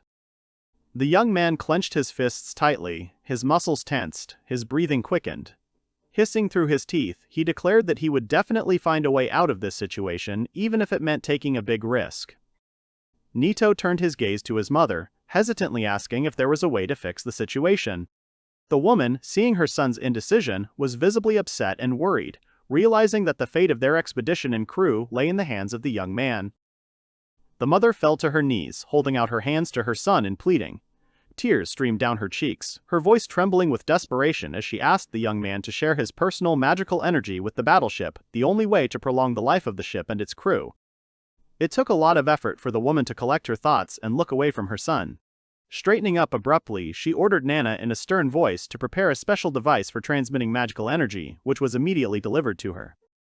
The mother looked at her son pleadingly and asked him to touch the magic crystal, putting the maximum amount of her magical energy into it. Her look spoke of extreme need and dependence on the result, leaving the young man with little choice. She said that all team members rely on him. The crew of the ship huddled around the young man, tearfully begging him to fulfill his mother's last request. He faced a difficult task, to sacrifice part of his soul to preserve the lives and health of his comrades. Smiling broadly and looking encouragingly at his mother and colleagues, the young man nodded confidently and calmly, agreeing to share his life force with the ship. His consent gave those around him faith and hope that the decision had been made correctly and necessary. As soon as the young man touched the crystal, he felt the life force flowing from his body into the ship's structure. Watching the process, the girls noted that the barrier around the ship began to actively thicken, building up layers of strength and stability. Having confirmed the effectiveness of the procedure, the mother said with hope that if it was possible to achieve a sufficiently thick magic layer, then even a powerful enemy magic projectile would not be able to penetrate the barrier, guaranteeing the safety of the crew and the ship. As expected from his master, the young man showed fortitude and endurance, even in times of crisis, finding a way out of a difficult situation. The transmission of magical energy had reached a critically high level, significantly exceeding the limit of the boy's body's endurance. He did not have unlimited resources. If this continues, the constant stress on the body will lead to rapid fatigue and physical exhaustion. The shield was filled with magical energy. The concentrated energy created the effect of a glowing dome, protecting the ship's hull from external influences. Nana screamed in panic when she saw alarming numbers on the sensors. The magical energy that powered the shield was once again beginning to fall dangerously. The crew went into shock, realizing that the defenses were about to fail, leaving the entire crew defenseless against an external attack. The mother asked the boy if he was okay. The boy leaned against the wall, unsteadily trying to catch his breath and fight off his fatigue. His cheeks were flushed, his pulse was beating rapidly in his temples, his lips were trembling from the strain. He took a deep breath, trying to get his thoughts in order and decide what to do next. The instrument indicators reported that the magical energy reserve had dropped to 10% and that replenishment was impossible. The commander announced to the crew that the countdown to the complete shutdown of the protection had begun. There was very little time left and a decision had to be made immediately. Every moment spent on rest or relaxation threatened loss of consciousness and complete shutdown of vital functions. The body was on the verge of exhaustion, and the slightest loss of concentration led to the failure of the mission and the death of everyone on board. The room filled with screams and cries. Women and girls covered their faces with their hands, sobbing convulsively and clinging to each other. The fear of death and the unknown took hold of them, turning the meeting into a nightmare from which it seemed impossible to escape. The young man froze in place, staring motionlessly ahead with glassy eyes. Shock and internal tension paralyzed his will, forcing him to stand in one place, unable to react to external stimuli. Having made an important decision, the young man gathered his last strength and defended the team, deciding to draw out every drop of energy from himself. Muscle tension, a deep breath, allowed him to enter a special state, temporarily increasing the body's productivity. Suddenly, all eyes turned to the young man's forehead, where unusual signs appeared, true symbols. The girl screamed in panic, realizing that the master had opened the seventh true gate of demons. The hero's forehead was brightly illuminated by a sign. It was strange to him that although his magic had reached its limit, Enid's body was overflowing with power. Nana looked at the gentleman with admiration. However, she expected that such a talented guy would eventually reach the seventh true magic gate. Mom agreed with her. Dora explained that Enid would absorb the magic around him until it ran out. In this way, he would be able to use the absolute true gate indefinitely. The girl was surprised that the boy was able to open it. Meanwhile, the master held on to the crystal. He had previously thought that 6 was the limit, but now, because of his desire to save everyone, he would do whatever was necessary. The maids were worried, but they supported their master. When he was ready, he gave the order to act. There was an explosion. The ship was intact and continued to hang in the sky. Nana checked the indicators and happily reported that the reflected shot from the magic cannon had disappeared. Everyone was happy. The girls clapped and wanted to congratulate the gentleman, but Honey got ahead of them, throwing herself into Enid's arms. She called the guy the best. Nana agreed with her and added that it was really amazing. She approached the hero and said that only thanks to him they were saved. Mom stood next to her and laughed. She picked at the tears that had come and admitted with a smile that Enid really wasn't surprised. The boy was glad to hear such kind words. He felt relief, but also weakness. The savior almost fell when the girl caught him. He could not understand who was holding him. It was Sylph. She praised the bespectacled man. When Enid looked up at the smiling fairy, she smiled at him and greeted him. Dora was terribly surprised that a goddess suddenly appeared in front of them. She screamed, but because of the overwhelming emotions, she immediately fainted. The battle dolls were worried about their mother. Sylph threw the gentleman over her shoulder and pouted at Dora's sharp reaction. Amidst the lively voices, Enid ran out of magic and passed out. In the end, the boy was satisfied that the matter was resolved. When the boy came to, Sylph excitedly said that she knew Enid would be able to return pure magical energy with absolute magical reflection. The goddess said that when the crack in the magical barrier appeared, she thought it was just a mistake. But then something surprise happened to her. Enid couldn't get a word in. Meanwhile, the fighting dolls were trying to bring their mother back to her senses as she was trying to get back on her feet. The fairy was asking the bespectacled man to trust her. The hero was watching the chaos that was happening in the room. In the end, he said that he believed Sylph. The goddess agreed that she was a good girl. She flew up to the magician and stroked his head, while he mentally came to the conclusion that he had indeed been saved many times. Enid asked her friend where she came from. The fairy revealed that she had used her super teleportation function to negate their ship's transportation suppression barrier. That was how she had gotten in. Sylph turned to her mother and greeted her. The girl was terrified. Enid said that was not what he was asking about. He wanted to know about the situation in the Sky City, about what had happened in his mother's magic ball. Sylph tearfully explained that after that, she was transported to a world 50 billion years in the future, where there was no sign of life at all, so she felt lonely. It was too much for time magic. She suddenly stopped crying and explained with a smile that she, as a goddess, was equipped with space-time transition as standard equipment, so she was able to return back to the hero's era. Nana joined their conversation. She asked excitedly if the goddess's story was true. The girl asked with the assumption that if this was true, then Sylph could return the master back to his time. Enid was immediately interested, and at the same time, it was incredible to him that there was a chance to return home. The goddess confirmed that she could bring Enid back home. The boy's eyes lit up. He couldn't believe that he could see his family soon. The fairy touched his nose and said that it was up to him. She boasted that thanks to frequent use of the space-time transition, she had developed a knack for it, so there was no time difference for her. Enid asked impatiently if he could return. The goddess confirmed this, but warned that there was a chance that the passengers might not survive the transfer. The young man was surprised by this. Seeing his reaction, she asked him to calm down. Sylph explained that they could fall into space or end up in another parallel world. He thought that the chances of something going wrong were not that big. The guy was sure that everything would be fine. He was ready to take any risks just to meet his family. Enid clenched his fist and asked his goddess to try the transfer. Sylph agreed to help and asked to come with her. She clicked, activating her space-time transition skill. In an instant, everyone on the ship felt dizzy. The ship itself was torn between time periods until it moved to where they needed to go. When it was over, Enid noticed that he had a strange feeling for a moment. The goddess turned to the boy and told him to look overboard. When he looked out, he saw familiar houses and streets. In front of him was his hometown. It was a sunny day. The inhabitants were walking, working in the fields, laughing. Among them, Enid noticed familiar faces from the ship, Dutton and Luina. They were walking together and talking about something among themselves. Only now did the guy believe that what was happening was real. The hero was so moved that tears ran down his cheeks. He assumed that Dutton and Luina were returning home and noted that they had not changed.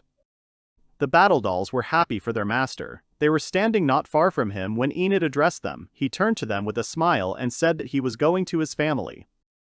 The girls supported their dear master. They all smiled at him, letting him go ahead to his family, whom he missed so much. With the help of flight magic, the hero flew over the city. Enid opened the map and saw that his parents and sister were in the church. He wanted to see them as soon as possible. Suddenly, an old man on the ground noticed him. He immediately recognized him as Mr. Enid and exclaimed. The other residents also turned their attention to the sky. The boy smiled and fluttered at them. He noted to himself that everyone would be surprised since he was considered to have died in the ruins, so the young man had grown up. The hero noticed that the townspeople began to cry bitterly upon seeing him. This worried him, although he himself did not understand the reason for this. Lost in thought, he flew a little over the church. Seeing the sanctuary, he landed carefully on the ground and breathed a sigh of relief. Finally, he was here. The boy saw the battered church door and wondered if the building had always been that old. But then he reminded himself that his memories were 5 years old, so he could be wrong. Standing in front of the door, the young man thought with a smile that his relatives would be surprised, because for his family, the son who disappeared just yesterday would appear 5 years older. Now he can see everyone. Enid opened the door and entered the church. His whole family was praying there. He turned to his parents and sister, saying that he was home. Amilia turned sharply to the guy. Tears of happiness were streaming down her face. She smiled happily and greeted her brother. The parents trembled with excitement. They could not believe that their son, alive and well, was standing before them. Enid said that it was really him. Amilia threw herself into her brother's arms. She cried, saying that it was not a dream. It was a great joy for her to meet Enid again. She was happy that he was alive. The guy hugged his sister back and laughed, saying that it all looked a bit dramatic. The girl abruptly admitted that she tried to follow in her brother's footsteps every day. This confused the hero. Amilia said that every day she repeated the instant death spell, trying to calm her heart and retire, but she was never able to complete the spell. As she listened, Enid noticed that she had become more obsessed with it. The girl added that she was unable to complete the ritual because she remembered her older brother's request to continue living, which is what she had been doing until that day. Afterwards, Amilia told that in addition to instant death, there is a spell called Deadly Poison. She also conjured Cloud of Death and called Hellfire. The young man interrupted her, asking her to stop. He wanted to end this conversation. Enid was taken aback by what was happening. He thought about it. Logically, he should have disappeared from the ruins only today, and not even a day had passed yet, but Amilia had clearly become more mature. Her shape was more rounded. The sister looked like a real high school girl. The hero thought that this was supposed to be a touching reunion scene, but because the girl was hugging him, he felt every part of her body. Amilia pressed herself even closer to her brother and said that 1653 days had passed since he disappeared, and she had not forgotten him for a single day. Edith was taken aback. The young man asked her again. The girl confirmed that 4.5 years had passed. She told him exactly how long her brother had been gone, down to the second. The hero was surprised that it had been about 5 years since he had disappeared. He understood why he felt strange when he saw the buildings and the people. The parents said that since the day their boy disappeared, they continued to pray in the church and finally, they met him again. For them, there was nothing more joyful than to see their child. Enid looked at his father and mother with tears in his eyes and a smile. However, he could not understand why he returned 5 years later and assumed that this was the very one case of the possibility of a magical error. The hero thought, if he returned to the era in which only 1 day of disappearance had passed, something even more complicated could have happened. The guy thought that it could be such a peculiar visor of the goddess. Keynes turned to his son. He asked him to tell him what had happened to him over the past 5 years. His father asked him what had happened to him after he had disappeared from the ruins. Enid didn't know where to begin. Suddenly, he heard Sylpha's voice in his head. She advised him to tell everything as it had happened.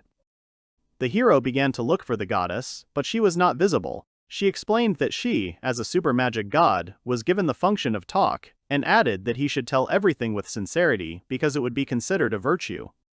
However, the boy was not sure that his parents would believe such an absurd story, but he still decided to listen to the goddess's advice. The parents looked at their son with tension. The young man eventually told everything that had happened to him. The father said thoughtfully that Enid had also been through a lot of hardships during those 5 years, but the father wasn't sure that using dangerous drugs was a good idea. The boy was outraged and asked where the man got such ideas. The mother assumed that her son had simply hit his head hard because the creation of ancient magical civilizations, a floating city and time jumps, sounded implausible. Enid realized that he was in trouble because no one believed him. Even though he told everything frankly, he was still seriously concerned that what was happening might become an illusion or fantasy. Amilia raised her hand, saying she wanted to clarify something. She asked tensely if Enid hadn't had an affair recently, adding that it was impossible when he had her. He quickly assured her that it was not that important, but the girl did not listen to him. She said that she believed in her brother all this time. That is why she had remained pure until now. In his mind, the young man was amazed that she said such a thing right in front of her parents. Amilia asked Enid if he too was pure, but he couldn't tell her what kind of relationship he had with the dolls. He thought that since the harem in the jungle was an event from the future, it hadn't really happened in the present yet. The young man smiled and confirmed that he had no mistresses or women. He had no close relationships with anyone from this world and time, but his answer, on the contrary, created even more questions for his sister. She asked him about his relationships with non-human women, such as elves, demi-humans, beastmen, and monsters. The guy quickly answered negatively to all of them. After Amilia heard what she wanted, she sat back down on the bench with her parents. The hero exhaled. He decided it was better to avoid shock from his sister. Looking at his family, he can't understand what to do next. Suddenly, the answer came to his mind. The goddess advised him to show them the battleship and the rest, which would serve as proof of his words. He decided that this was the only way to solve his problem. The gentleman contacted his mother and asked if it was possible to land the ship where he said. He also asked to organize a mass transfer. Enid led his family into the wilderness, several dozen kilometers to the west. When the ship arrived, the parents and Amilia were amazed. They could not believe that such a huge magical ship could exist. The guy approached Carla and explained that the magical battleship Earth was made of orichalcum alloy. It was about 333 meters long and could hold more than 500 people. The woman was surprised. She said thoughtfully that it was larger than the world's largest galleon, a magical flying ship, and asked what kind of substance it was. Orichalcum alloy. The young man said that this orichalcum has the highest protection in the world and was created using other metals and magical technologies that were lost, so this metal is considered long-lasting.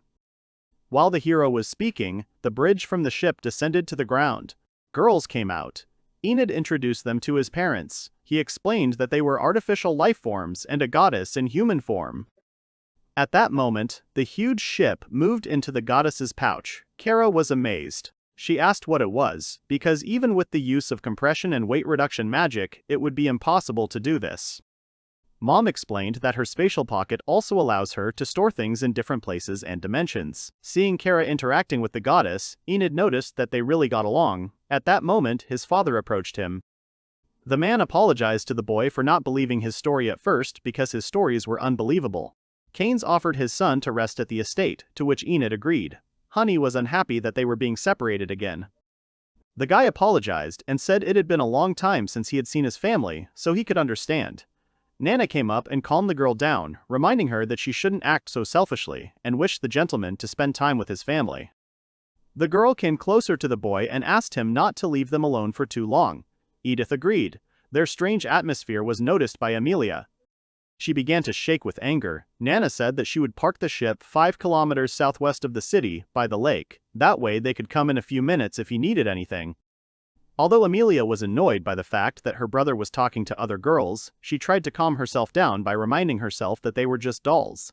Enid noticed her strange behavior and asked what was wrong, but there was no answer. At home, a richly laid table awaited the hero. He was delighted. In front of them stood food that they could afford once a year. There was even an omelette made from the prized cockatrice eggs. The nanny, mother and sister said that today was a special day because Enid came home safe and sound, so they tried their best and put all their efforts.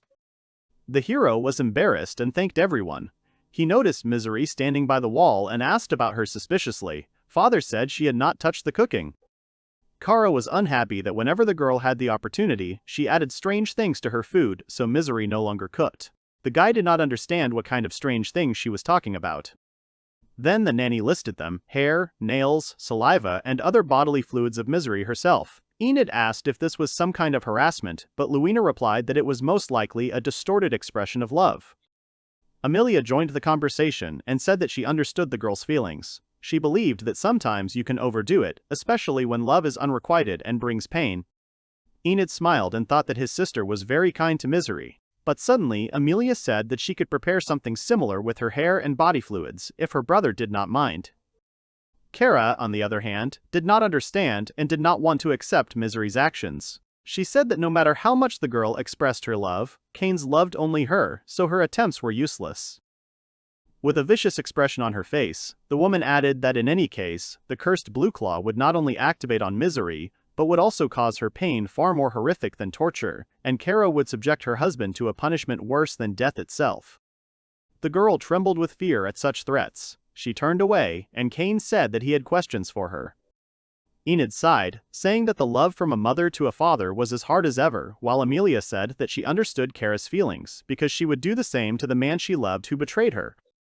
Luina admitted that it would be impossible for her to force her beloved to drink her liquids or to torture him.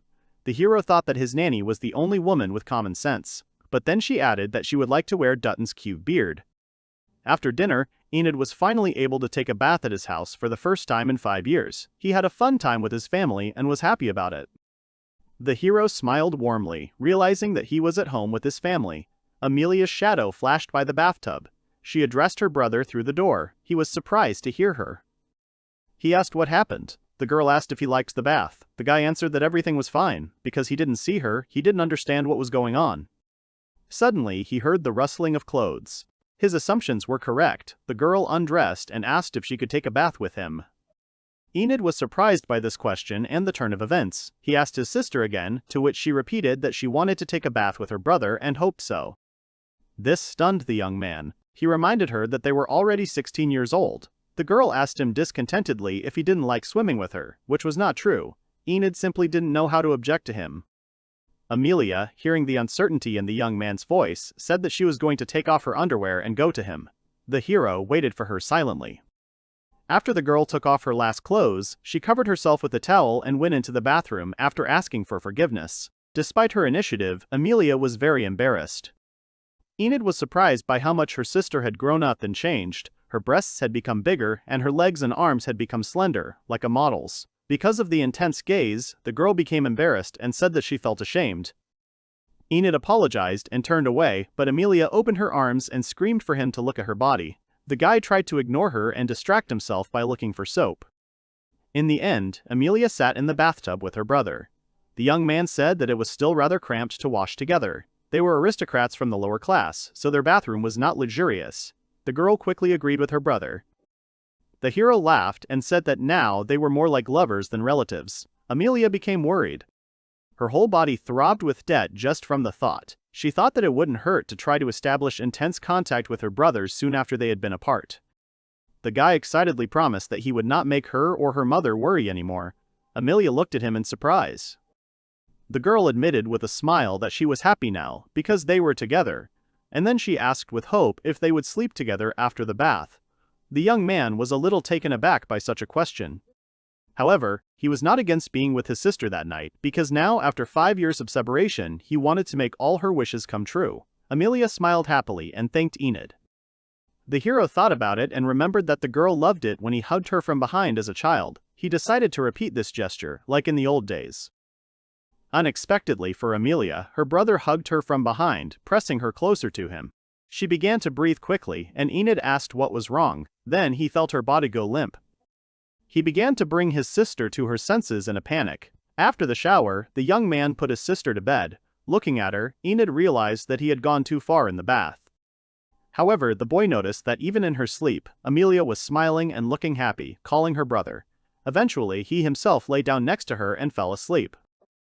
The next day, Enid learned that the city's rank would soon rise to D level. His father said that the population was steadily increasing and would soon be 500 people. For the hero, this was surprising because 5 years ago there were only 200.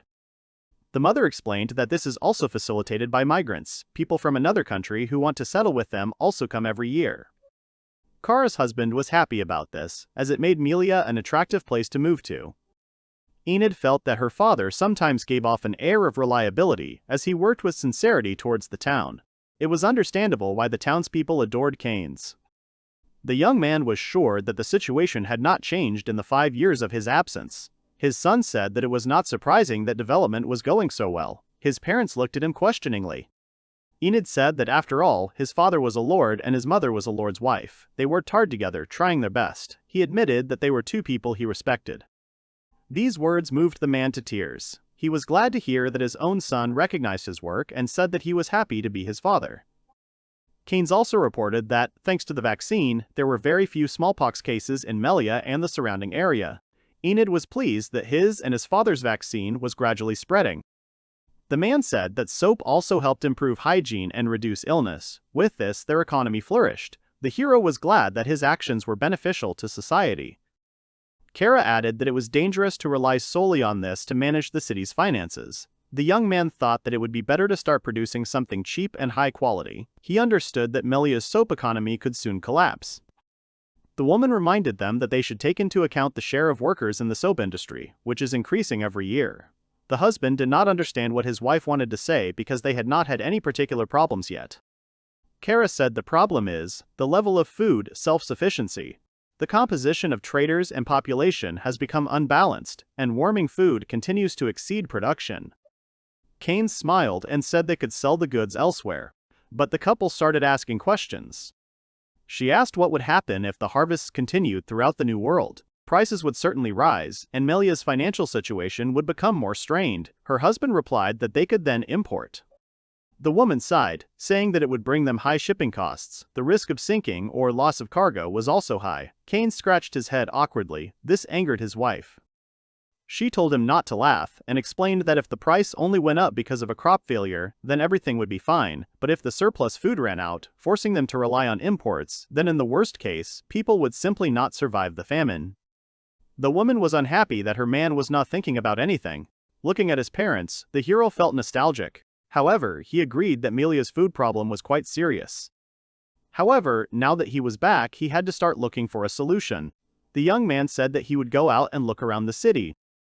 The mother asked her son to greet the residents. The father agreed, adding that he needed to meet the new residents, which was very important to Enid. He listened carefully and agreed.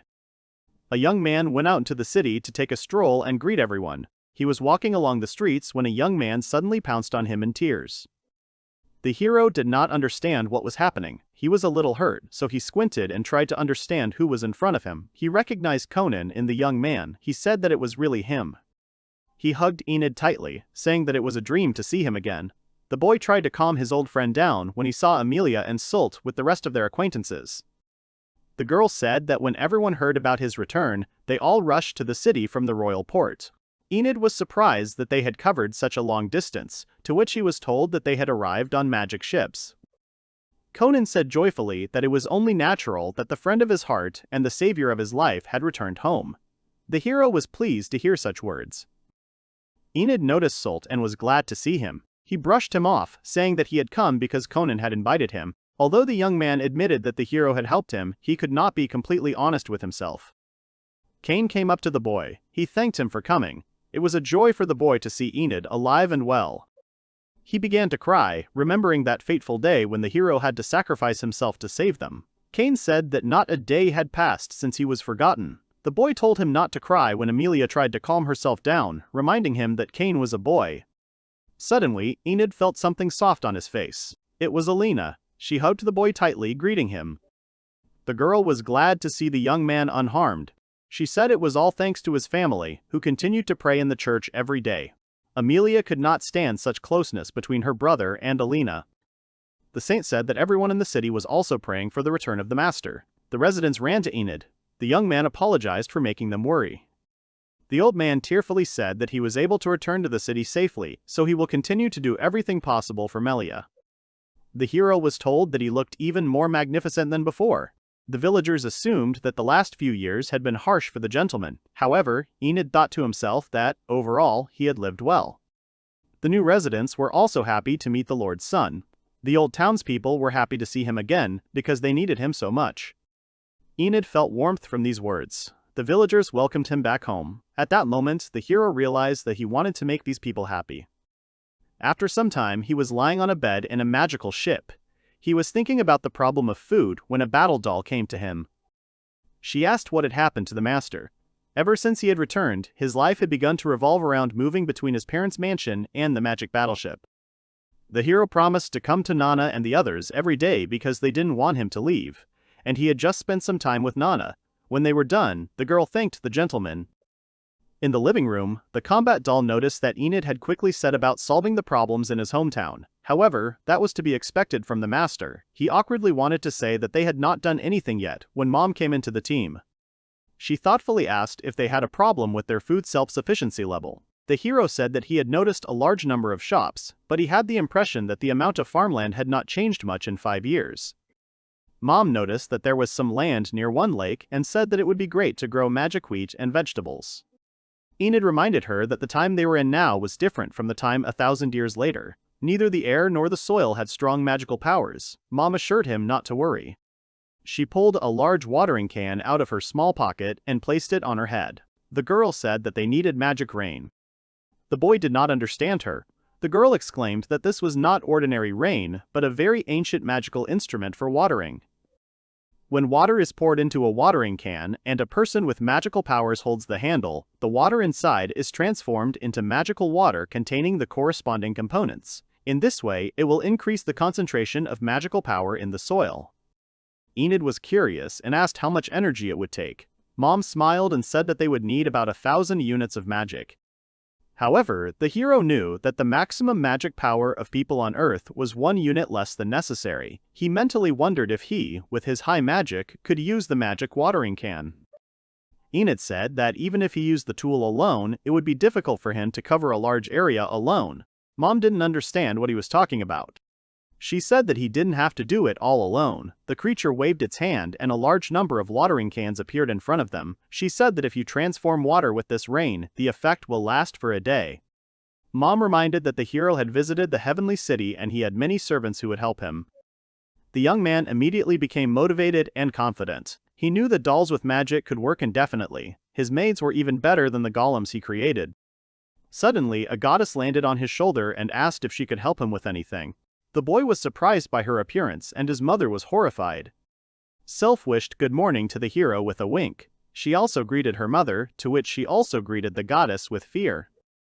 Enid asked the fairy what had happened to her, since he had not seen her since they had arrived in Melia. The deity replied that she was the incarnation of the original, who was now asleep. However, the hero did not know about such a phenomenon.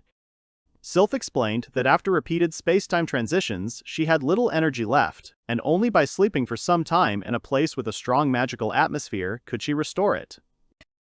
The guy asked if her hibernation lasted about the same amount of time as it did in the Sky City, 3 years. The copy thought about it and answered that it depended on the case, so the recovery could take decades or even hundreds of years. Seeing the hero's worries, the fairy poked him in the cheek and told him to calm down, because the goddess would continue to be with him, only in the form of an incarnation that would also give him advice. She added that the copy's abilities and combat power were lower than the real body. Enid thought about it. Sylph said that if she were bitten by the Dragon King, she would get a bite mark because her body was weak enough, and if she fell into a red-hot crimson crater, she would get a burn because her body had become more tender. The fairy compared herself to the original. If it were to fall into the direct flow of a solar blast, it would feel only pleasant warmth. However, Enid believed that even the incarnation had an insane vitality. Sylph winked and said that she would first show them which direction to cultivate the land in using divine divination. She closed her eyes and said that access to the collective memory of the world, where all events since the beginning of time were accumulated, had been illegally carried out. The goddess was going to tell the hero what action would lead to a better future. The deity pointed her finger in a certain direction and began her fortune-telling on the best direction for cultivating the land. The wind rose and a whirlwind enveloped her. The doll's skirts rose, as did her mother's. The young man looked at her awkwardly and wanted to ask about underwear. The girl replied that she adhered to the principle of not wearing it. Meanwhile, the fairy continued to work on the prediction. The weather suddenly calmed down, and Sylph pointed with both hands in the direction they needed. It was northwest. Everyone was surprised by this choice. The goddess happily said that everything was correct. Divine prophecy said that they should start from the northwest. She was sure that the harvest would be rich. Enid thought it was a strange method of divination, but if his goddess said so, it might work. Following her advice, they decided to begin working the lands northwest of the lake. But first, they divided into teams. Team A reported that they had caught large wild animals, such as bears and ferocious bulls that inhabited the area. Team B reported that they had managed to get rid of medium-sized wild animals such as wolves and coyotes, while Team C had dealt with giant snakes and crocodiles. The combined DE team cleared the area and destroyed 311 goblin clans led by their lord. The following FGH teams captured 59 ancient and 7 super ancient basilisks, and IJ destroyed the boss monster, the super ancient dragon. Mom asked the hero if such a large territory would be enough for them. He answered positively. He saw that the magic dolls had great combat power. They were good at destroying dangerous animals and demonic beasts. The young man thought that if he took the catch to the Hunters Guild, he could receive a reward and many useful materials. In addition, uninhabited lands could be recognized as property for the payment of taxes. The hero said enthusiastically that they should start preparing the land. Mom held him. She said that watering with magic water requires fine-tuning, and the doll servant is the right one for this. They will leave the Lenten tasks to the dolls. Enid suggested using regular golems for physical work. The girl said that they could use wild soil to create monsters. She added that they would continue tomorrow, and the boy himself should try this evening. The boy didn't understand what she meant. Mom said that they had decided to reward the team that showed the best results. The girls stood in anticipation before their master, who understood where this was all heading. Enid agreed with this. In the evening, with the help of flight magic, he returned to his place late at night. The guy was very tired because today was not only the ablution of the territory, but also the awarding of more than 10 battle dolls. It was high time to rest, but when he opened the door to the room, he saw in the darkness a smiling Amilia who greeted her brother. Enid leaned against the door in surprise and noticed with surprise that she was still awake. The girl said that it was a sister's duty to wait for her brother. She asked if he wanted to have dinner or take a bath. The young man immediately said that he had already done everything. Amilia looked at her brother carefully and saw a small bruise on his neck. She grabbed the boy's head sharply and asked with madness in her eyes if that kiss mark on his neck was made by those magic dolls. Enid immediately remembered how hard it was with his sister after returning to Earth. She was very angry that her brother was cheating on her and was ready to find his mistresses. The young man agreed that the kiss on his neck. Amilia bowed her head and said that even if he had special hobbies or had been kissing magic dolls for the last 5 years, she didn't care. The hero mentally noted that magic dolls were considered objects. The girl came closer to her brother and hugged him by the hand. With a creepy smile, she said that she would accept all his strange hobbies. The young man thanked her uncertainly. The girl suggested that Enid lie down and sleep next to her. The guy decided to keep quiet about the fact that it was not about kissing at all. The next day, the dolls filled a jug with water from the lake for their owner. The young man began to work. He turned ordinary water from the pond into magical water as they began to spray it with the help of doll servants. The water in the jug began to glow in a special way due to magic. According to the mother, if they repeat this process for several days with thousands of servant dolls, the land can be converted into arable land for growing magical wheat and greens. With the new job, Enid had a new role. One of the dolls came to him. She said that she had little magic power left, so she asked the master to replenish it. The other girls jumped up and said that they also needed a recharge. They asked for his saliva to replenish their magical powers. The hero tried to calm them down. The young man hugged one of the dolls and kissed it. It was a technology of transferring magical energy through contact and introducing liquid into the body. Otherwise, it was called the ceremony of transferring magic. Other technologies were lost on Earth. He knew that no matter how human-like the dolls were, they needed his help. When he finished, another doll came to him for help. Rina was about to kiss the master, but Nana stopped her. She noted that the remaining magic was enough for the girl to work and reminded her that she could only kiss the master after the magic power dropped below 10%. Rina quickly apologized to the doll and left. Enid noticed that Nana was working as a supervisor today. Glasses showed both the total magic power and the remaining one. Although the fraud was exposed, the boy had a strange feeling. Looking at the battle doll with glasses, he saw a beautiful teacher or secretary in it. They divided the work into specialties, and the cultivation of uncultivated lands continued steadily, while the cultivated lands expanded. Golems worked alongside the dolls, performing heavy physical tasks. After some time, the hero's parents stood in the field and were amazed at the work done. It was hard for them to believe that in such a short period of time, they were able to create such a vast and well-kept land.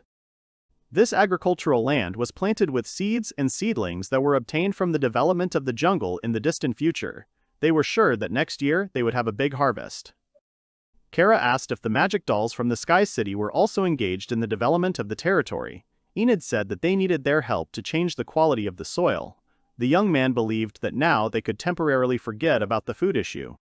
Father thoughtfully noted that although the lands of the New World were large, most of them were barren lands. Because of this, vegetables did not grow well, especially in the northern regions where people suffered from hunger. The man wanted to do something to help these people. His wife noticed that her husband thought too much about others. He asked if they could afford to help the poor. Enid understood her father's feelings, but they still did not have any surplus food. Keynes continued to try some way and thoughtfully said that if they could find some culture that would grow well in cold regions, it would save the situation. An idea struck the hero. He remembered that such a culture, which was hardy in cold places, existed on Earth. It was very nutritious and had saved people from starvation more than once. However, the young man was not sure that this culture existed in this world. Enid's head ached from thinking about it. He grabbed it and couldn't figure out what to do with this information. Suddenly, a goddess appeared before him. She came again to deliver the prophecy. Sylph warned that only the hero was blind now. He asked what the prophecy said. The deity thought for a second, collecting his thoughts, and then said that what they were looking for was in the southwest, high in the mountains. She added that the sprouts of this crop cannot be eaten because the buds are poisonous. If all goes wrong, she can say goodbye to this world and go to another world. The young man thought about her words. Suddenly he remembered, one of the 4 main agricultural crops, along with wheat, rice, and corn, was the potato. He clenched his fist in determination. Now they had no choice but to go southwest to save the northern regions from starvation with potatoes. In the end, he decided to go looking for potatoes with his sister. She was happy that she and her brother were traveling alone. With the help of flight magic, they flew over forests and mountains. Enid held Amelia's hand, who sighed and said that they hadn't held hands like that for a long time. The hero agreed. The girl was also glad that there were no magic dolls nearby that prevented her from being with her brother, but Enid did not share her joy because he had originally planned to go on the search himself. However, he couldn't refuse in the end. Some time ago, when he told his parents about it, they were standing in the study in the mansion. His mother was not against such a trip, but she had a condition. Kara was serious. She pointed her finger at her son and told him to be sure to come back within a week. His father stood behind her and nodded in agreement. The mother admitted that she couldn't find peace just at the thought of losing her son again. Enid smiled and said that he understood their feelings. Amilia stood behind him. She started crying and said that they had already been separated for 5 years, and she definitely couldn't stand it for another week. The girl asked that she also go with him to look for potatoes. That's how they came to the point where their brother and sister flew together over the world. Before the journey, the young man also had a hard time convincing his mother and the battle dolls to stay. However, he was not sure that a week would be enough to find the saving culture. The new continent was divided into north and south, but the settlers from the continent of Usea lived only in the north, in a limited area in the eastern part. The southern continent, where they were heading, was completely unknown. The goddess called him. She warned him that if they tried to match Amelia's speed, they would have to fly for too long. The young man mentally noted that there were 3 people on their journey, including Sylph, who acted as a guide. Meanwhile, the fairy suggested that they hurry. The goddess said he should speed up 10 times faster. The boy asked her again in surprise. Amilia looked at her brother questioningly. He decided he should speak more quietly. Sylph said they should try. Enid reminded her that her sister's magical powers were not that great. The goddess said that this problem could be solved if the hero took his sister in his arms and flew. Although he was surprised at first, he agreed that it would be more effective. The young man turned to the girl and asked if she would let him hug her. Amilia blushed and looked at him in surprise. The brother explained that if he took her in his arms or she sat on his back, they would fly faster. The girl looked at him languidly and agreed, because it was Enid who suggested it. She asked if he would hug her like a princess. When the guy took Amilia in his arms, the goddess was ready to accelerate. Enidu's position did not seem particularly comfortable. Moreover, he understood that his consumption of magic power would be greater, but this should not be a problem for him. The hero noticed that Amilia was enjoying the situation in the meantime. At the same time, the young man created a thick wind barrier. Now there was no need to worry about the impact on the eardrums at high speed. Sylph was already prepared for the acceleration itself tenfold. The heroes simultaneously sped up as the goddess flew forward. She offered the boy to catch up with her and sped up 20 times more. Enid compared Sylph's speed to that of a jet plane. Following the goddess, the boy did not know where they were going. They had already flown almost 1,000 kilometers. Suddenly, the Sylph stopped and called out to the hero as he flew past her. The goddess said he was terrible at stopping. The boy asked for forgiveness, and Amilia asked if her brother was okay. The Sylph pointed to the mountains. She felt that there was plenty of harvest there, which is exactly what Enid was looking for. The goddess winked and said that they would have to ask the people of the mountain what the boy was looking for. In the system, Enid checked the information about the area. There was indeed significant biological activity. He guessed that this was a settlement of indigenous people, and perhaps they could grow potatoes. The boy noticed that this area was called Amazonia. He did not understand why it existed in this time. The hero remembered that in the future, this place would be very different. Enid noticed that the outfit and masks looked the same as the ones he had seen in the future. Looking closely at the inhabitants, he thought that they might be the ancestors of the girls he had met in the future. Amilia asked if what he was looking for was here. He replied that he was not sure, but he hoped. The brother suggested that his sister go down, to which she agreed. The girl admitted that she would follow him everywhere. They flew closer to the appearance so that the masked Amazons saw them in the sky. They began to point at Enid, who was descending with Amilia in his arms. The hero heard something being shouted at them, but he did not feel any hostility from the guests. He activated the understanding of the language with the help of magic. The girls seemed to be waiting for him to come down from the sky. They were impatient. The Amazons knelt down and bowed. The women called Enid, the legendary white man. Amilia asked what was going on, but even the hero did not know the answer to the question. The guests were taken to a large tent. The sister noted that they were greeted very kindly. The young man agreed with this. He still could not understand what was happening. The hero thought.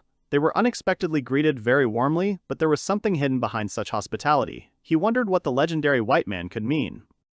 A girl in a mask came out to them, but even so, Enid saw familiar features in her. The Amazon greeted the guests. She sat down in front of them and introduced herself as Lilian Amazonia, Queen of Amazonia. The other girls sat on either side of her. Enid was amazed. Lilian was a copy of Queen Anria. Even her voice sounded exactly the same. He assumed that she was her direct ancestor. Amilia asked why they were so hospitable to them, even though they were meeting for the first time. The queen replied that it was because they were the legendary white people. Lilian said that they had a legend that told of a messenger from the spirit of creation god who created this world, and their ancestors called him the white man. The day he came down to them, he brought happiness to them all. The queen said that the legendary man had left promises that he would return to their land someday. The goddess appeared over Enid's shoulder and said that this sounded interesting. She said that the hero should call himself the legendary white man. The boy mentally told Sylph that he didn't like to lie, because it made him feel bad. He wondered if he was doing the right thing, but the boy knew that everything would go more smoothly if he continued to play the role of the white man. Enid smiled and confirmed that they were the legendary people from their legend. Amilia did not expect him to introduce them like that. The queen asked if they could help him with anything. The boy said that they were looking for plants that could grow in cold regions and depleted soil, and hinted at potatoes. Lilian replied that there were plenty of potatoes growing on their lands. There was a pile of potatoes in front of the heroes. Enid didn't expect the search to be so quick and easy. The guy was glad that there was a magic bag next to him where he put all the potatoes. When he closed the bag, he asked Lilian if it was okay for them to give away so much of the vegetable. The queen replied that he shouldn't worry. Then, Enid took out the diamonds and asked the Amazons to accept them. He didn't know how else he could thank them for the potatoes. Lilian's eyes lit up. She immediately took the gift in her hands, examining it. The hero felt nostalgic, seeing the familiar reaction. He was glad that he brought diamonds from the future to the present. However, the young man did not understand why neither agriculture nor legends were known in the future. He assumed that the region could somehow influence the further development of this people. The boy caught himself thinking that he was thinking too much, so the heroes got the potatoes safely. The queen kindly allowed them to stay the night. Afterwards, they set off to deliver potatoes to the northern part of the New World. As they flew, Enid hugged his sister, who was happy about it. The goddess noted that in this position one can fly stably. The hero tried to reassure himself that he simply followed the advice of the deity and had no intentions. By evening they were able to reach the largest city in the cold region. There they were met by Governor John Hoffman Eric. He examined the potatoes and was upset that they looked so ugly. The man asked if they could really grow it in their cold regions and harvest it in large quantities. Enid confirmed this and said that regardless of the type, the vegetable tasted good. The governor said he wanted to express his gratitude. He would make sure that the governor's records would include the information that Enid had donated a new type of culture. However, to the hero, this did not sound like gratitude. When they came out, the boy thought that these were just the words of a person from another country whom they met for the first time, so it was unrealistic to expect him to believe it right away. Enid suggested that his sister go back home. Suddenly, Amilia stopped and exclaimed with shining eyes that her brother was a good boy. The guy was surprised by such unexpected praise. The girl noted that the young man was working not only to solve the food problem, but also for the sake of people in remote cold regions. Enid sheepishly said that it was some kind of charity project. The hero scratched his head and thought that it would be good for Amilia herself if her fame spread. However, at the same time, he would like to reduce the number of people suffering from hunger as much as possible, and these were his sincere feelings. The sister admitted that she was proud of her brother. She hugged the young man tightly and said that she would follow Enid for the rest of her life. The hero sighed. It was hard for him to hold the girl. The mother stood in front of her eldest son and declared that it was time for him to get married. Enid was surprised by this statement. He thought he was too young to get married, but Kara didn't think so. She said that in this country it wasn't strange to get married at 15 because that was the age of majority. The woman bitterly added that it was necessary to take into account the fact that the young man had been missing for 5 years, and she was not surprised that he was lagging behind in this regard. She said that he would soon be 19, and while it was good to focus on the development of the city, he also needed to think seriously about his own future. The young man asked what about Amilia. Kara said that it was for his sister's sake that she wanted him to marry. Enid did not understand her logic. The woman explained that Amilia would not marry anyone until the guy married himself. The mother stood up, sighed, and said that her daughter had even told her that she would only marry her brother. The hero muttered that Amelia's brother complex was causing problems. Enid's exact eyesight, the 17-year-old sister seemed too young, but in this world, that age is considered suitable for marriage. After 20, it will be more difficult for a girl to marry on good terms. He wouldn't want to be the reason for that. Kara quietly suggested that maybe it would be better if Enid and Amilia were together, but the guy didn't hear her and asked again. The woman waved the answer away. When the family gathered to eat, Hana was also present and fed the gentleman with a spoon. She blew on the food and gave it to the boy. The parents were embarrassed to watch such a picture. Kara noted that her grown son could eat on his own without anyone's help.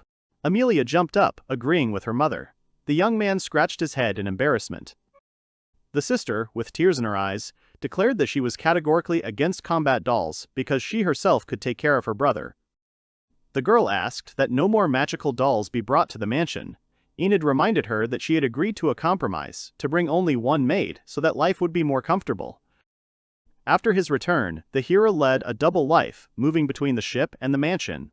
The dolls begged to be allowed to serve alongside the master in the mansion, so now they take turns working as maids. However, Enid did not understand why Amilia still had such a negative reaction to the dolls. The sister said that she could help her brother herself. She yelled at Nana, saying that the way she was feeding her was wrong anyway. The doll listened to her attentively and then suggested another way.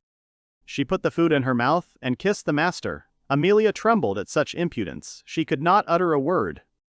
The girl remembered the doll as her opponent. Her father agreed that Nana was quite incredible, as she was a highly effective magic doll, and said that he would also like to have such a maid.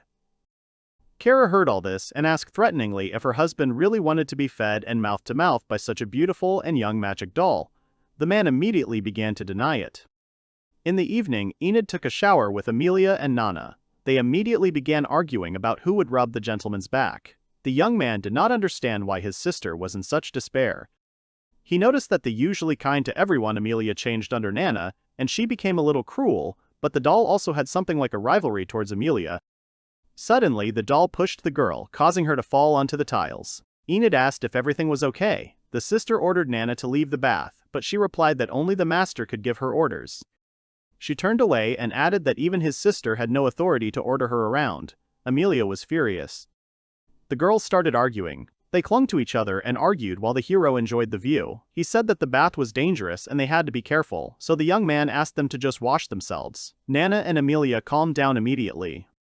The sister came up to her brother and knelt down in front of them. She took a rag and asked him to let her wipe the front part of his body. The girl nevertheless gave in to the doll and entrusted Enid's back to her. The young man wanted to stop his nimble sister. Initially, he wanted to suggest that they wash each other's backs in turns. Nana pressed herself against him from behind and quietly called out to the master. She asked him to let her wash his back using her body. The guy exclaimed that it was too much, and Amilia screamed.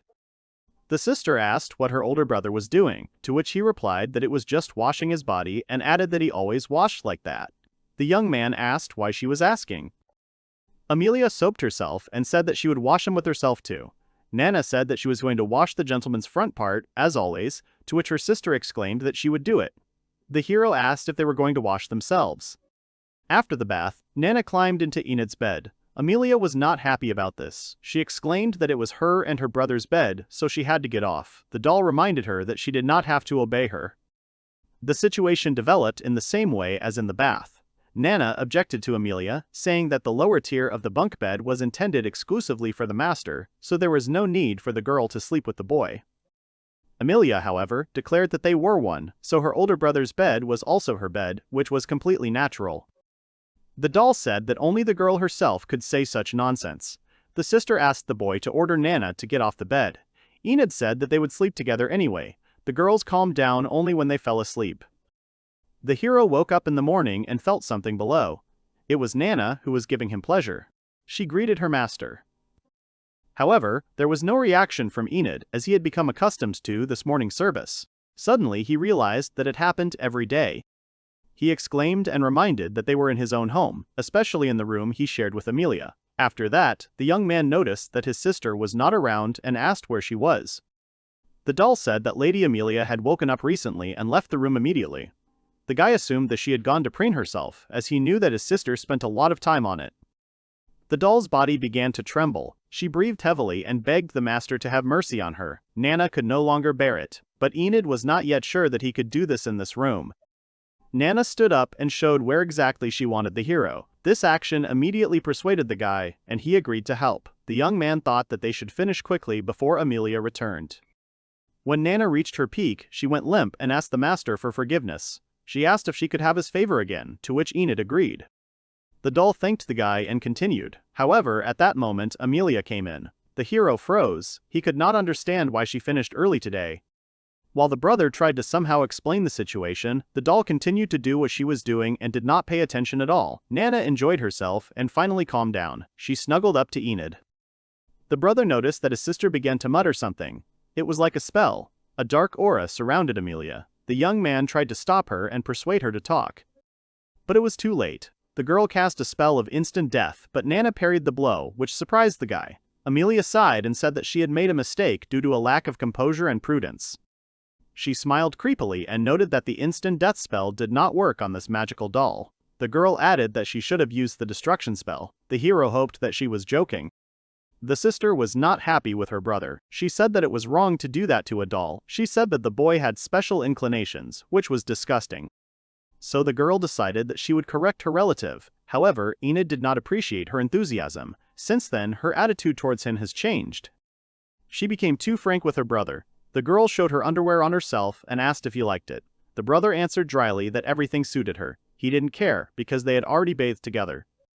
He finally decided to ask her directly what was wrong with her, as she had been acting strange lately. Amilia explained that it was a correction to get her brother interested in real women.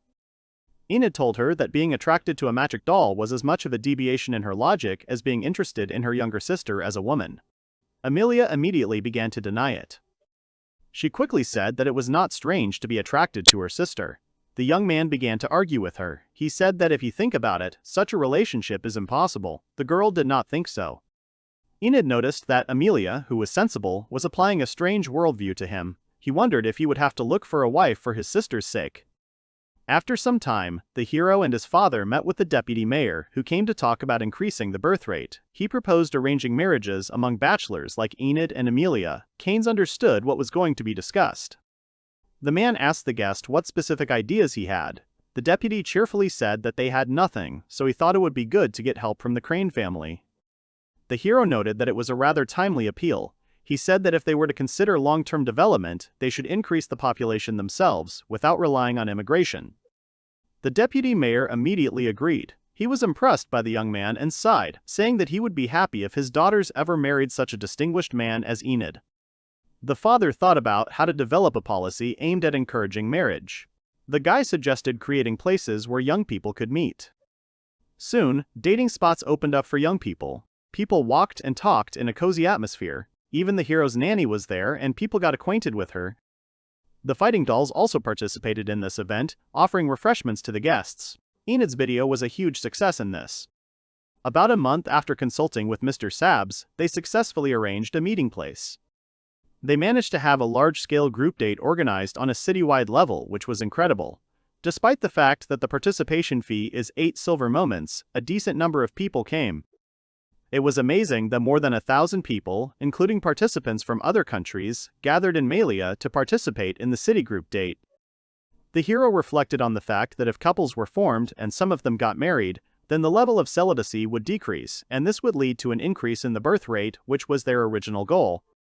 Amilia called her brother. The girl thanked Enid for his work in going around the venue. He asked why she came to him when she was talking to other guys.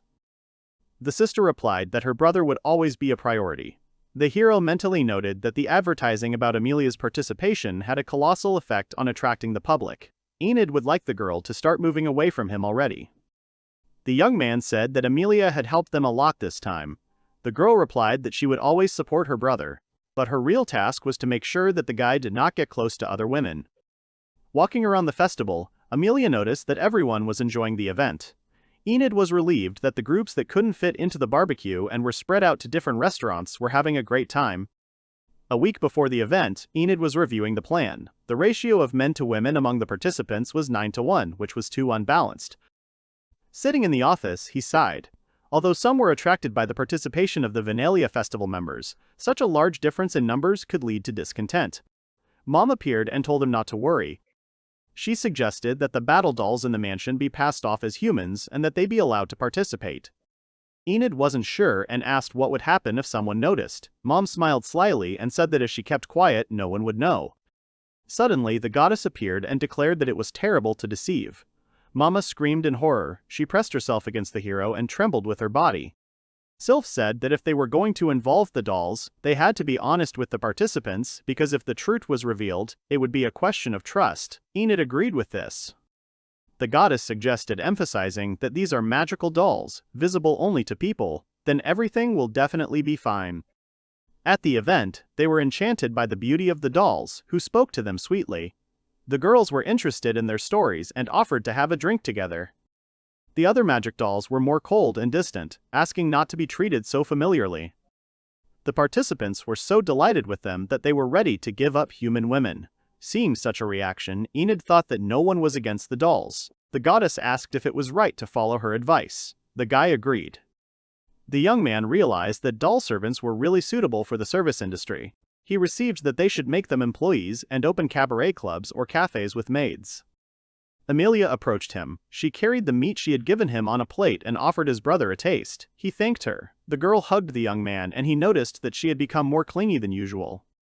He looked at his sister with concern. Her brother wanted her to find a boyfriend at this city festival, but if this continued, she would be left without a partner because of him. Enid said that Amilia should communicate more with other people. At that moment, Conan came up to him. He greeted the brother and sister and complimented the girl. The hero thanked his old friend for joining them that day. He asked if the guest liked barbecue. He answered positively. Amilia told him that the vegetables and meat were brought specially from Amilia. The girl said that men with a good appetite are very masculine and attractive, and added that she likes to see them eat during this city event. Conan remembered this and began to eat the food from the tables. Meanwhile, Amilia pushed her brother towards the dance floor. Enid had never seen anyone enjoy this. Amilia snuggled up to her brother and asked them to dance. The guy said that she had plenty of young men who would like to dance with her, but the girl only wanted to dance with him. Enid didn't see the point. They didn't notice Rita approaching them. She asked Enid to dance. They were surprised by her appearance. Rita was Sue's younger sister. About half a year ago, Sue returned to her village to get married, and Rita came to take her place. The girl said that today she felt like winning Enid. The guy asked what she meant. Rita said that she had recently turned 14, which meant that she could get married. Rita, without losing a minute, immediately proposed marriage to Enid. Amilia interrupted her. She, covering her brother with her body, screamed that she refused to accept it. The girl asked why the hero's sister was refusing her. Amilia said that she had expressed her brother's feelings as a sister. However, Enid said that he did not want to refuse Rita. This shocked the relative. Rita was very happy to hear this. She jumped for joy. The guy asked why the girl wanted to marry him. Rita said that she thought he was a wonderful, brave, and kind person. She always remembered how he helped her during her first days in the city. With a blush on her cheeks, the girl added that she thought he was quite handsome. Enid was really pleased to receive such direct and pleasant compliments. He thanked her. Rita said that at first glance you wouldn't say that she was a stick for pretty faces. The girl confessed that everyone said that what she thought was cute was actually creepy, so the tribe considered her strange. After her words, the young man could not sincerely rejoice. Rita asked him to dance, to which the boy happily agreed. Amilia quickly grabbed her brother and asked him to wait for her. Because of the sharp grip, Enid will not be able to stand on her feet. He fell on something soft. Looking up, he saw a familiar girl, Luina. The saint greeted him. Amilia screamed and was involuntarily that her brother never falls on her chest. Enid did not understand such manifestations of jealousy in her sister. Luina said that their meeting is the will of the goddess. She took the hero by the hands and asked him to dance with her. Rita and Amilia protested. Rita said that she was the one who was about to dance with Enid. Amilia pointedly said that pressing bodies together like that was considered indecent. The saint couldn't get a word in edgewise. The girls turned to the guy. Rita hurried him to choose a dance partner. Amilia folded her hands and said that she believed in her older brother. They all looked at him expectantly. The girls crowded around Enid, who didn't know how to get out of this situation. He suggested that they all dance in turn. As a result, the hero was able to pay attention to each of them. Rita smiled widely during the dance. She was having fun with Enid, who tried to keep up with her in the dance. Alina pressed herself too close to him, which embarrassed the young man. Amilia looked at the young man with a loving gaze during the dance. She said that she was happy to dance with her older brother. However, Enid was annoyed by such an obsession. He was upset that she ultimately failed to get rid of her complex. The hero also noticed that Nana and the other doll's looks had recently seemed frightening to him. He understood where this strange tension came from. The deputy spoke into the microphone and announced the last event of the event, confession time. He encouraged guests to express their feelings directly to their partner, or via letter. The man hoped that his daughters, who had become problem assets, would quickly find a partner. Enid believed that the more couples formed, the easier it would be to attract participants to future events. The first confessions began to sound. The young man was picking on the combat doll in love and offered her to become his lover. The girl apologized and refused. Nana also had several boys and girls confess to her. They all wanted to become her servants. The magical creature refused them all. The rejected ones left sadly. Enid noticed that there were too many people who found fault with the dolls. It was a rather sad situation. The guy was thinking about what could be done to make couples form. Rita came up to him. She repeated her offer again. This time she said that the young man was obliged to marry her. Amilia heard and tensed up. Alina immediately ran up to the hero and said that if he took Rita as his wife, he would have to renounce his faith. She explained that Enid belonged to a magical order that worshipped magical powers, while Rita worshipped spirits that were considered evil, so their marriage would not be recognized by the church. The girl said seriously that perfume was very important to her, so she would never give it up.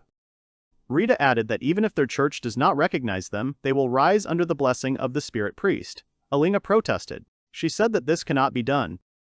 The saint said that such a marriage would be wrong. Enid thought about it too. As the future ruler of the city, this marriage would be a serious problem. At worst, it could lead to a discussion with the archbishop of their country. Alina said that wrong love must be stopped. She came closer to the hero and offered him to marry her. The girl said that by her example she would lead him along the right path. Enid, he knew which one to choose. Even though Rita was nice, marriage to her would be difficult, but on the other hand, he had the feeling that Alina was proposing out of a sense of duty. The guy was puzzled. After all, he just wants to marry someone who really loves him. His gaze fell on Amilia, who was looking at her brother with hope. Enid began to convince himself that her feelings were more likely family than romantic. The hero knew that he would have to make a choice so that Amilia could finally move on. Suddenly, a goddess appeared before him and reproached him for not seeing his sister's true feelings. Enid didn't understand what she meant. Sylph told her that she had foreseen something, and it concerned Amilia. She said that if he answered the offer of one of the two, then something very bad would happen to the younger sister. The goddess warned that if the young man accepted the continuation of one of the girls, his sister would be in great trouble. Enid did not understand what she meant by Great White. Sylph told him that she had predicted with divine revelation and saw that Amilia would fall ill in the future. The news shocked the hero. The fairy explained that the girl's heart would be broken. She would spend the rest of her life alone, locked in her room, and before she died, she would call for her brother. The boy clutched his head. It was a truly terrible future. The goddess, as if nothing had happened, advised him to refuse the proposals. Enid thought that he had not been inclined to marry in the first place. Moreover, he could not marry now, when he learned that it would make Amilia unhappy because she was very dear to him. After thinking for a while and collecting his thoughts, the young man approached his sister. He called her, and the girl looked at him expectantly. The hero put his hands on her shoulders and asked if she would be against his marriage to another woman. Amilia immediately answered that she would be categorically against it. After her answer, he immediately turned to Alina and Rita. The young man bowed and apologized. The girls did not understand why he was doing this. The guy explained that since his sister was against it, he would not date anyone now, so he would not be able to get married. This pleasantly surprised Amilia. Meanwhile, Enid exhaled. He had been able to refuse without causing harm to anyone, although it had consequences for himself, but for now, the situation was resolved. His sister tugged at his clothes. He turned around and looked at her questioningly. The girl asked if that was all he wanted to say. Enid didn't understand why she was looking at him expectantly. At that moment, the goddess appeared before him, calling the hero an insensitive person. She explained that what Amilia had prayed for was not for him to refuse her proposal of marriage, but for Enid to confess his love to her as a man. The boy did not understand anything. He objected, reminding them that they were brother and sister, but the goddess interrupted him. She explained that despite everything, the girl was very much in love with him as a man. Although Enid understood everything, he tried not to notice it, as he was afraid of such a situation, since this is something that should not happen between relatives.